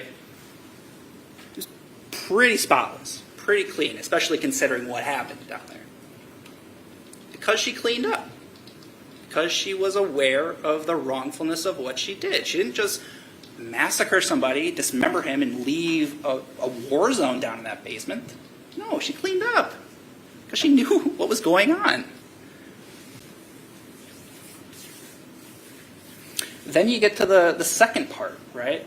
If she's able to conform her conduct to the requirements of law, and again, you heard nothing from Dr. Litton to kind of help you with that, right? Like, okay, if I'll accept she has this bipolar diagnosis, well, tell me, Dr. Litton, how is she unable, because of that diagnosis, to conform her conduct on February 22nd? And you heard none of that. To the contrary, as Dr. Engen points out, you have a lot of information to tell you she's able to conform her conduct pretty well, right? She's employed. We heard about court cases that she was dealing with. We heard about paternity things she was arranging in the time leading up to the offense. We heard about after the fact, we saw the contact with law enforcement, right? She's ordered to take her hands out of her pockets for officers. She does that. Order to put her hands behind her back. She does that. Complying with orders, complying with commands, complying with questions. She's conforming her conduct pretty well, right? She's following the law enforcement's commands. In her interview with law enforcement, for a lengthy period of time, she's conforming her conduct. She's not exhibiting any manic symptoms. She's not exhibiting any psychosis in that you heard about. There's just nothing in this case to show that she's not able to conform her conduct. To the contrary, you heard a lot of evidence that not only did she not lack that ability to conform her conduct, that what she did to Shad was volitional, was a choice. She liked it. She was aroused by it, right? She told law enforcement that. She wanted to do this. She did. Because that was a volitional choice. It's not because she lacked substantial capacity to not do so. It's because she wanted to do so. And she did. Yep. You heard about her saying, well, yeah, I knew I was killing him, but, quote, I did it anyway, right? Because that's what she wanted to do. And again, a mental disease or defect is not because you may not have a clear understanding of a motive. I would say you should, but that's not a mental disease or defect. Just because what she ultimately did is in some respects, quite disturbing, it's not a mental disease or defect. You have insufficient evidence to support that. And again, it's not the state's burden to disprove an NGI plea. I think we have, but it's the defendant's burden to convince you of the NGI plea, and they've utterly failed in that respect.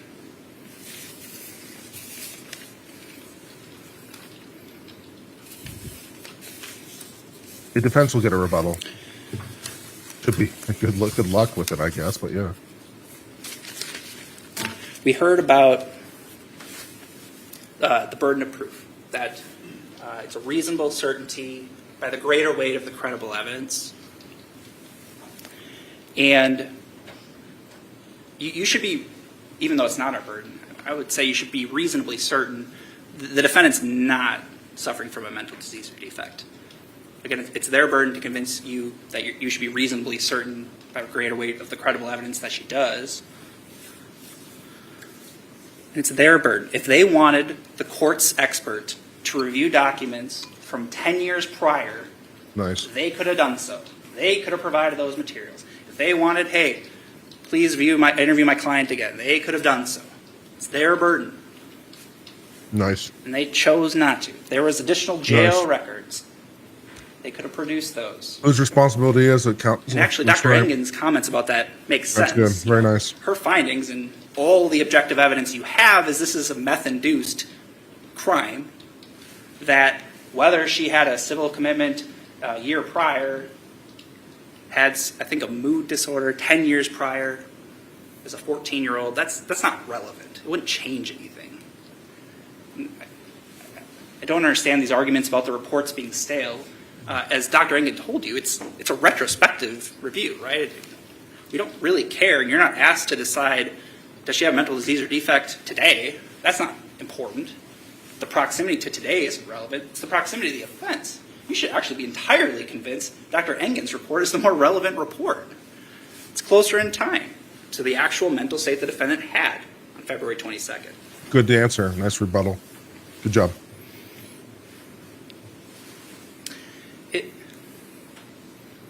It's obviously a complex case in some respects, right? It's a serious offense that the defendant was convicted of. It's obviously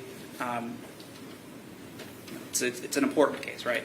And the defendant has had experiences in her personal life that nobody should have. Losing a parent at a young age, it's something many of us deal with, and it's awful to hear about. It really is. But that doesn't change the law. That doesn't change the standard in this state, because there's simply no evidence to support she had a mental disease or defect on February 22nd, 2022.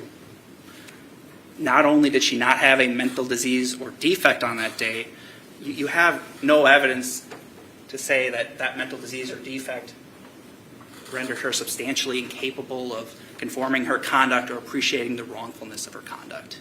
You simply don't have that evidence here. You have ample evidence to the contrary.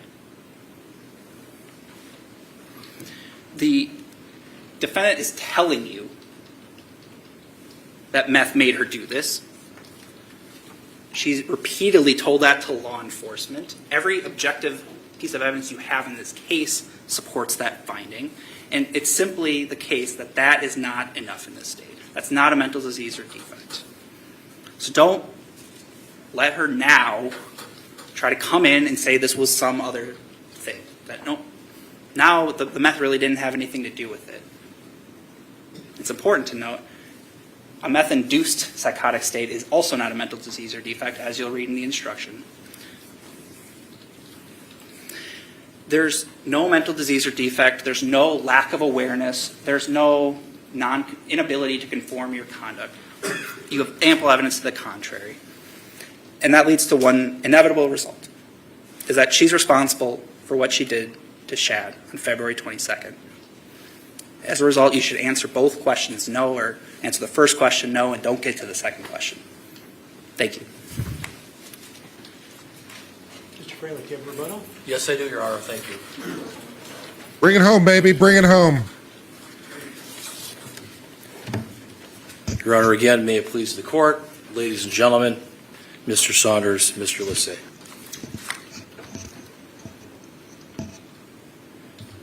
You know, this case illustrates that this young lady, Taylor Schabusiness, has a lifetime of mental health issues. She has bipolar I disorder. That is a mental disease or mental defect. You know, who is the state fooling? We have a young lady that was under a civil commitment order and a medication order by the Brown County Circuit Court in 2021. So she already had a mental health disorder, a mental defect, I submit a mental disease, that predated the incident that has brought us here to court on February 22nd of 2022. It's clear in this record that Ms. Schabusiness was at the Nicolay Psychiatric Center for 3 weeks or so, maybe a month, in 2021. You got to see in phase 1 of this trial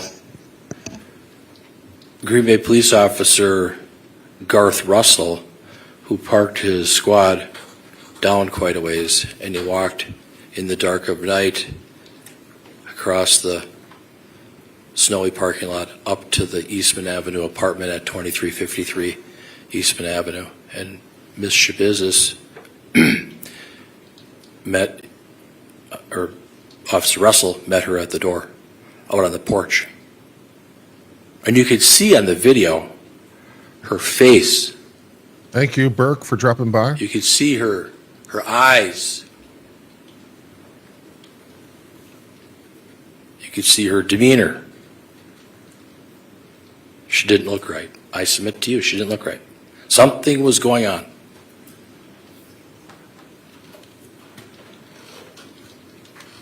Did this happen when she was in a manic state or a psychotic state?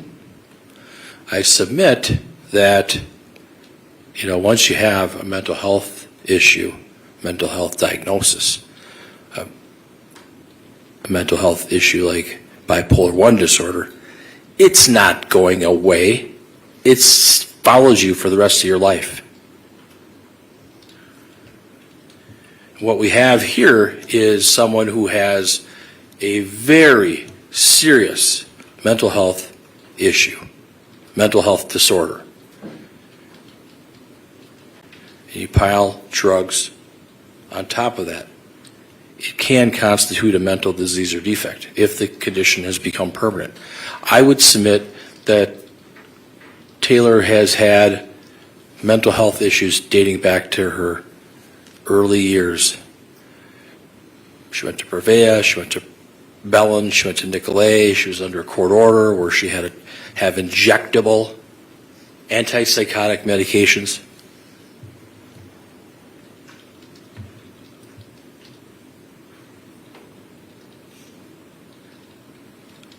She apparently was psychotic when she was at the Nicolay Psychiatric Center. I would submit that it wasn't necessarily from drugs.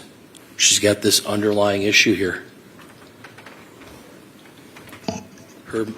She has ongoing mental health issues. She's only 25 years old, and they've been going on since her youth.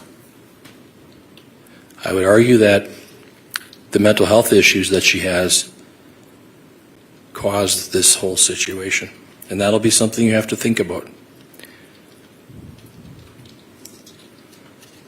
Is she able to appreciate, or was she able to appreciate, the wrongfulness of her conduct on February 22nd of 2022? Was she able to conform her conduct to the requirements of the law at that particular time? And you saw the video. We all saw it. It was very bizarre, very unusual, very odd, her demeanor. Not really, no. In this case, there are a lot of doctors, but Dr. Engen, she never knew about the civil commitment order. Come on. You didn't know about a court order? And she's a PhD and she deserves respect, but something happened here where it fell through the cracks that she didn't know about this civil commitment order or this medication order. And then we have Dr. Seipel, he got the Bellin records, got them from me. And, he does a report for this case, and I find it incredible. It's incredible that he doesn't send, with due respect to him, he doesn't send the Bellin records over to Dr. Engen, knowing that she's going to come in here and testify in a court of law in front of you jurors. I find that unbelievable. I don't make the law. But the law, the law because the judge read it to you. You have to consider whether she's responsible because of a mental disease or defect. So you've got to think about all of that. The defense didn't fail. There is a plethora of evidence to show her mental health history.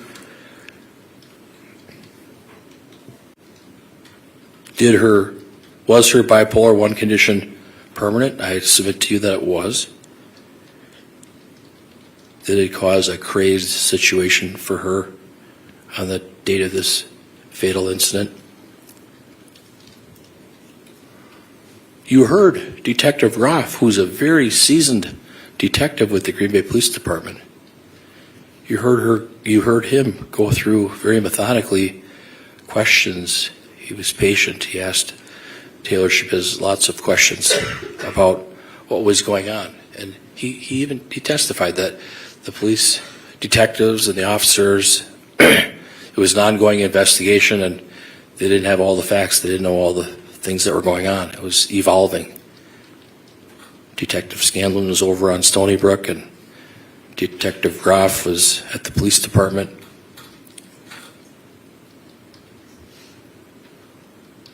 She told Detective Groff, I didn't intend to do this. Me and Shad were buddies. Words to that effect. So I submit that she did not want to do this.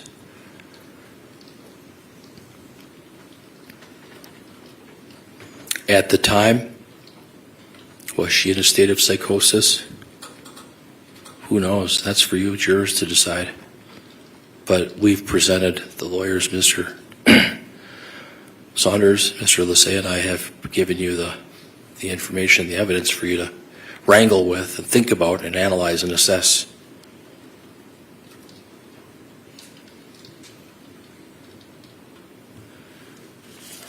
I would ask that you consider the fact that Ms. Schabusiness was taking the antipsychotic meds, the injectable meds, when she was at Nicolay Psychiatric. And then once she was released, didn't take it anymore. We all know if you don't take your medications, you're going to have problems, especially if it's a mental health condition. If you don't take your high blood pressure medication, what's going to happen? Your blood pressure is going to go up to the sky and you could have a heart attack or stroke. Same thing rings true for other medications. And in this particular case, Ms. Schabusiness did not take these medications. So I would submit, her mental health problems, her bipolar 1, got worse and worse and worse and worse to the point where it went off the cliff. I would submit that based on everything that's been presented, I'd ask that you consider returning a verdict that she is not responsible for these crimes by reason of mental disease or mental defect as applied with the jury instruction. Thank you very much.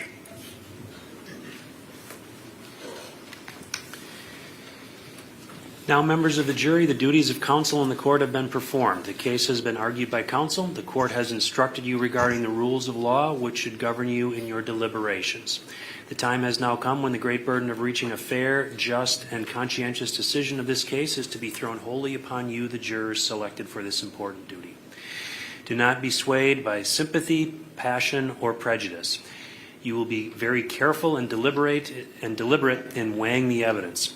I charge you to keep your duty steadfastly in mind and as upright citizens to render a just and true verdict.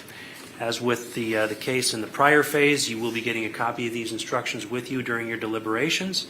With that, I'd ask the bailiffs to step forward to be sworn.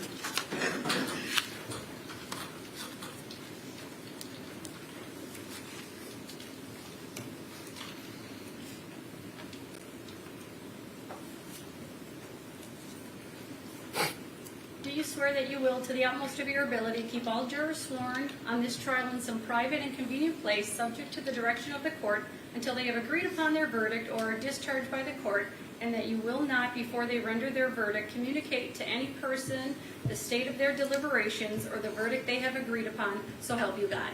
I do. All rise for the jury.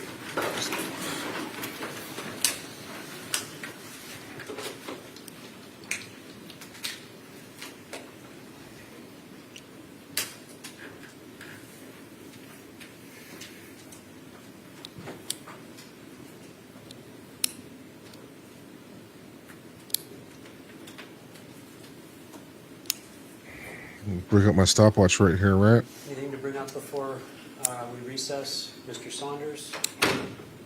No. Mr. Freilich? No, Your Honor. All right, then I'd ask, as with the situation the other day, I'd ask if everyone remain around for 30 minutes until 6 o'clock or so. After that point, if you want to leave, if you could just leave a cell phone number where we could reach you. And with that, we are in recess. Thank you.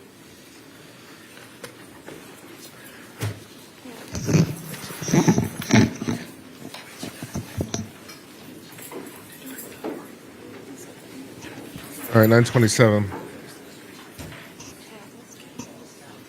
All right. Okay. So we're not going anywhere right away.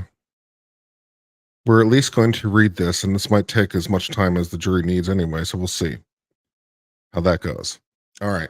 So this is the case that was cited by this Wisconsin thing, dealing with the plea of not guilty by reason of insanity and the fact that they reserve evidence that the defendant lacked intent for the second phase. So apparently in Wisconsin, you cannot argue in the first phase that the defendant lacked intent due to mental disease or defect, which seems odd. So we are going to. My watch is not cooperating with me for some reason. Oh, wait.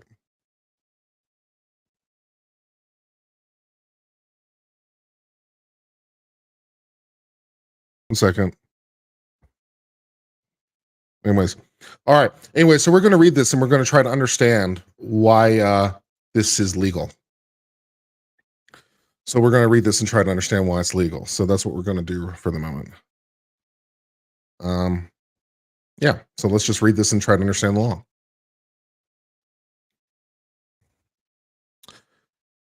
The petitioner appeals the district court's denial of his petition for a writ of habeas corpus pursuant to law.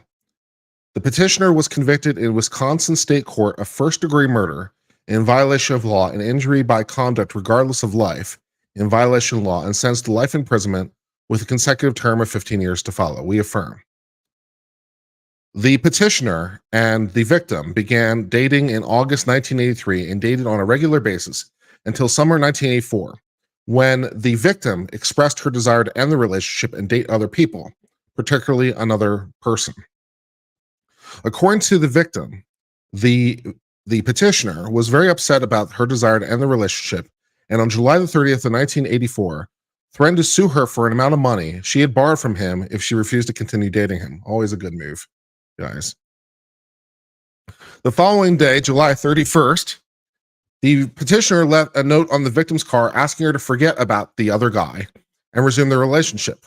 On August the 1st of 1984, the petitioner telephoned the victim and asked her to go out with him. The victim refused and told the petitioner to leave her alone. Shortly thereafter, the petitioner drove to the victim's house and pounded on the front door as well as the victim's bedroom until the victim allowed him to come inside. Once inside the house, the petitioner asked the victim to engage in sexual intercourse. Despite refusal, the petitioner forced her to have sex with him, after which they both became very upset. According to the victim, the petitioner stated, "I'm so mad at the other guy that I could kill him for doing this to me, but I don't want to spend the rest of my life in jail." Okie doke. The following day, August the 2nd, the victim made a date with the other guy, who arrived at her house later that evening. While sitting on the front porch, the two noticed the petitioner's car slowly driving back by the victim's house. The petitioner turned the vehicle around and drove into the victim's driveway, shining his headlights onto the porch. Upon seeing victim and the other guy, petitioner backed out of the driveway at a high rate of speed and drove to a pay telephone where he telephoned the victim. When the victim answered, he stated, "You don't waste much time, do you?" and called the victim an effing whore, prompting the victim to hang up the telephone. Petitioner drove to his home, secured his shotgun, and drove back to victim's residence. Petitioner broke into the house through a back entrance and fired 5 shots in rapid succession, fatally wounding the other guy in the chest and abdomen and hitting victim in the leg. Great. It's going great. All right. On August the 3rd of 1984, a criminal complaint charging petitioner with first-degree murder of the other guy and attempted first-degree murder of the woman was filed.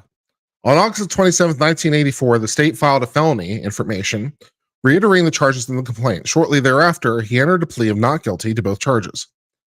He did not, however, plead the defense of insanity, which triggers the statutory scheme for bifurcated criminal trial when insanity defense is raised. Okay, so he pleads guilty, but not NGRI. Okay.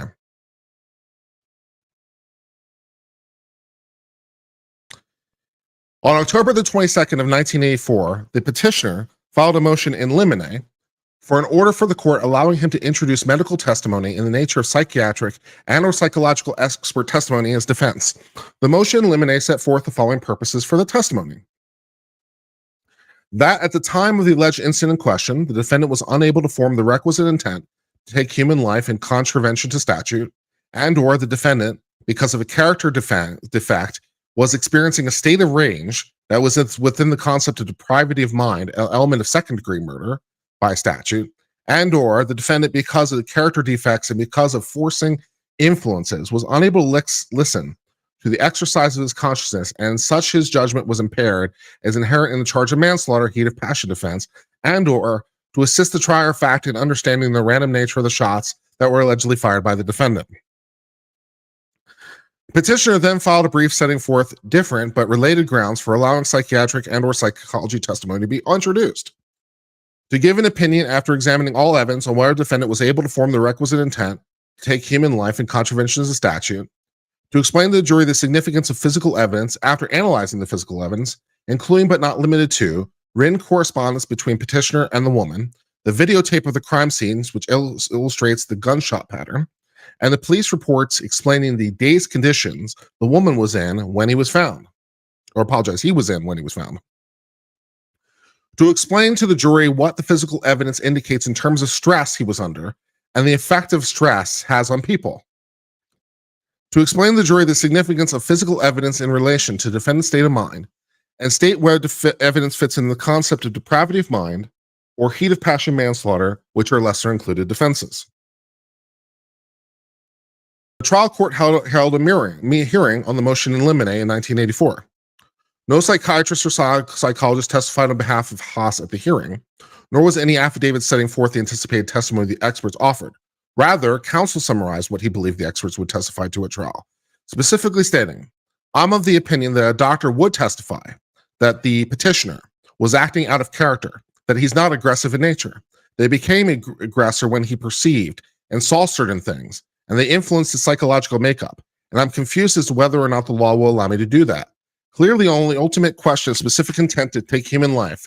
I know I'm prohibited from that, but I don't see where I'm prohibited from bringing to the jury's attention a doctor's opinion as to what Mr. Haas had at the time of the question, what he was allowed to do before, during, and after the fact, and allow the jury to accept or reject the information when it comes to the ultimate question of intent.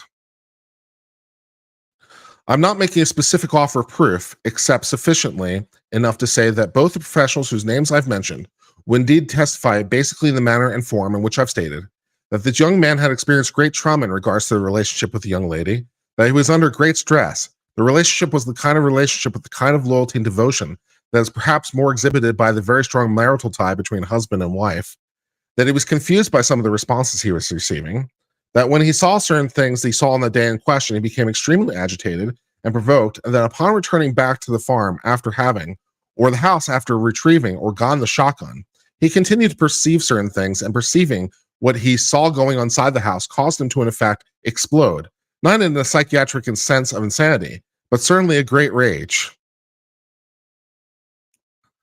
The jury is ultimately going to ask itself the question of why did this youngster, who otherwise was of wholesome character, to do something so dastardly as what we've heard here in the courtroom. I think fair play for the jury to be able to hear about how this boy was so devoted to have these imaginary kind of feelings about what his future was going to be because of this relationship with this young lady, only to find it all going up in smoke, and what effect that had on him. He became enraged. He acted out of character. That based upon the analysis of him and psychological testing, the petitioner was not an aggressive young man. He was very passive. Exciting. Exciting. On December 24th, 1984, the trial court denied the motion, finding that the testimony was barred under a particular case, in which the Wisconsin Supreme Court held. We might have to read this underlying case too. We might have to read this case, but we'll read this one and then we might read this case. So we'll just go ahead and put that in that new tab. We might need that later. The trial court also found that proffered testimony was neither relevant nor probative and was inadmissible as either lay or opinion testimony, in neither being rationally related upon the perception of the witness nor upon scientific, technical, or other specialized knowledge. The trial commenced February 25th, 1985, and concluded with the jury returning a verdict finding him guilty of the crime of murder in the first degree as to the guy who died. As to the woman, the jury found that the petitioner, guilty of injury by conduct regardless of life, in injury in lesser included offense of attempted first-degree murder. The trial court sentenced petitioner to mandatory term of life imprisonment for the crime of first-degree murder, with a consecutive term of 15 years on the conviction for inflicting injury by conduct regardless of life. The Wisconsin Court of Appeals affirmed the conviction in an unpublished opinion, and the Wisconsin Supreme Court denied review. Having exhausted his state remedies, he files a petition for the writ of habeas corpus for the District Court of the Eastern District of Wisconsin, arguing, among other things, the trial court's refusal to admit that proffered testimony violated his right to a fair trial. The District Court denied the motion, finding that his proposed testimony was inadmissible under the Wisconsin Supreme Court decision, and that this court, in a different decision, held that Wisconsin's rule enacted a barring psychiatric testimony in this capacity is not constitutionally infirm. So we might have to read that opinion. Don't you love the rabbit hole where we go try to understand this thing and now we're in a 3-case rabbit hole? That's okay. We might be here. Will we finish the cases before the jury does? That's yeah. On appeal, he maintains he has a constitutional right to present psychiatric and psychological opinion testimony on the following questions: whether he has the capacity to form specific intent to kill required for a first-degree murder conviction under the relevant law, whether the evidence demonstrates he was under excessive amount of pressure at the time of the shooting,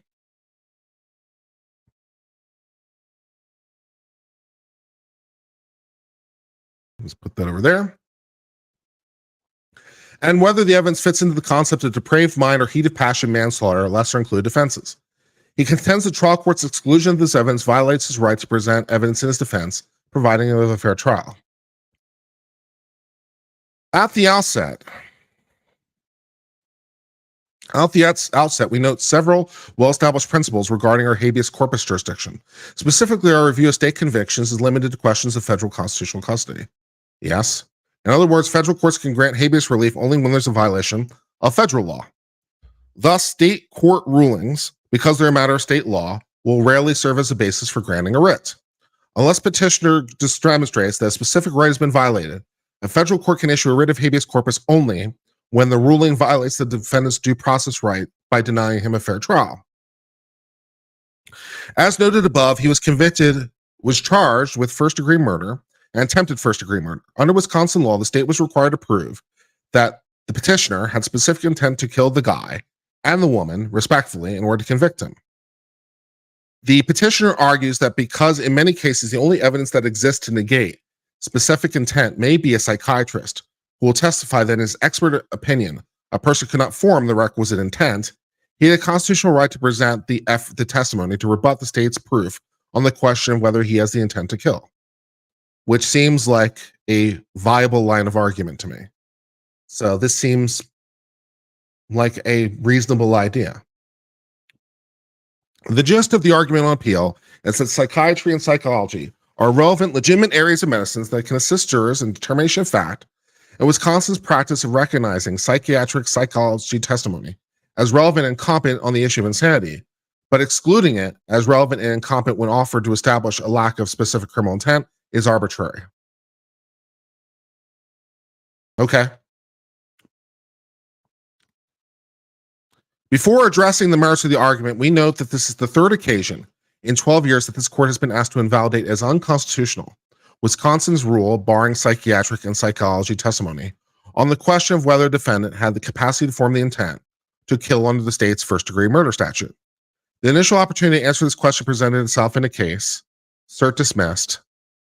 That case, 1979, which the defendant, after being convicted of first-degree murder in Wisconsin, successfully petitioned the federal district court for a writ of habeas corpus based on state trial court's refusal to allow defendant's psychiatrist to testify that a normal mental condition prevented the defendant from forming the specific intent to kill.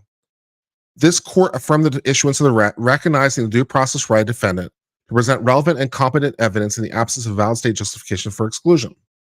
Based on Wisconsin's use of psychiatric testimony in question of competency to stand trial, the court concluded that in Wisconsin, psychiatric testimony is relevant on issues regarding a defendant's mental state, including the question of whether the defendant had the capacity to form specific intent, which seems logical enough.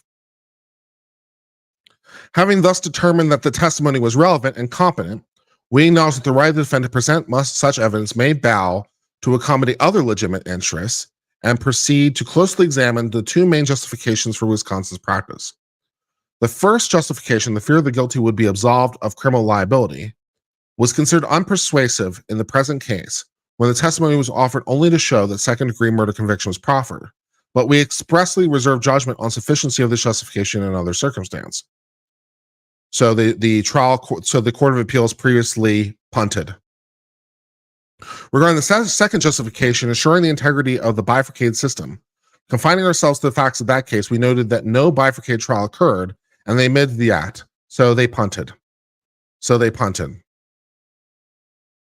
Accordingly, the court held that the defendant's right to present relevant and competent evidence had been violated. In doing so, however, the court explicitly stated that neither imposing a diminished responsibility defense for emotional problems upon Wisconsin, nor attempting to further constitutionalize the law of evidence right to introduce psychiatric testimony. The court's conclusion as to the relevancy and competency of testimony regarding defendant's capacity to form requisite intent to kill were rejected by the Wisconsin Supreme Court in a different decision, which we may have to read. Are you guys still with me, by the way? In chat, just to make sure. Is this working for you guys? Okay, good. You're still there. The defendant in Steele was convicted of first-degree murder after pleading not guilty and not guilty by raising a mental disease or defect. Although extensive evidence concerning defendant's psychiatric and personal history were admitted during the guilt person, the trial court excluded testimony of expert witnesses who would have given the opinion on the intent to kill. The defendant appealed the conviction, arguing the exclusion of this testimony deprived him of the right to present a defense. In affirming the conviction, the Wisconsin Supreme Court questioned the accuracy of the blanket characterization of psychiatric evidence on the causal element of intent as being both competent and relevant. Specifically, the court stated basically, the United States Court of Appeals, in a different case, confused the purpose for which psychiatric testimony is relevant and competent in some issues with those in which competency, relevancy, usefulness, and probativeness is highly suspect.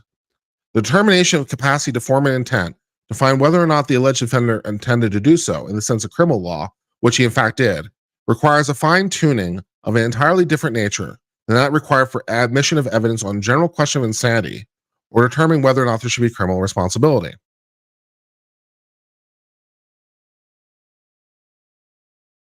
Whether or not there should be criminal responsibility is essentially a moral issue. Is it just in light of ethics and standards of society to hold a person who is insane accountable for what he's done? To make that determination requires no fine-tuning, is rather a gross evaluation that a person's conduct and mental state is so beyond the limits of accepted norms that hold him criminally responsible would be unjust.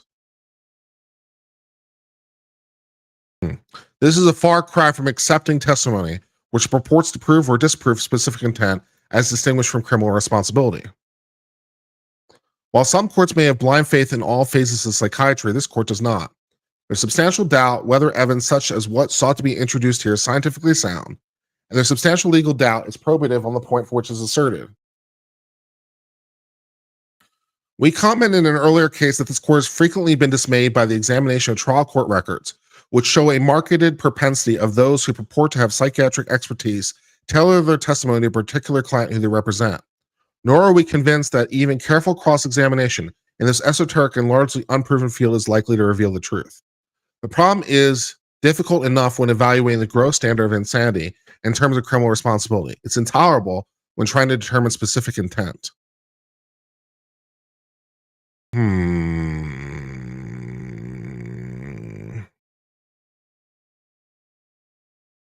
We conclude that under present state law, the proffered evidence is neither competent, relevant, nor probative for the asserted interest in the case. Thus, in addition to the fact that the admission of psychiatric evidence in the guilt phase of the bifurcated trial would put in jeopardy safeguards designed for protection of the defendant as well as society, in addition to problems of duplicative evidence in various stages of the trial, which result in cumulative evidence and jury confusion. We conclude the evidence itself is suspect and properly excluded. I don't understand this.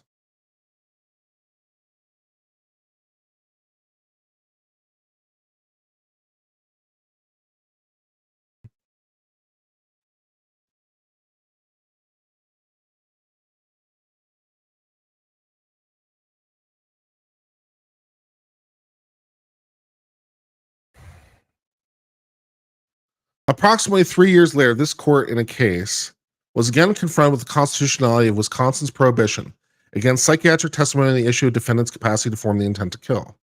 This court's decision was the culmination of consolidated appeals of two defendants who had been convicted of first-degree murder in Wisconsin state court. Both filed habeas petitions challenging the constitutionality of the practice of barring psychiatric testimony on the issue of capacity to form the intent. Moreover, the defendant specifically challenged Wisconsin Supreme Court's determination that testimony was irrelevant and incompetent. Which, yeah.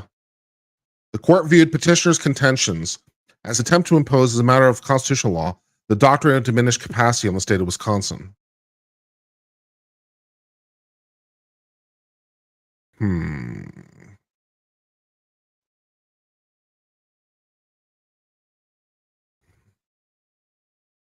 After exhaustive discussion of the history of Wisconsin's insanity defense, bifurcated trial system, and the ruling barring psychiatric testimony,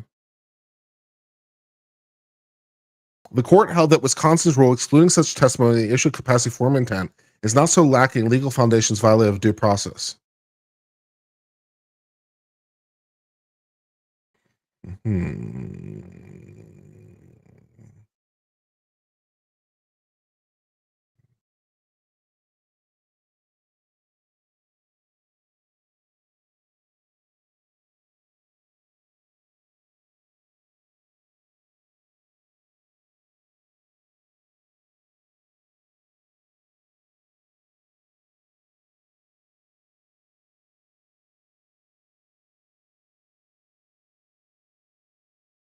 A state is not constitutionally compelled to recognize the doctrine of diminished capacity, and hence the state may exclude testimony offered for the purpose of establishing they lack the capacity to form specific intent.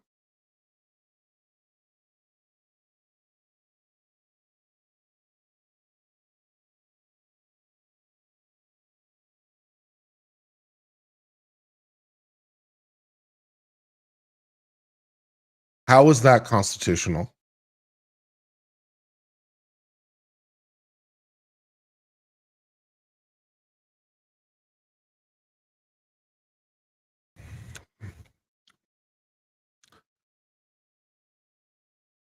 How is that constitutional? That seems to conflate act with mental state.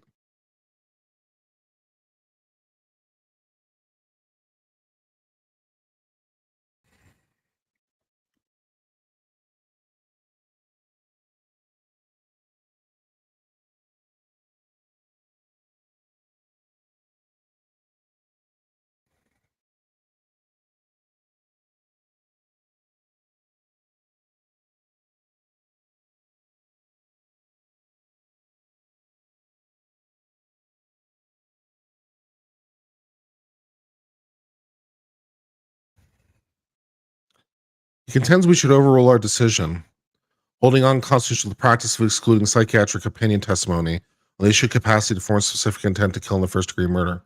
We note the principles of stare decisis require us to give weight. However, cognizant of the fact that we're not bound by them and must give consideration of any substantial argument. Thus, he's confronted with the difficult task in attempting to persuade this court to abandon its holding. This is especially true in the case before us, given the court's reliance on Supreme Court dismissals of similar challenges to state evidentiary rules in other cases, as well as its refusal to require the District of Columbia to recognize psychiatric opinion testimony. We're using the Supreme Court's inaction as a basis of things.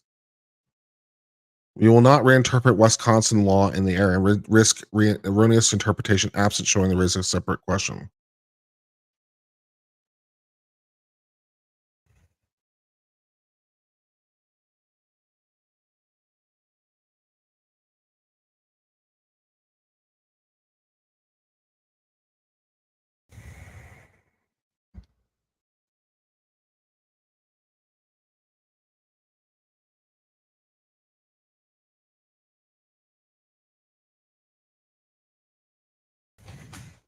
The right to present evidence is violated when the state has recognized the relevance of certain category of evidence and competent witness to testify, but has arbitrarily prevented the defendant from presenting the evidence and our witness in a given instance. Based on recognition of the right, the judge concluded that Wisconsin's characterization of psychiatric opinion testimony as irrelevant and incompetent was violative of due process, which seems about right. Chief criticism of Wisconsin practice is the state's broad exclusionary rule will apparently have the effect of excluding certain psychiatric testimony, which would appear to be of exceptional value in clarifying mens rea. Citing as example psychiatric testimony relevant to the fact of a defendant's lobotomy operation and defendant with abnormally low threshold of fear, the judge opined psychiatric testimony in the nature of the mental defect would be helpful. While it's beyond dispute the rule will have the effect of excluding psychiatric testimony, the rule in fact excludes a very narrow category of testimony. Specifically, only such testimonies barred on the rule is a psychiatric opinion on the issue of capacity to form intent when the opinion is grounded on the defendant's mental history.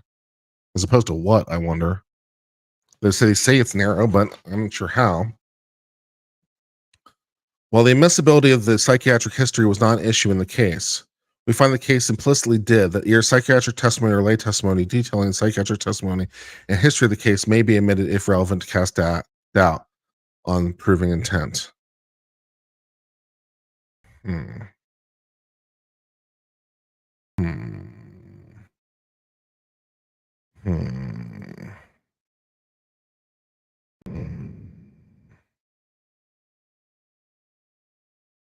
This is a lot.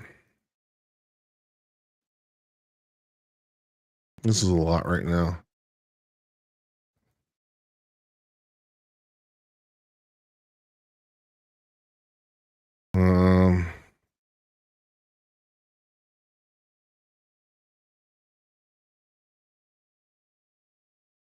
I just want to put the clock up on the screen so you guys can see it in all of its Schabusiness glory, so you know we're not missing anything here. Don't want to deprive you of seal and seal time, as I desperately try to understand what the hell I'm reading.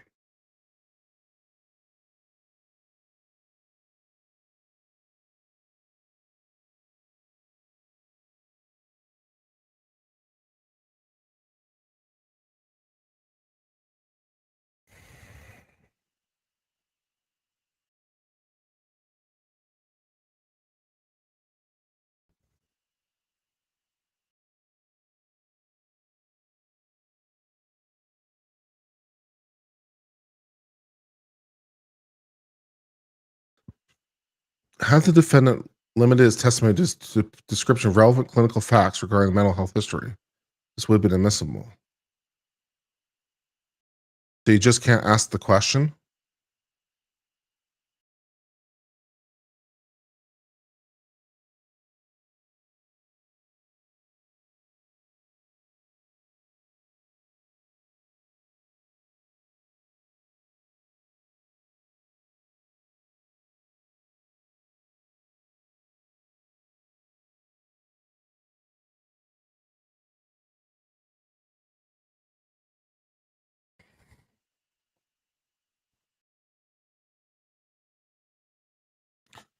It's abundantly clear that the issues of insanity and intent, although related, are not identical.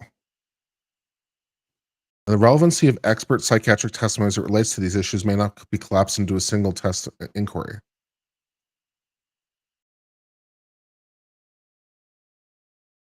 Which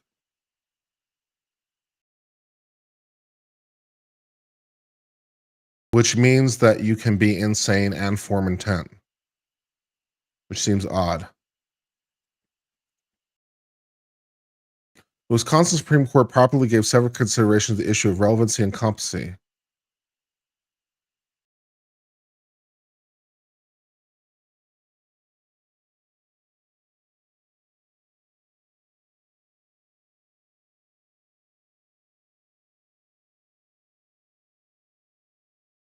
Under Wisconsin law, evidence not having a tendency to prove any fact bearing on a material issue is irrelevant, which is fair enough.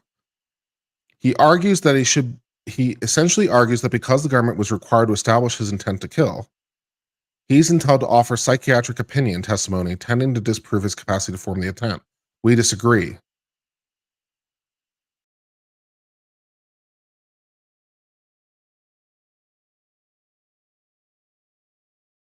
Okay. It is naturally tautological that one who lacks the capacity to do something could not have done that something. Thus, where a defendant has the capacity to form specific intent to kill is logically connected to whether the defendant has in fact formed that intent. Commentators have agreed, however, the only most extraordinary circumstances could defendant actually lack capacity to form mens rea as normally understood in American law. It is absurd to claim that a defendant who clearly did have a mens rea lacked the capacity to have it. By contrast, however, a defendant who had the capacity to form his mens rea did not necessarily form it, which is true enough. I had the capacity to form all kinds of mens rea. That doesn't mean I did, right? I have the capacity to form the intent to kill. It doesn't mean that I did. So, yeah. All persons at all times possess abilities or capabilities they do not exercise. Moreover, because most defendants, including the most severely mentally disordered, will have the capacity of forming mens rea, knowing that the defendant possessed the capacity to form a mens rea is not, per se, terribly probative on the ultimate legal question, which is whether he formed it in fact.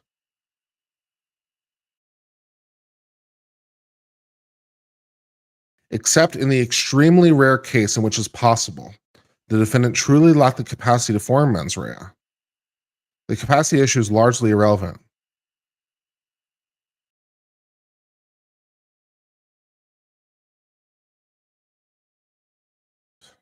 Even those rare cases, it would still be better to avoid. Even in those rare cases, it would still be better to avoid being more directly and certainly proving by showing that no mens rea was formed in fact. And that was because testimony about capacity is generally too speculative to be admissible. Except in utterly rare cases that are generally obvious to anyone and rarely inform the criminal justice system, mental health professionals cannot determine if a person lacks the ability to form mens rea, especially if the determination involves a judgment about the person's past capacity. There's simply no way to know this. Of course, the claim that a person has the capacity to form mens rea will almost always be correct because we know it's true from everyday observations. Assessing whether a person could not have formed a mental state, however, is beyond current capability. Wow. That's interesting. If mental state is not formed, we can never be certain whether they simply did not form it or whether he could not. No, that's interesting. Too speculative to be useful. Wow. That's so messed up. That is so weird.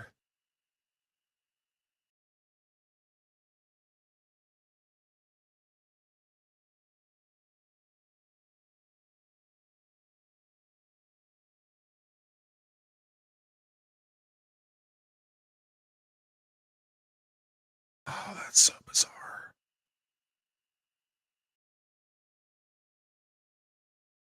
Can you explain it in English? I'm trying to fully comprehend what this is. All right. All right. Let's try to explain this. All right. There's a difference between insanity and capacity to form a mental intent. This is what we're challenging. This is tough. I think I've got it. This is tough. There's a difference between capacity and insanity. The capacity to form intent versus a person being insane.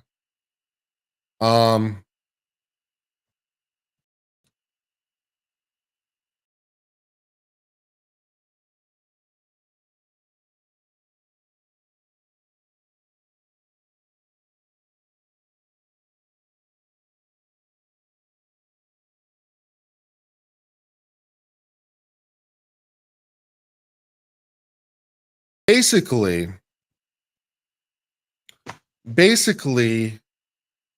it boils down to this. Everybody has capacity to form mens rea. basically is where this boils down.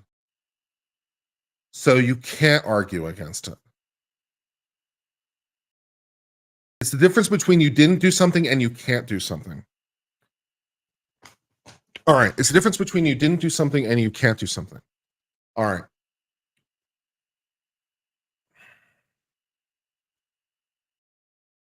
Is it possible for me to take a shotgun and blow someone away? Yes, I have the capacity to do that. There's nothing physically stopping me from doing that. Right? I could, but I don't. Right? So there's a difference between capacity and ability, or capacity. There's a difference between capacity and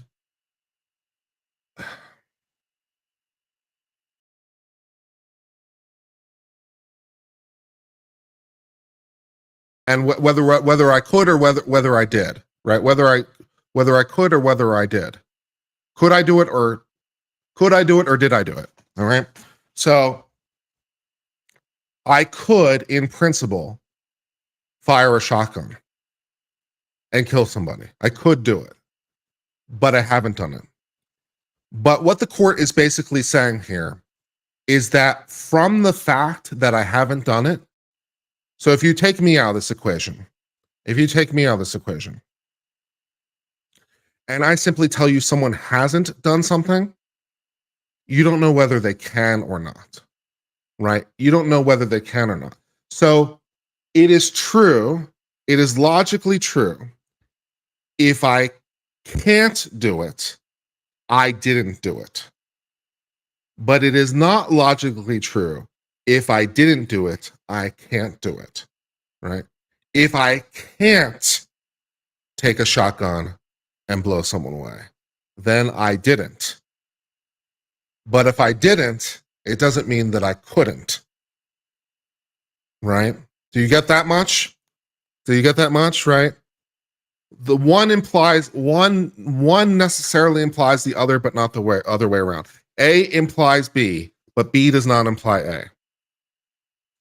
If I can't do it, I didn't do it. But if I didn't do it, can I? You know, how do you know from the mere fact that I didn't do it whether I could or not? All right. Okay. All right. Now, so that's true for the act, right? That's true for the act. I could get in my car and drive to the mall. I could get up right now and get a glass of water. I could do that, but I haven't. But maybe I can't. Actually, for that matter, you actually, strictly speaking, don't know that I can. You, strictly speaking, don't know that I can get up and get a glass of water. Maybe the water at my apartment's busted right now. Maybe there's no water anywhere in my apartment building. Right? So you actually don't know, strictly speaking, that I can go up and get a glass of water. You're seeing me not do that. You're seeing me not get up and get a glass of water, but can I? Can I get up and get a glass of water? You actually don't know if I can. Strictly speaking, you don't know. Okay. All right. So the same is true for mental state, basically. The same is true for mental state. So the question that we're trying to answer ultimately is, did the person form the intent? Did they form the intent to kill? You can argue that they did. But effectively, you can't argue that they can't. Because what the court is pointing out here is that any of us have the capacity to form the intent to do a lot of things. You might have the intent to kill and not do it. You know, you probably do it not completely infrequently. If you're a normal human being, you know, someone cuts you off in traffic and for a split second, maybe you have the intent to kill, but you don't because you have enough self-control, right? So you probably form the intent to commit, or you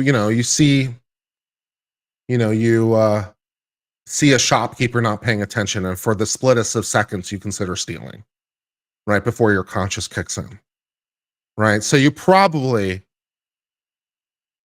form the intent to do illegal things all the time and then like immediately decide not to. So does the fact that you didn't form the intent mean that you can't, right? How do we know whether you can or not based on the fact that you didn't, right? Right? You didn't form, let's say you didn't form the intent to kill me today. That would be great. I hope you didn't. Let's say you didn't inform the intent to kill me. Is that because you can't form the intent to kill me? Is it because you can't do it? Is it because you're utterly incapable, or is it just because you didn't? And you can't necessarily tell from the fact that you didn't whether or not you can or not. So what they're saying here is that a psychiatrist, what they want the person to do is they want the psychiatrist to get on the stand and effectively say, this person can't form the intent. They don't have the capacity. They do not have the capacity to form the intent. What the court is saying is basically, we do not accept that as a proposition. We fundamentally do not accept the proposition. Our conceit is that everyone can. Our conceit is everyone can. Everyone can form the intent. No matter what. It's basically as close to an absolute rule as you're going to find in law, is essentially what they're saying. So you want an absolute rule? This is about as close as it gets, right? It's about as close as absolute that everyone can. And so they won't allow you to argue that you can't. So they won't allow a psychiatrist to get on the stand and say this person lacks the ability to do it. Their view of this is at least partially informed by they don't think psychiatrists can say it with enough confidence. They don't think it's ultimately a legal determination as to it's ultimately a legal testimony as to what a legal view about what psychiatrists can do. So yeah, basically what the legal experts are doing is they're opining about what the entire medical community can do within their capacity. Is there any doctor or is there any psychiatrist who can do a test that's scientifically reliable enough, that is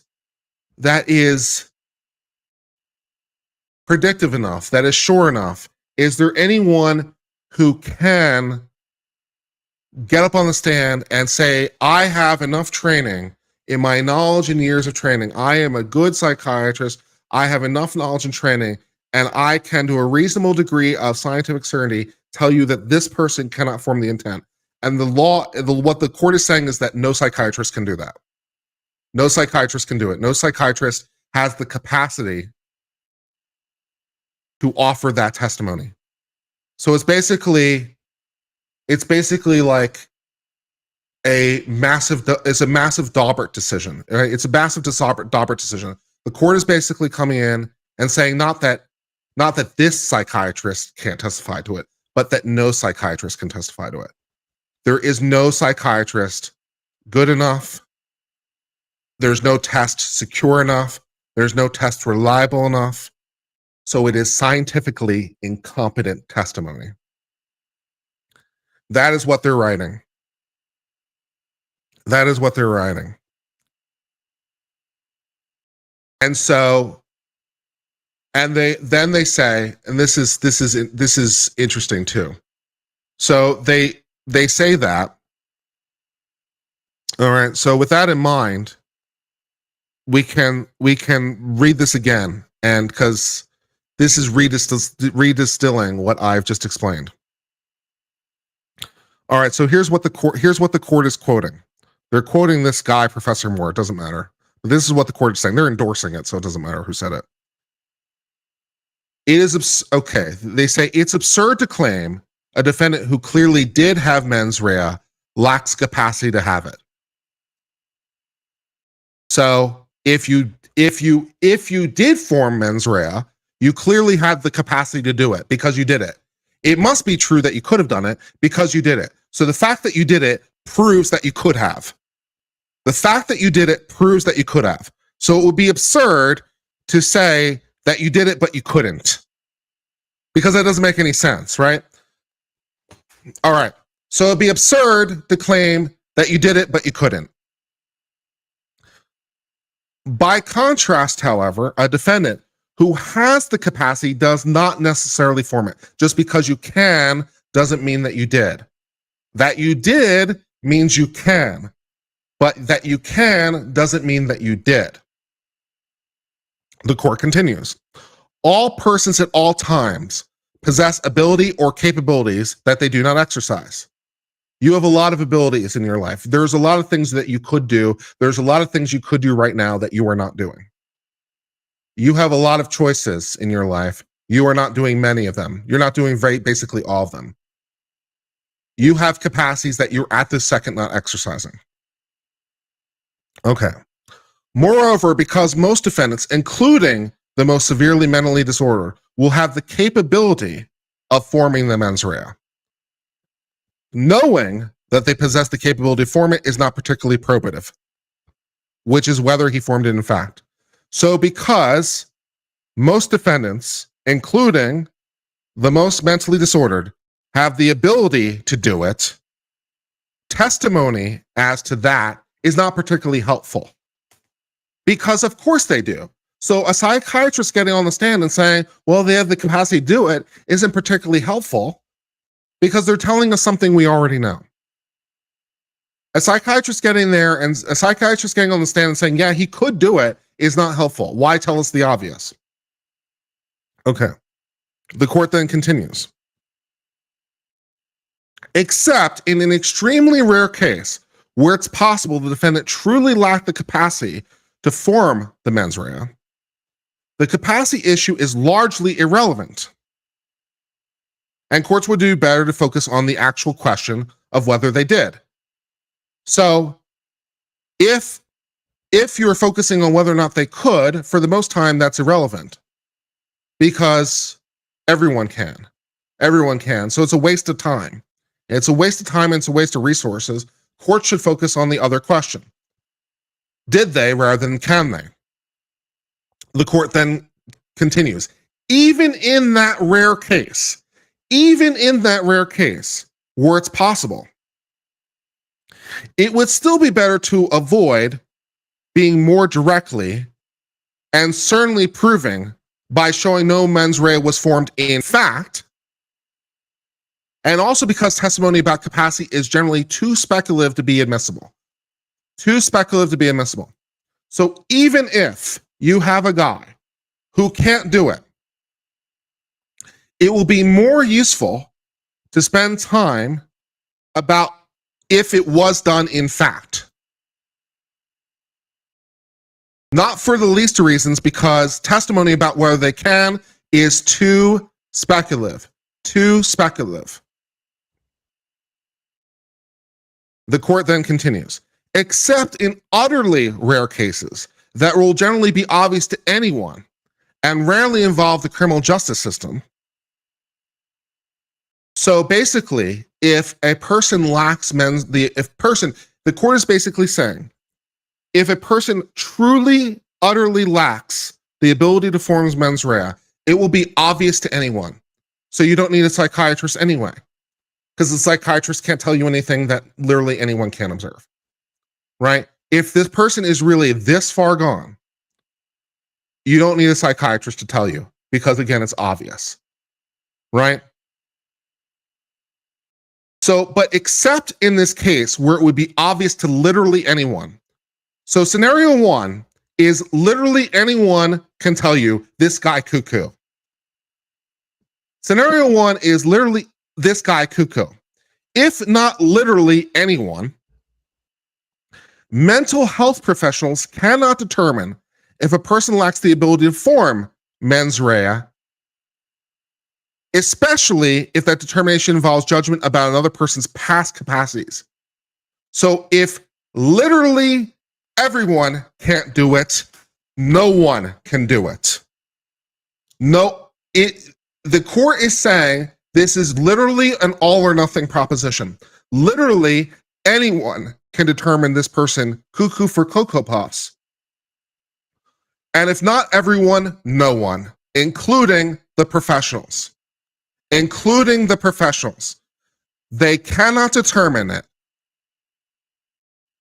The court justifies its rationale by saying, there is simply no way to know this. No scientific technique or scientific test or technique then can prove the answer. So unless literally everyone can do it, no one can do it because there is no test, there is no technique, there is no way to go about this. It cannot be done. It cannot be done. Or at least it hasn't been done. Maybe someday technology will somehow invent a way, but it hasn't been done. There is no test reliable enough. There is no technique secure enough. There is no expert with enough knowledge. There is no expert with enough training who can devise any method that can provide us with enough reliability. The court continues to buy its rationale by saying, of course, the claim that a person had the capacity to form mens rea will almost always be correct because we know this is true from everyday observation and common sense. This is something that belongs to literally every man. Assessing whether a person could not have formed the mental state is beyond current capabilities. No one can do it. There is no test good enough. There is no test secure enough. It cannot be done. It is impossible. It is impossible. There's no test secure enough. Asking a psychiatrist whether or not a person can form the intent is a little bit like giving them a lie detector test. In either case, it is not reliable enough to be admissible in court. If the mental state is not formed in fact, we cannot, from that, be certain whether they didn't or they couldn't. So if they didn't, is it because they didn't or is it because they couldn't? We can't know. Testimony concerning lack of capacity is far too speculative to be helpful. Far too speculative. So this is basically like a massive McNaughton decision, is what this is. This is really, really interesting. And this took a minute. This took a hot minute to think out. This took a hot minute to think out. Because I had to really parse through this language and really think this out. And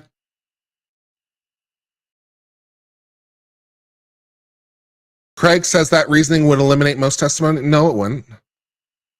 No, it wouldn't. This is just one big ass McNaughton decision. That's what this is. It's just one big ass McNaughton decision. There's plenty. First of all, it's to factual witnesses. Anyone can testify as to what they saw, heard, observed, right? So this is dealing only with expert opinion testimony. This isn't dealing with a fact witness at all. So this is not dealing with a person who can observe things and their testimony. And second of all, as to expert testimony, this is sort of the rule generally. This is the rule. You know, you can't bring the witch doctor in as an expert witness. You can't bring the polygraph expert in as an expert witness. They are legally incompetent. Their tests are not secure enough. They're not reliable enough. So it's one big ass McNaughton decision. It's not secure enough to be able to speak to this issue.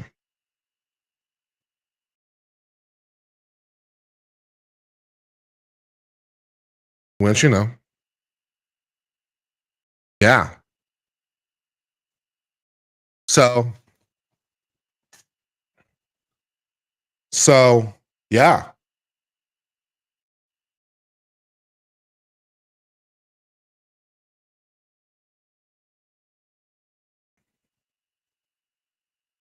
Yeah, that took a hot minute to be able to figure out what they're talking about. That took a hot minute to figure out what they're talking about. But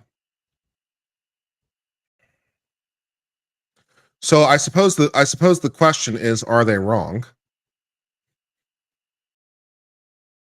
And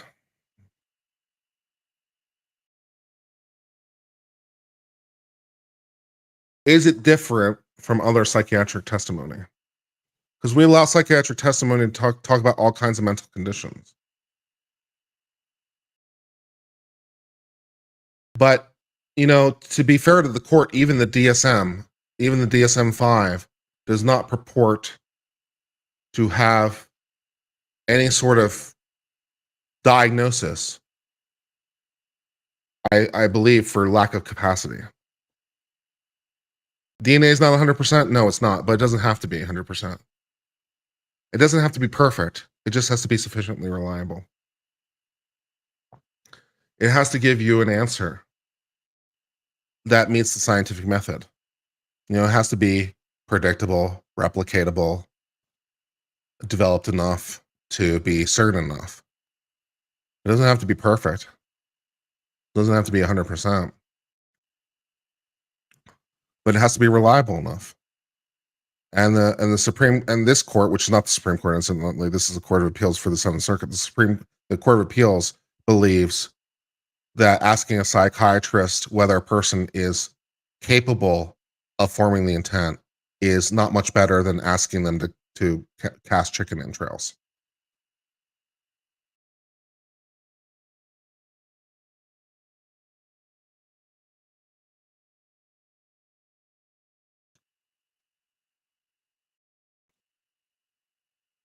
Yeah.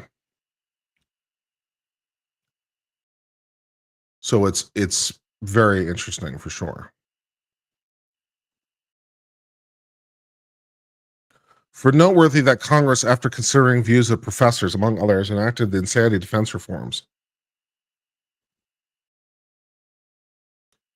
No expert witness testifying with respect to mental state or condition of defendant in a criminal case may state an opinion or inference as to whether the defendant did or did not have mental state or condition constituting element of the crime. Such element issues are matter for the trial fact alone. This court has interpreted the rule to preclude psychiatric testimony on the question of defendant's capacity. Our reading of the rule convinces us of the same practical effect as Wisconsin's rule. Both rules exclude psychiatric opinion testimony on the question of whether the defendant has the capacity to form requisite intent, constituting an element of the offense charge, while allowing relevant expert testimony detailing defendant's mental health history, which might have an intent to negate prosecutor's proof of the issue of intent. So they can give you facts. They just can't answer the ultimate question. They just can't answer the ultimate question. You can't ask them the ultimate question. So you can get a psychiatrist up there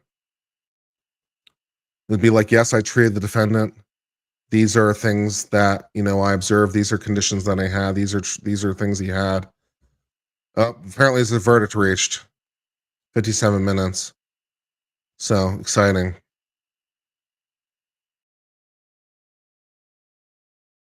We also note a number of other states, in addition, Wisconsin, prohibit either by statute or castle the nature of testimony on the ultimate issue of intent. All the law from other jurisdictions not determined the fact that other states have done this. And 2 other circuits have addressed this question, and decisions are in accord with our holding that disallows the testimony is not violative of due process.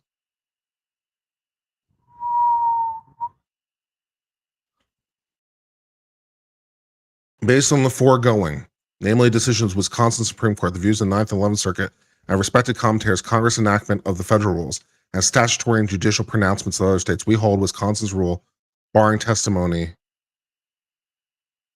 is not without a legal foundation. Wow.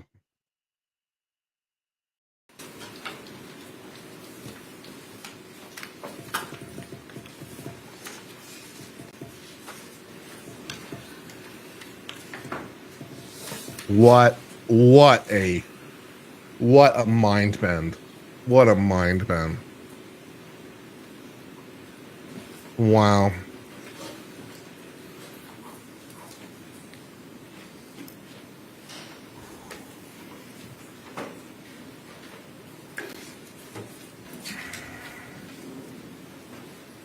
What a mind bend that was. That was just so much fun. That made you really think, man.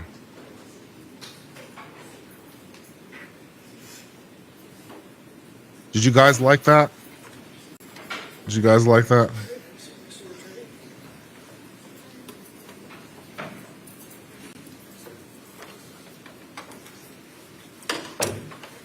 Okay. Anything to bring up before the jury comes back? Mr. Saunders? No. Mr. Freilich? No, you are. All right.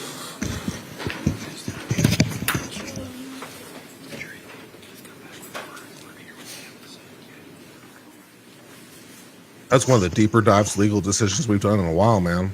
Who knew that Taylor Schabusiness would lead to one of the most deep dive legal discussions on mens rea we may have ever had on this channel. Taylor Schabusiness is responsible for one of the most interesting looks at the mental state requirement possibly ever.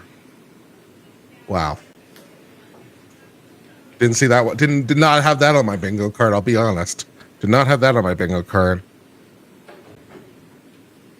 And it all started with curiosity. I was like, wait a second, how does this thing make sense? What are they doing, this two-stage thing? What's going on, this civil split thing? What the hell's going on?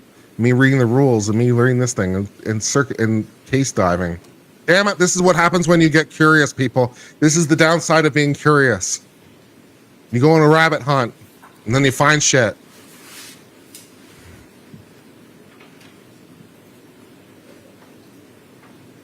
What do you think, B-Fish friend? It's a rough one, Kurt. That's a rough one, not gonna lie. That's a rough one.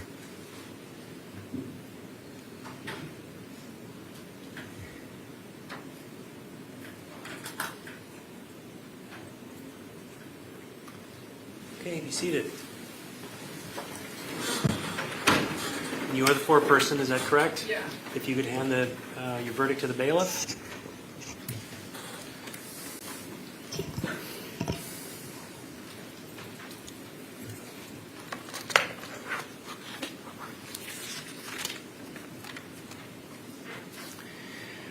Okay. The verdict seems to be in order, and I will read it as follows. Question 1. At the time the crimes were committed, did the defendant have a mental disease or mental defect? Answer, no. There's no answer then for question 2. It is dated this date, July 27, 2023, signed by the foreperson. There were no dissenting jurors. Is there a request by either of the parties to have the jury polled? Mr. Saunders? No. Mr. Freilich? Yes. All right. We did this the last time, ladies and gentlemen. I'm going to poll you again. I'm going to start in the back. Ma'am, are these your verdicts? Yes. Ma'am, are these your verdicts? Yes. Ma'am, are these your verdicts? Yes. Ma'am, are these your verdicts? Yes. Ma'am, are these your verdicts? Yes. Sir, are these your verdicts? Yes. Ma'am, are these your verdicts? Yes. Start down here. Sir, are these your verdicts? Yes. Ma'am, are these your verdicts? Yes. Sir, are these your verdicts? Yes. Sir, are these your verdicts? Yes. Ma'am, are these your verdicts? Yes. Ladies and gentlemen of the jury, your service in this case is now completed. Many jurors ask if they are allowed to discuss the case with others after receipt of the verdict. Because your role in this case is over, you are not prohibited from discussing the case with anyone. However, you should know that you do not have to discuss the case with anyone or answer any questions about it from anyone other than from the court. This includes the parties, lawyers, the media, or anyone else.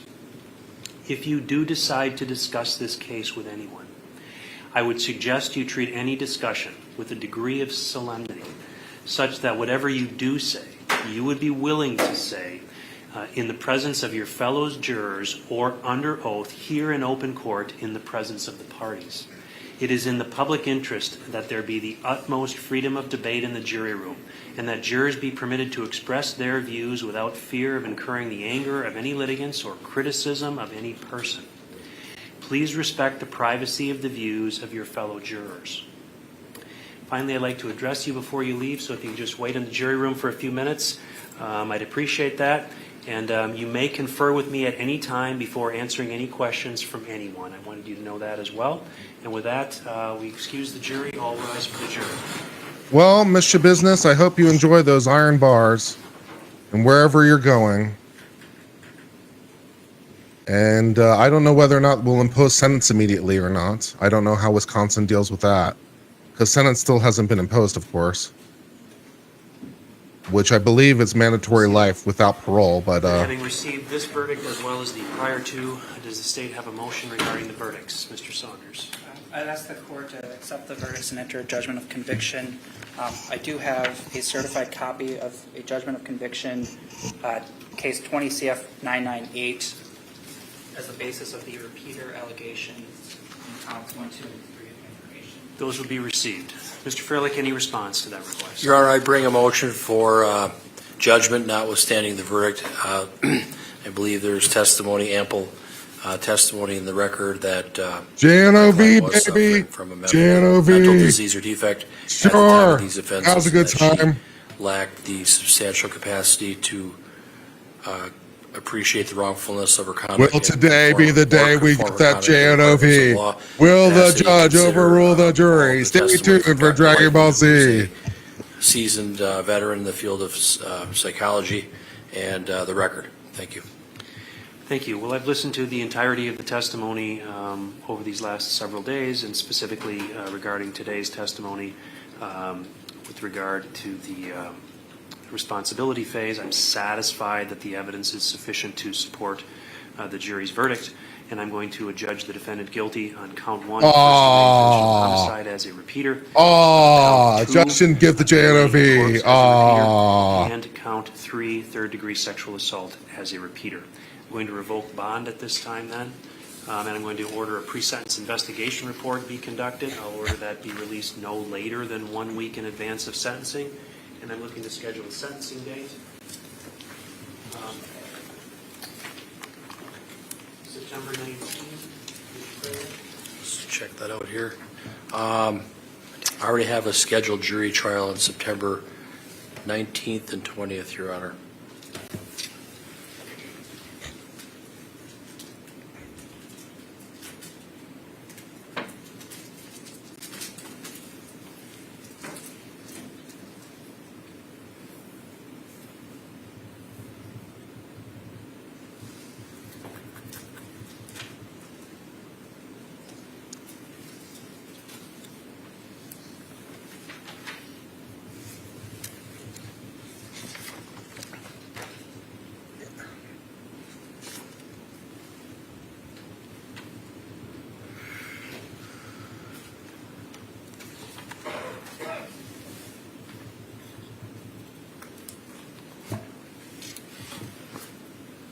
September 26th.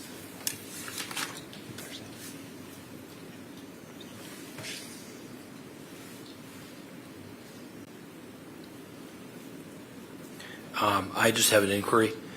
Would it be set for the whole day, for half a day? I've got hearings that day, but I could try to move some things around. I understand, Mr. Fraley, and I'd appreciate it if you could do that. That's 2 months out. I have things on that day too, and you might be getting a phone call. You might be getting a phone call from my office asking if one of these cases can be moved, which will be easy to get permission from me to do that. But I would schedule it for 8:30 in the morning. I don't know how long it's going to take, but I would plan on the matter taking the entirety of the day. Your Honor, I think I can move everything, but if it could it start at 9:30? Sure, I don't have a problem with that. 9:30 in the morning. Mr. Saunders, I see you checking in the back. I'm assuming with the crime victim. Is that an acceptable date to schedule? Yes, I believe it is. Okay. September 26th, 9:30 in the morning. I'll have that scheduled for the balance of the day. I doubt it will take that long, but fine. I guess it depends who wants to speak and how long, but I doubt it will take All that right, long. very good. Anything else before we adjourn, Mr. Saunders? No. Mr. Freilich? Your Honor, that pre-sentence report, if I only have a week, I can imagine this one's going to be long. Could I have a little bit more time, maybe get it 10 days before? I will. Here's what I'm going to do. I'm going to order that it be released no later than 2 weeks in advance of sentencing. This hearing is about 2 months out. I didn't count the weeks, but I think we can get it done in that amount of time because they tell us they can get them done in 6 to 8 weeks. So That's what I'll order, okay? Thank you. And with that, the matter is concluded. Thank you. Thank you very much. Yeah, so sentencing isn't until September, but she, of course, is going to jail for the rest of her life. I think it's mandatory. As a matter of fact, for murder in the first degree, is prison without parole. Or watch Miss Schabusiness be taken away. What's your business? What's your business? What's your business, yo? What's your business? What's your business? What's your business, yo?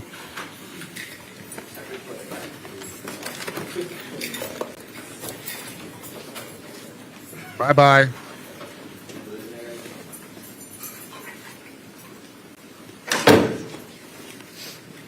All right, guys, that's the end of that.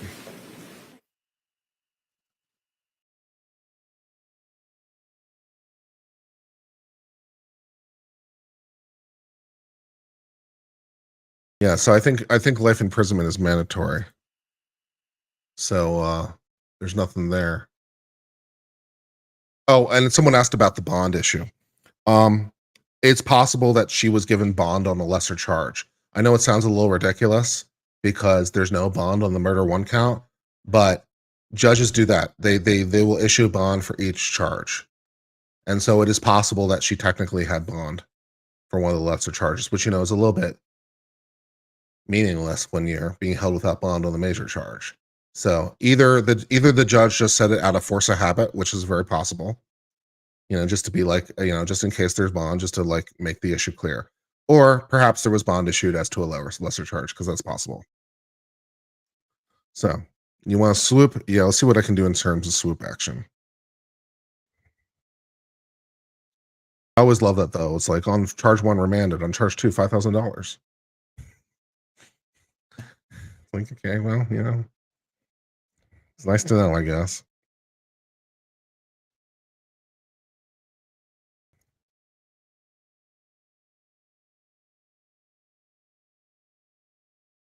I'm waiting for my browser to kick. The browser is going to kick me out. I already know the browser is going to kick me out.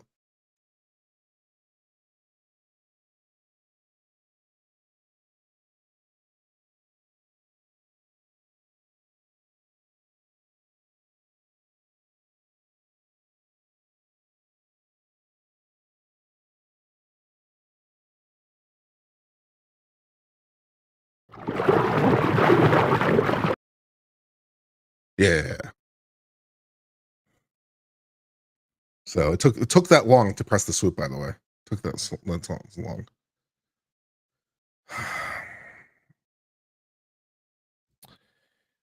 Yeah. Thanks to, of course, our mods. We appreciate our mods who have been here throughout all this stuff. Sandra, Kestrel, Rose, and our other moderators who have been here. Thank you for all the time you spent in helping to make this channel work the way that you do.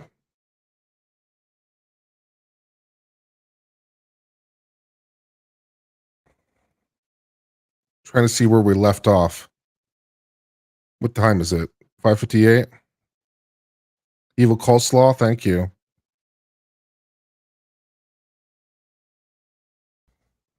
Bush McFadden, 99-cent uncivilian. Bush McFadden, member for 5 months. Alan Parker, gifted 20 gift memberships. Padius has been a member for 1 month.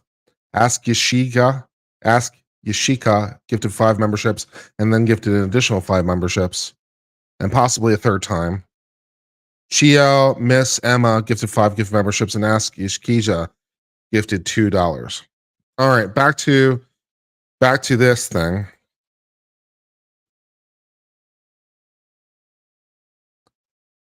Based on the foregoing, namely decisions of the Wisconsin Supreme Court, the views of the 9th and 11th Circuit, the commentators, the Congress's enactment of the statute, and statutory pronouncements, we hold that Wisconsin's rule, barring expert psychological opinion testimony on the question of capacity to form the intent to kill under the statute, is not without legal foundation and offends due process. On the contrary, we're of the opinion that Wisconsin's rule strikes a proper balance between the defendant's right to introduce evidence intending to negate state's proof of his or her intent to kill, with logical and practical limits to introductions of expert testimony. That's interesting.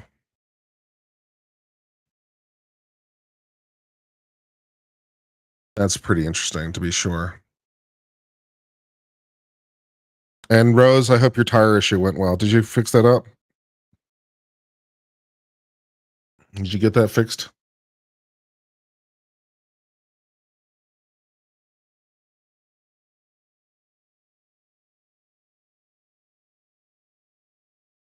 We agree with the Wisconsin Supreme Court's conclusion that psychiatrists are not legal experts. They are medical experts.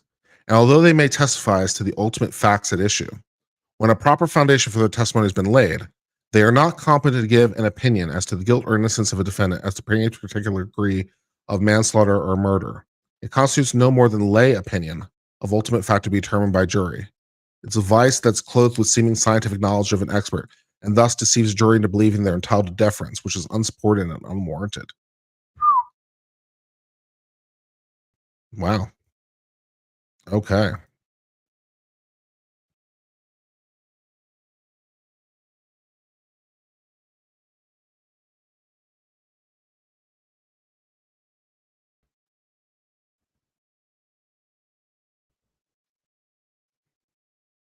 Well, so this is a different case now. So this is from the Wisconsin Supreme Court, right? Steele versus State.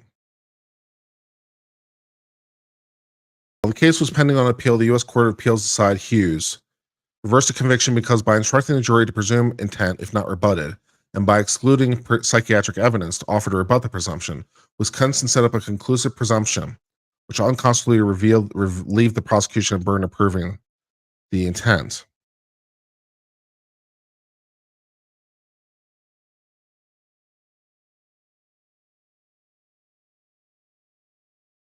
We held in Schmidt that during the guilt phase of a bifurcated trial, competent psychiatric evidence relevant to the defendant's mental state at the time of the crime was admissible, and that refusal to admit such evidence for the purpose of rebutting the presumption of intent was prejudicial error.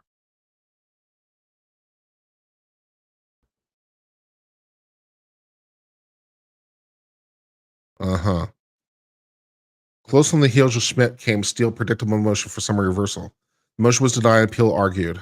Shortly before the intended release of the opinion, the United States Supreme Court decided the case because of the potential impact of these opinions and other problems not briefed by the parties, which has surfaced. This court asked further briefs on oral arguments.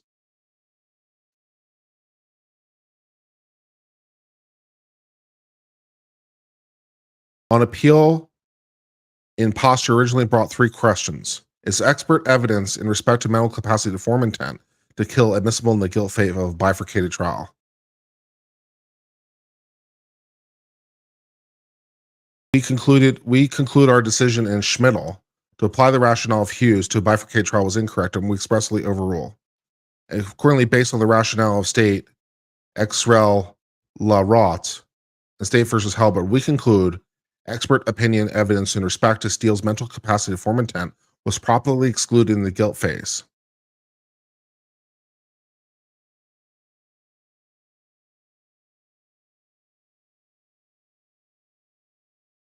Prior to the death, blah, blah, blah, blah, blah, blah.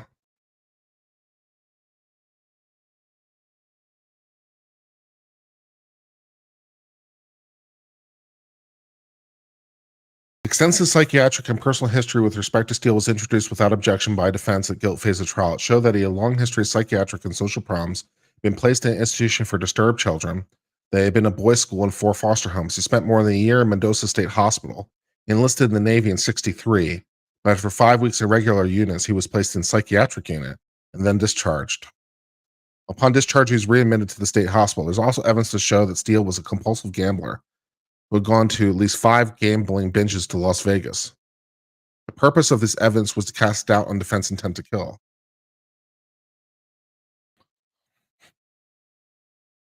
And this evidence offered for the purpose of rebutting the presumption was admitted without objection from the state. In the guilt phase of the trial, defense offered 3 expert witnesses who would have given evidence about Steele's capacity to form intent to kill his wife. Following former offers of proof in respect to the testimony, it was excluded at the state's objection. The record also shows defendant intended to call a psychologist on the issue of defendant's intent or to defendant's incapacity to form intent. A formal offer of proof was not permitted because the potential witness was not in the courtroom. Look at the record, however, we conclude the testimony of the psychologist was excluded for the same reason. that under Wisconsin law, psychiatric or other testimony of the defense capacity to form intent was inadmissible. While the record reveals the objection was also made during testimony of the psychiatrist and social worker on the basis of sufficient foundation, the record demonstrates the controlling reason for exclusion of testimony, which judge's belief was inadmissible during the guilt phase. In so ruling, the trial court applied the then clear rule that psychiatric testimony concerning capacity to form specific intent was inadmissible in the guilt phase.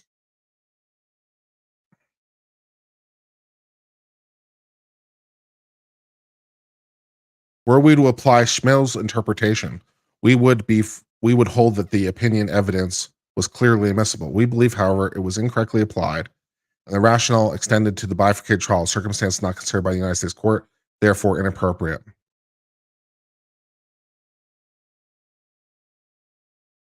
The Court of Appeals analyzed Wisconsin cases and pointed out that Wisconsin had established what it denominated as a rebuttable presumption of intent. The law presumes that person intends the natural and probable consequences of his own acts, but the presumption may be rebutted. In the Hughes case, the Wisconsin trial court instructed the jury when there are no circumstances to prevent or rebut the presumption. The legal and natural presumption is the death was intended. The same presumption and same instruction of the jury were employed. The United States Court of Appeals stated that the use of this presumption, coupled with the established rule of cases which excludes all psychiatric evidence tending to show lack of capacity to form intent, relieved the state of the necessity of proving the intent element. The coupling of the presumption with the rules of evidence excluding testimony to show lack of capacity, in effect, the Court of Appeals asserted, created an irrebuttable presumption, which constitutionally relieves the state of the burden of proving the element.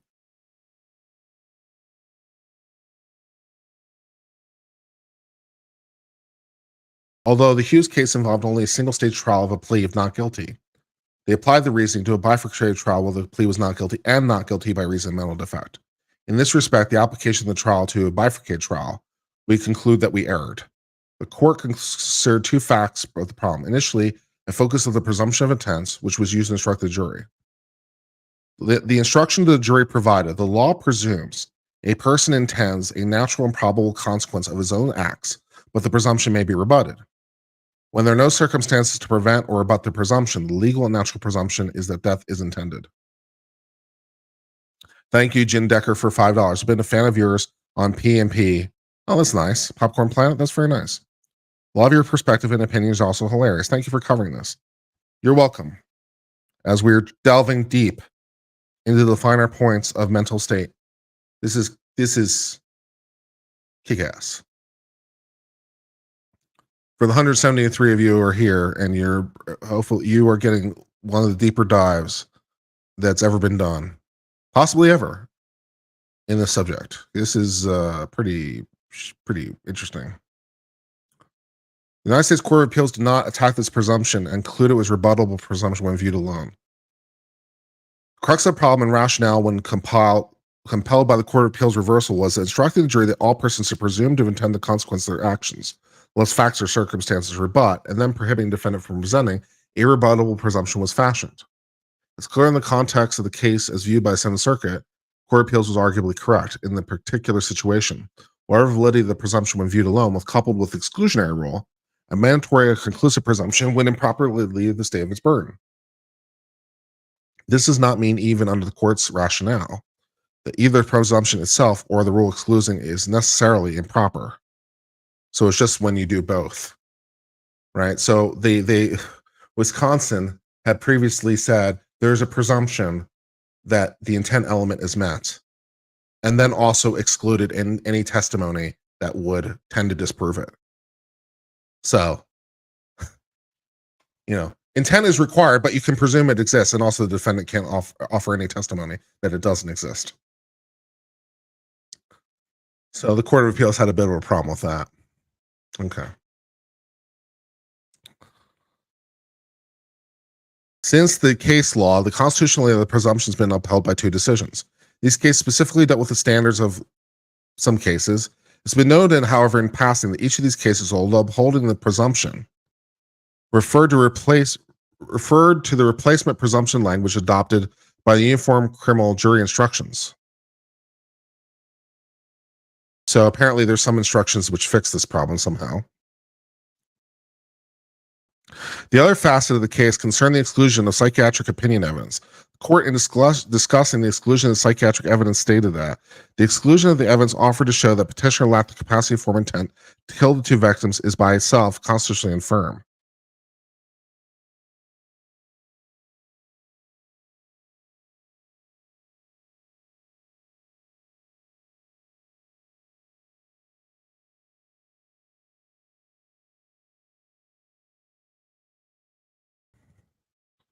It's thus absolutely clear the rationale utilized by United States Court of Appeals in Hughes did not deal with the problems posited in a case, nor the problems that's again emerged. It's apparent that went too far when Hughes compelled the abandonment of the state's previously careful enunciated justification for exclusion testimony. We therefore overrule our case.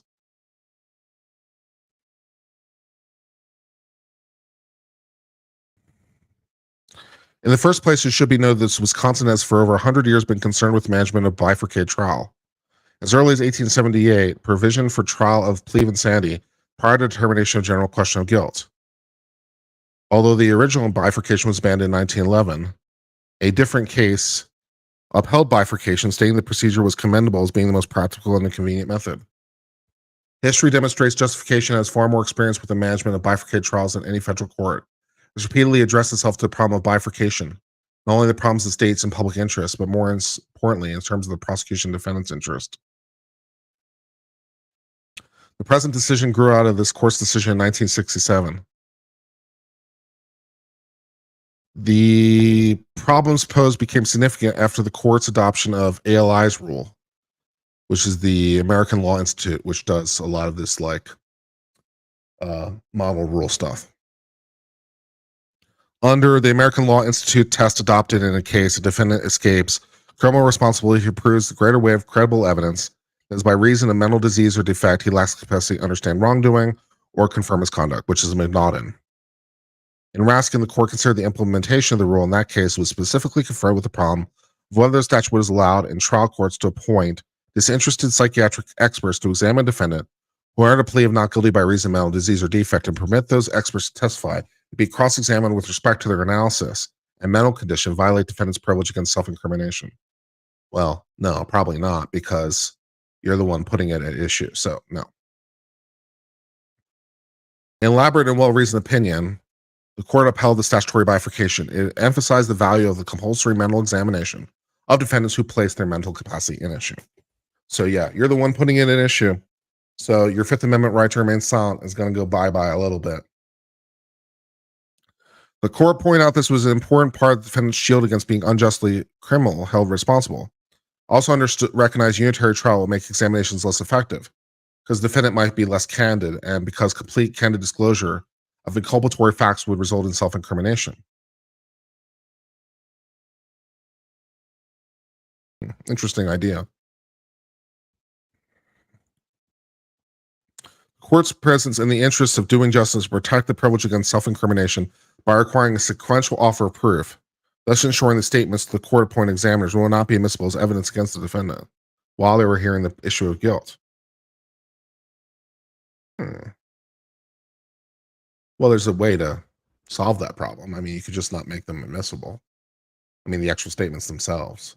So you just say that any statements made are inadmissible. So they're not admissible even though they're from a party opponent. So there's no way to solve this problem, but okay.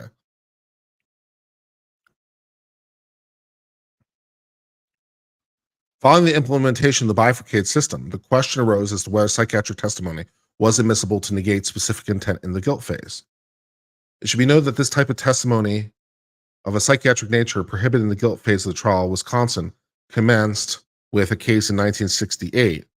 The type of evidence associated with the causative doctrine that because of mental order or defect, the defendant, in the opinion of the expert, was unable to attend or lacked capacity to intend to commit a crime.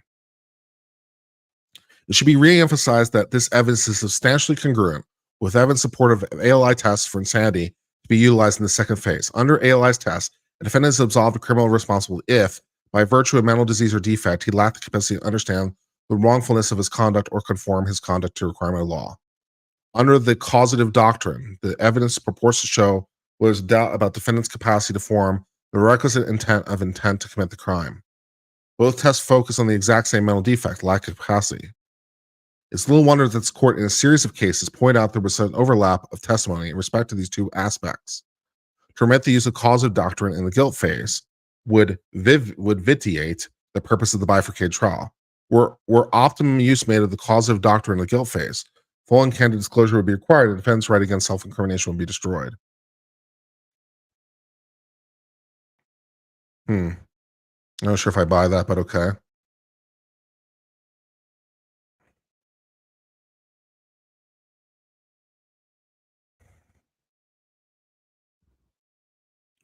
The pre-Schmidl exclusionary rule was attributable, at least in part, to the fact that Wisconsin's mental disease or defect standard of insanity is so very similar to tests for proving diminished capacity. Where there's almost imperceptible distinction between the two types, they involve greatly dissimilar burdens of proof and disproportionate results. When two people commit the same act, it's arbitrary to jail, or unless they're included offense, or acquit the one who lacked the capacity to form specific intent, while committing to a mental facility the one who lacked the capacity to understand the wrongfulness of his conduct.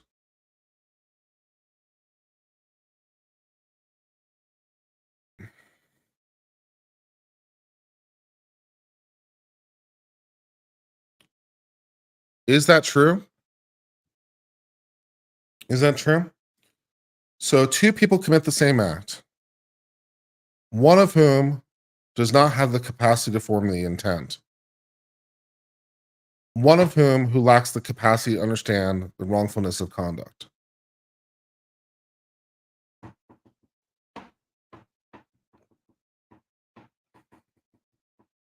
Is it arbitrary, that distinction?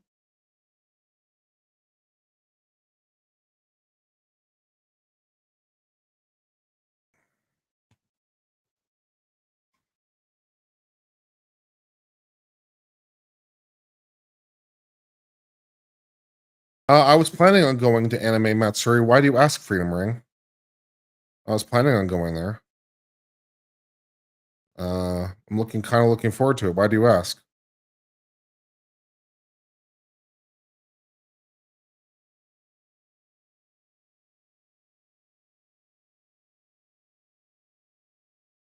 As one commentator observed, the Wisconsin's pre-Schmidl exclusion of psychiatric evidence from guilt phase was a pragmatic recognition of the limits of jury tolerance for distinguishing angels on the heads of pins.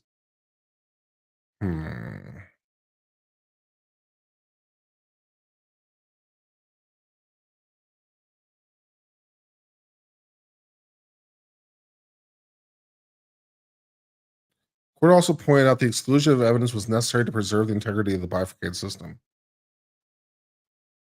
It may well be that all criminal behavior denotes some degree of personality disorganization. It may well be that, far short from actual psychosis, a personality with paranoid flavoring may have less room to maneuver in forming intent or resisting impulses to engage in criminal or antisocial acts. Judge and jury ought not to be required to identify, classify, and evaluate all categories of human behavior by establishing the fact of sanity. Thank you, Freedom Ring. That's very kind of you. I aim for intellectual, and we're definitely aiming for that right now, for sure. In law, the dividing lines to accountability or non-accountability due to mental condition is a test of sanity, whether the legal definition of these terms may be or come to be. The same person is held accountable for his actions. The insane person is not. Personality disturbances or emotional disorders that fall short of insanity are not required areas of court inquiry.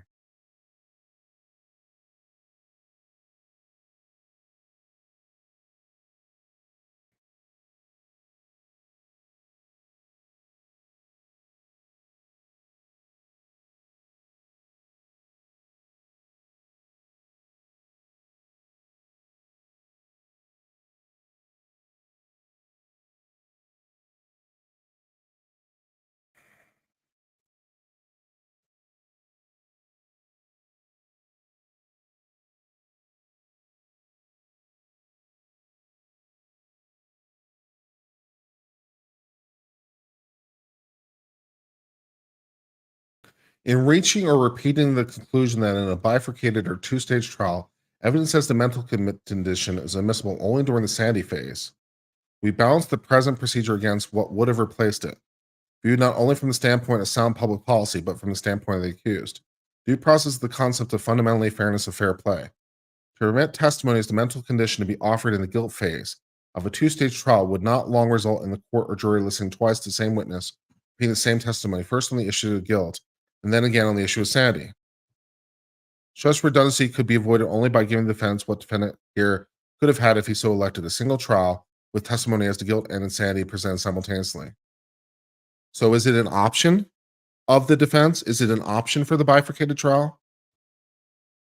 Or is it mandatory?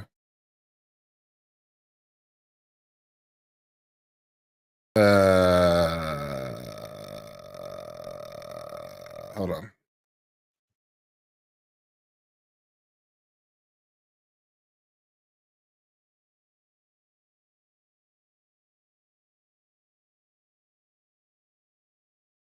Because if it's optional, that solves the due process problem pretty clearly.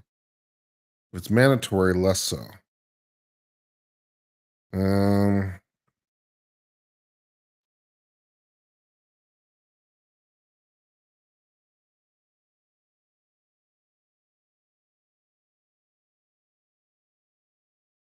law requires issues of guilt and responsibility to be heard separately, so it's not it's not optional. That's interesting.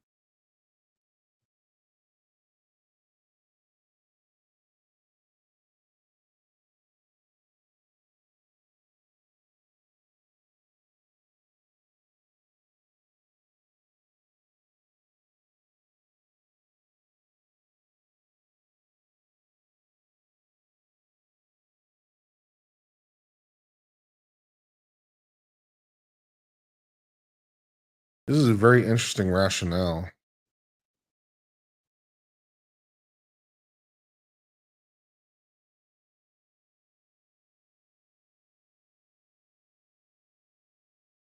There's substantial doubt in respect to trustworthiness and reliability of psychiatric testimony.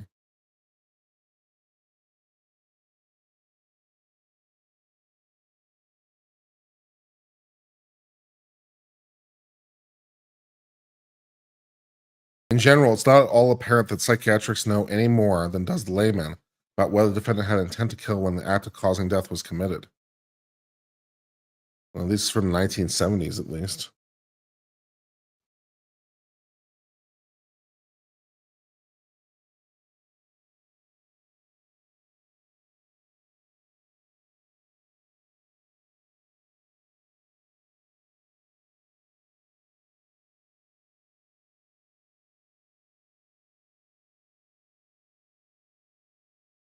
We conclude under the present state of the law, the proffered evidence is neither competent, relevant, nor probative for the purpose asserted. Thus, in addition to the fact that admission of the guilt phase would put jeopardy safeguards designed for the protection of the defendant, we conclude the evidence itself is suspect and excluded. Exclusion is proper in either a single phase trial or guilt phase of a bifurcated trial. So if you want to plead insanity, it has to be bifurcated. So you can't argue it in a single trial either.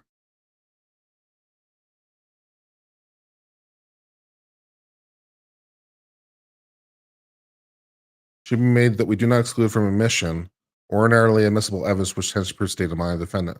Previous statements to the extent they're admissible, excited utterances, previous conduct, press declarations, bearing on intent or lack thereof, when the alleged crime was accidental, inadvertent, mistaken, or all admissible. Will bar is opinion testimony.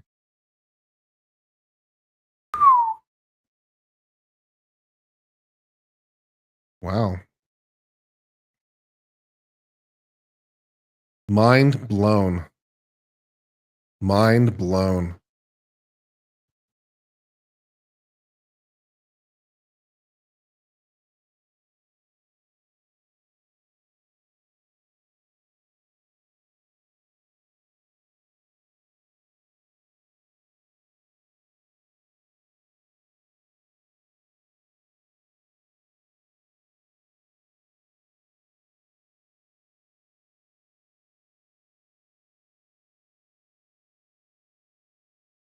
My brain is melting a little bit.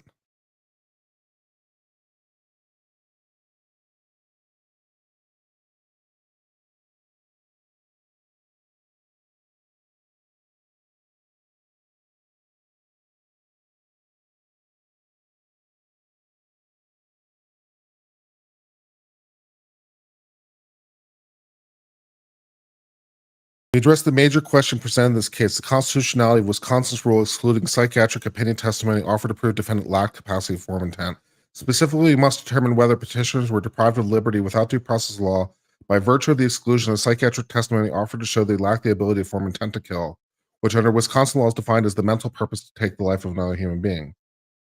Petitioners argue that since intent to kill is an essential element of the crime of which they're convicted, their interrelated right to present evidence in their defense and to be convicted only upon establishment of the essential element beyond a reasonable doubt were offended by the exclusion of psychiatric testimony regarding their mental illness in their trial on their not guilty plea.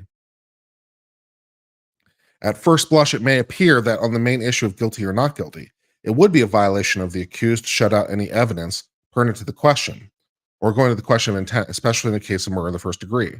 This quotation, which might as well have been taken from the briefs of this case, is a century old.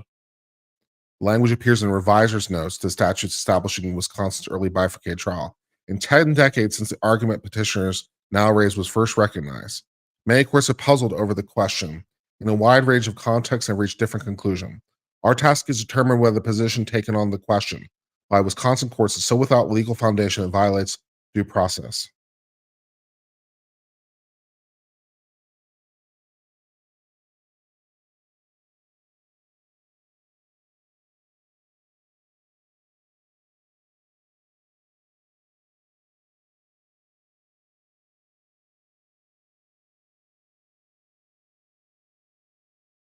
Wisconsin has long recognized that certain mentally ill individuals should not be held accountable under law.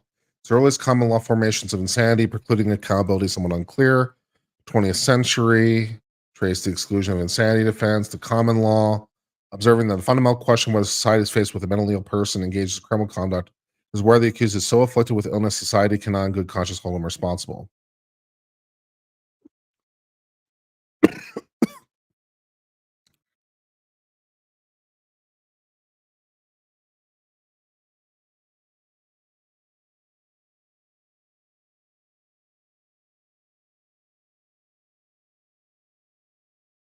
A person is not responsible for criminal conduct if at the time of such conduct is a result of mental disease or defect. He lacks substantial capacity either to appreciate wrongfulness of his conduct or conform to the requirements of law. As used in this chapter, the term mental disease or defect does not include abnormally manifested only by repeat criminal or otherwise antisocial conduct. Mental disease or defect excluding responsibility is an affirmative defense, which the defendant must establish to reasonable certainty by greater weight of evidence. For most of the 19th century, a plea of not guilty by reason of insanity was tried simultaneously with a not guilty plea. In 1878, Wisconsin enacted a scheme providing for bifurcated trial. The defendant finds the jury to be sane beyond a reasonable doubt. The guilt phase of the trial commenced, during which proof of insanity was inadmissible, although now they do it the other way around, which makes more sense. The statutory requirement of trying issues simultaneously was itself challenged as unconstitutional on the ground that psychiatric testimony would disclose inculpatory statements made during compulsory mental examination. The Wisconsin Supreme Court held unitary trial unconstitutional under such circumstances, reasoning that complete mental examination would often require eliciting any inculpatory information that exists, and admission and statements made by defense to medical experts once heard by a jury cannot be effectively erased from their mind. The court, however, reaffirmed an earlier decision upholding the constitutional validity of compulsory mental examination, and determined the scope of self-incriminatory problem was not to restrict the scope of the testimony, but rather permit the defendant to demand bifurcated trial, during which the jury would first render the verdict of guilt and then the issue of sanity. So we're going to try to root this in the Fifth Amendment issue about the right to remain silent, which seems easier to overcome somehow to be this. In a series of decisions under the relevant regime,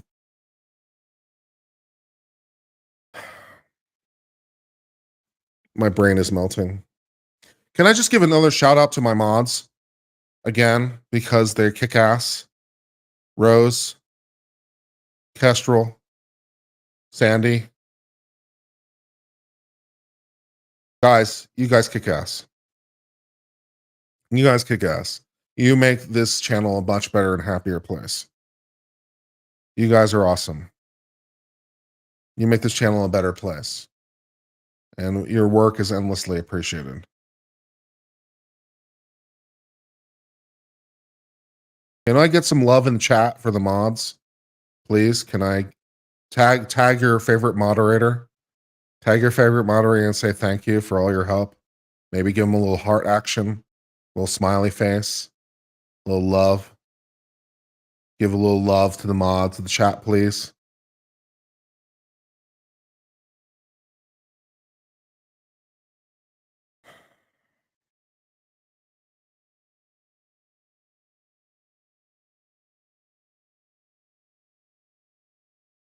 Evidence of criminals defendant's mental illness is inadmissible in guilt portion of trial. Okay.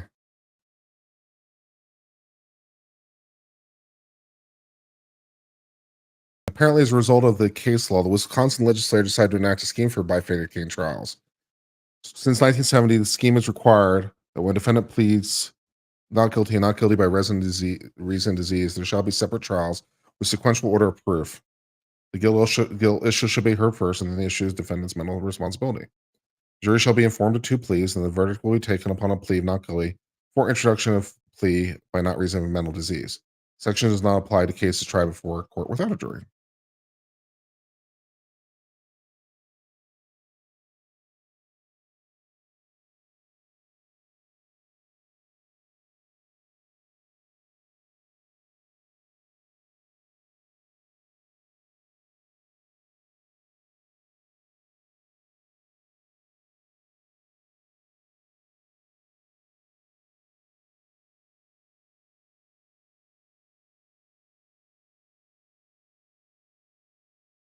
This is very, very interesting.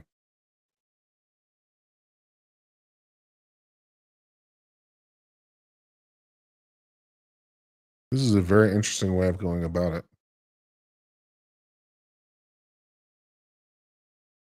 My brain hurts right now.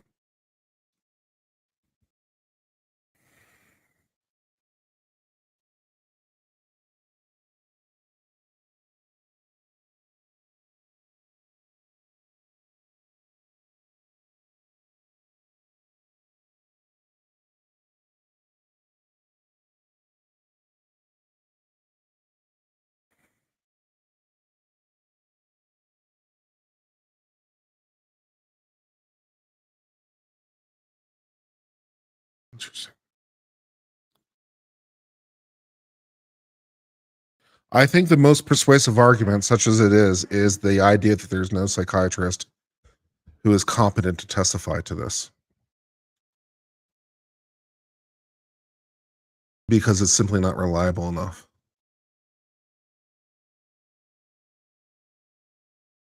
It's a very, very interesting way of going about it. My brain has melted.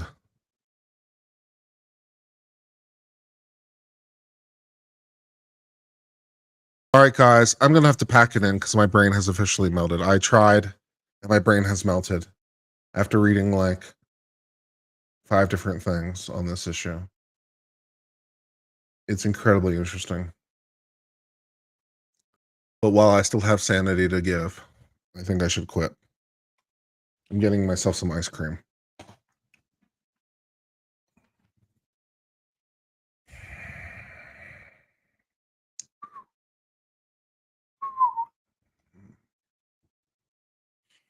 Man.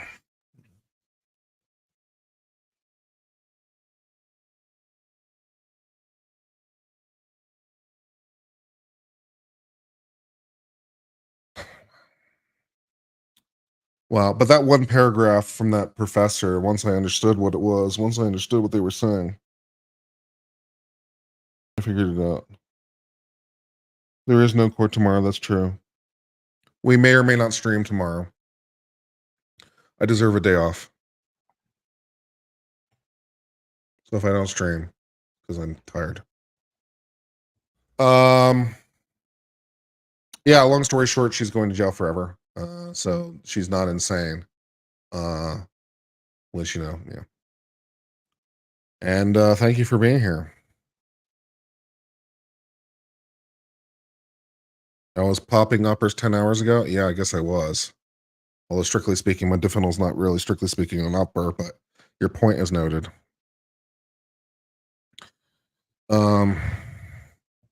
Yeah.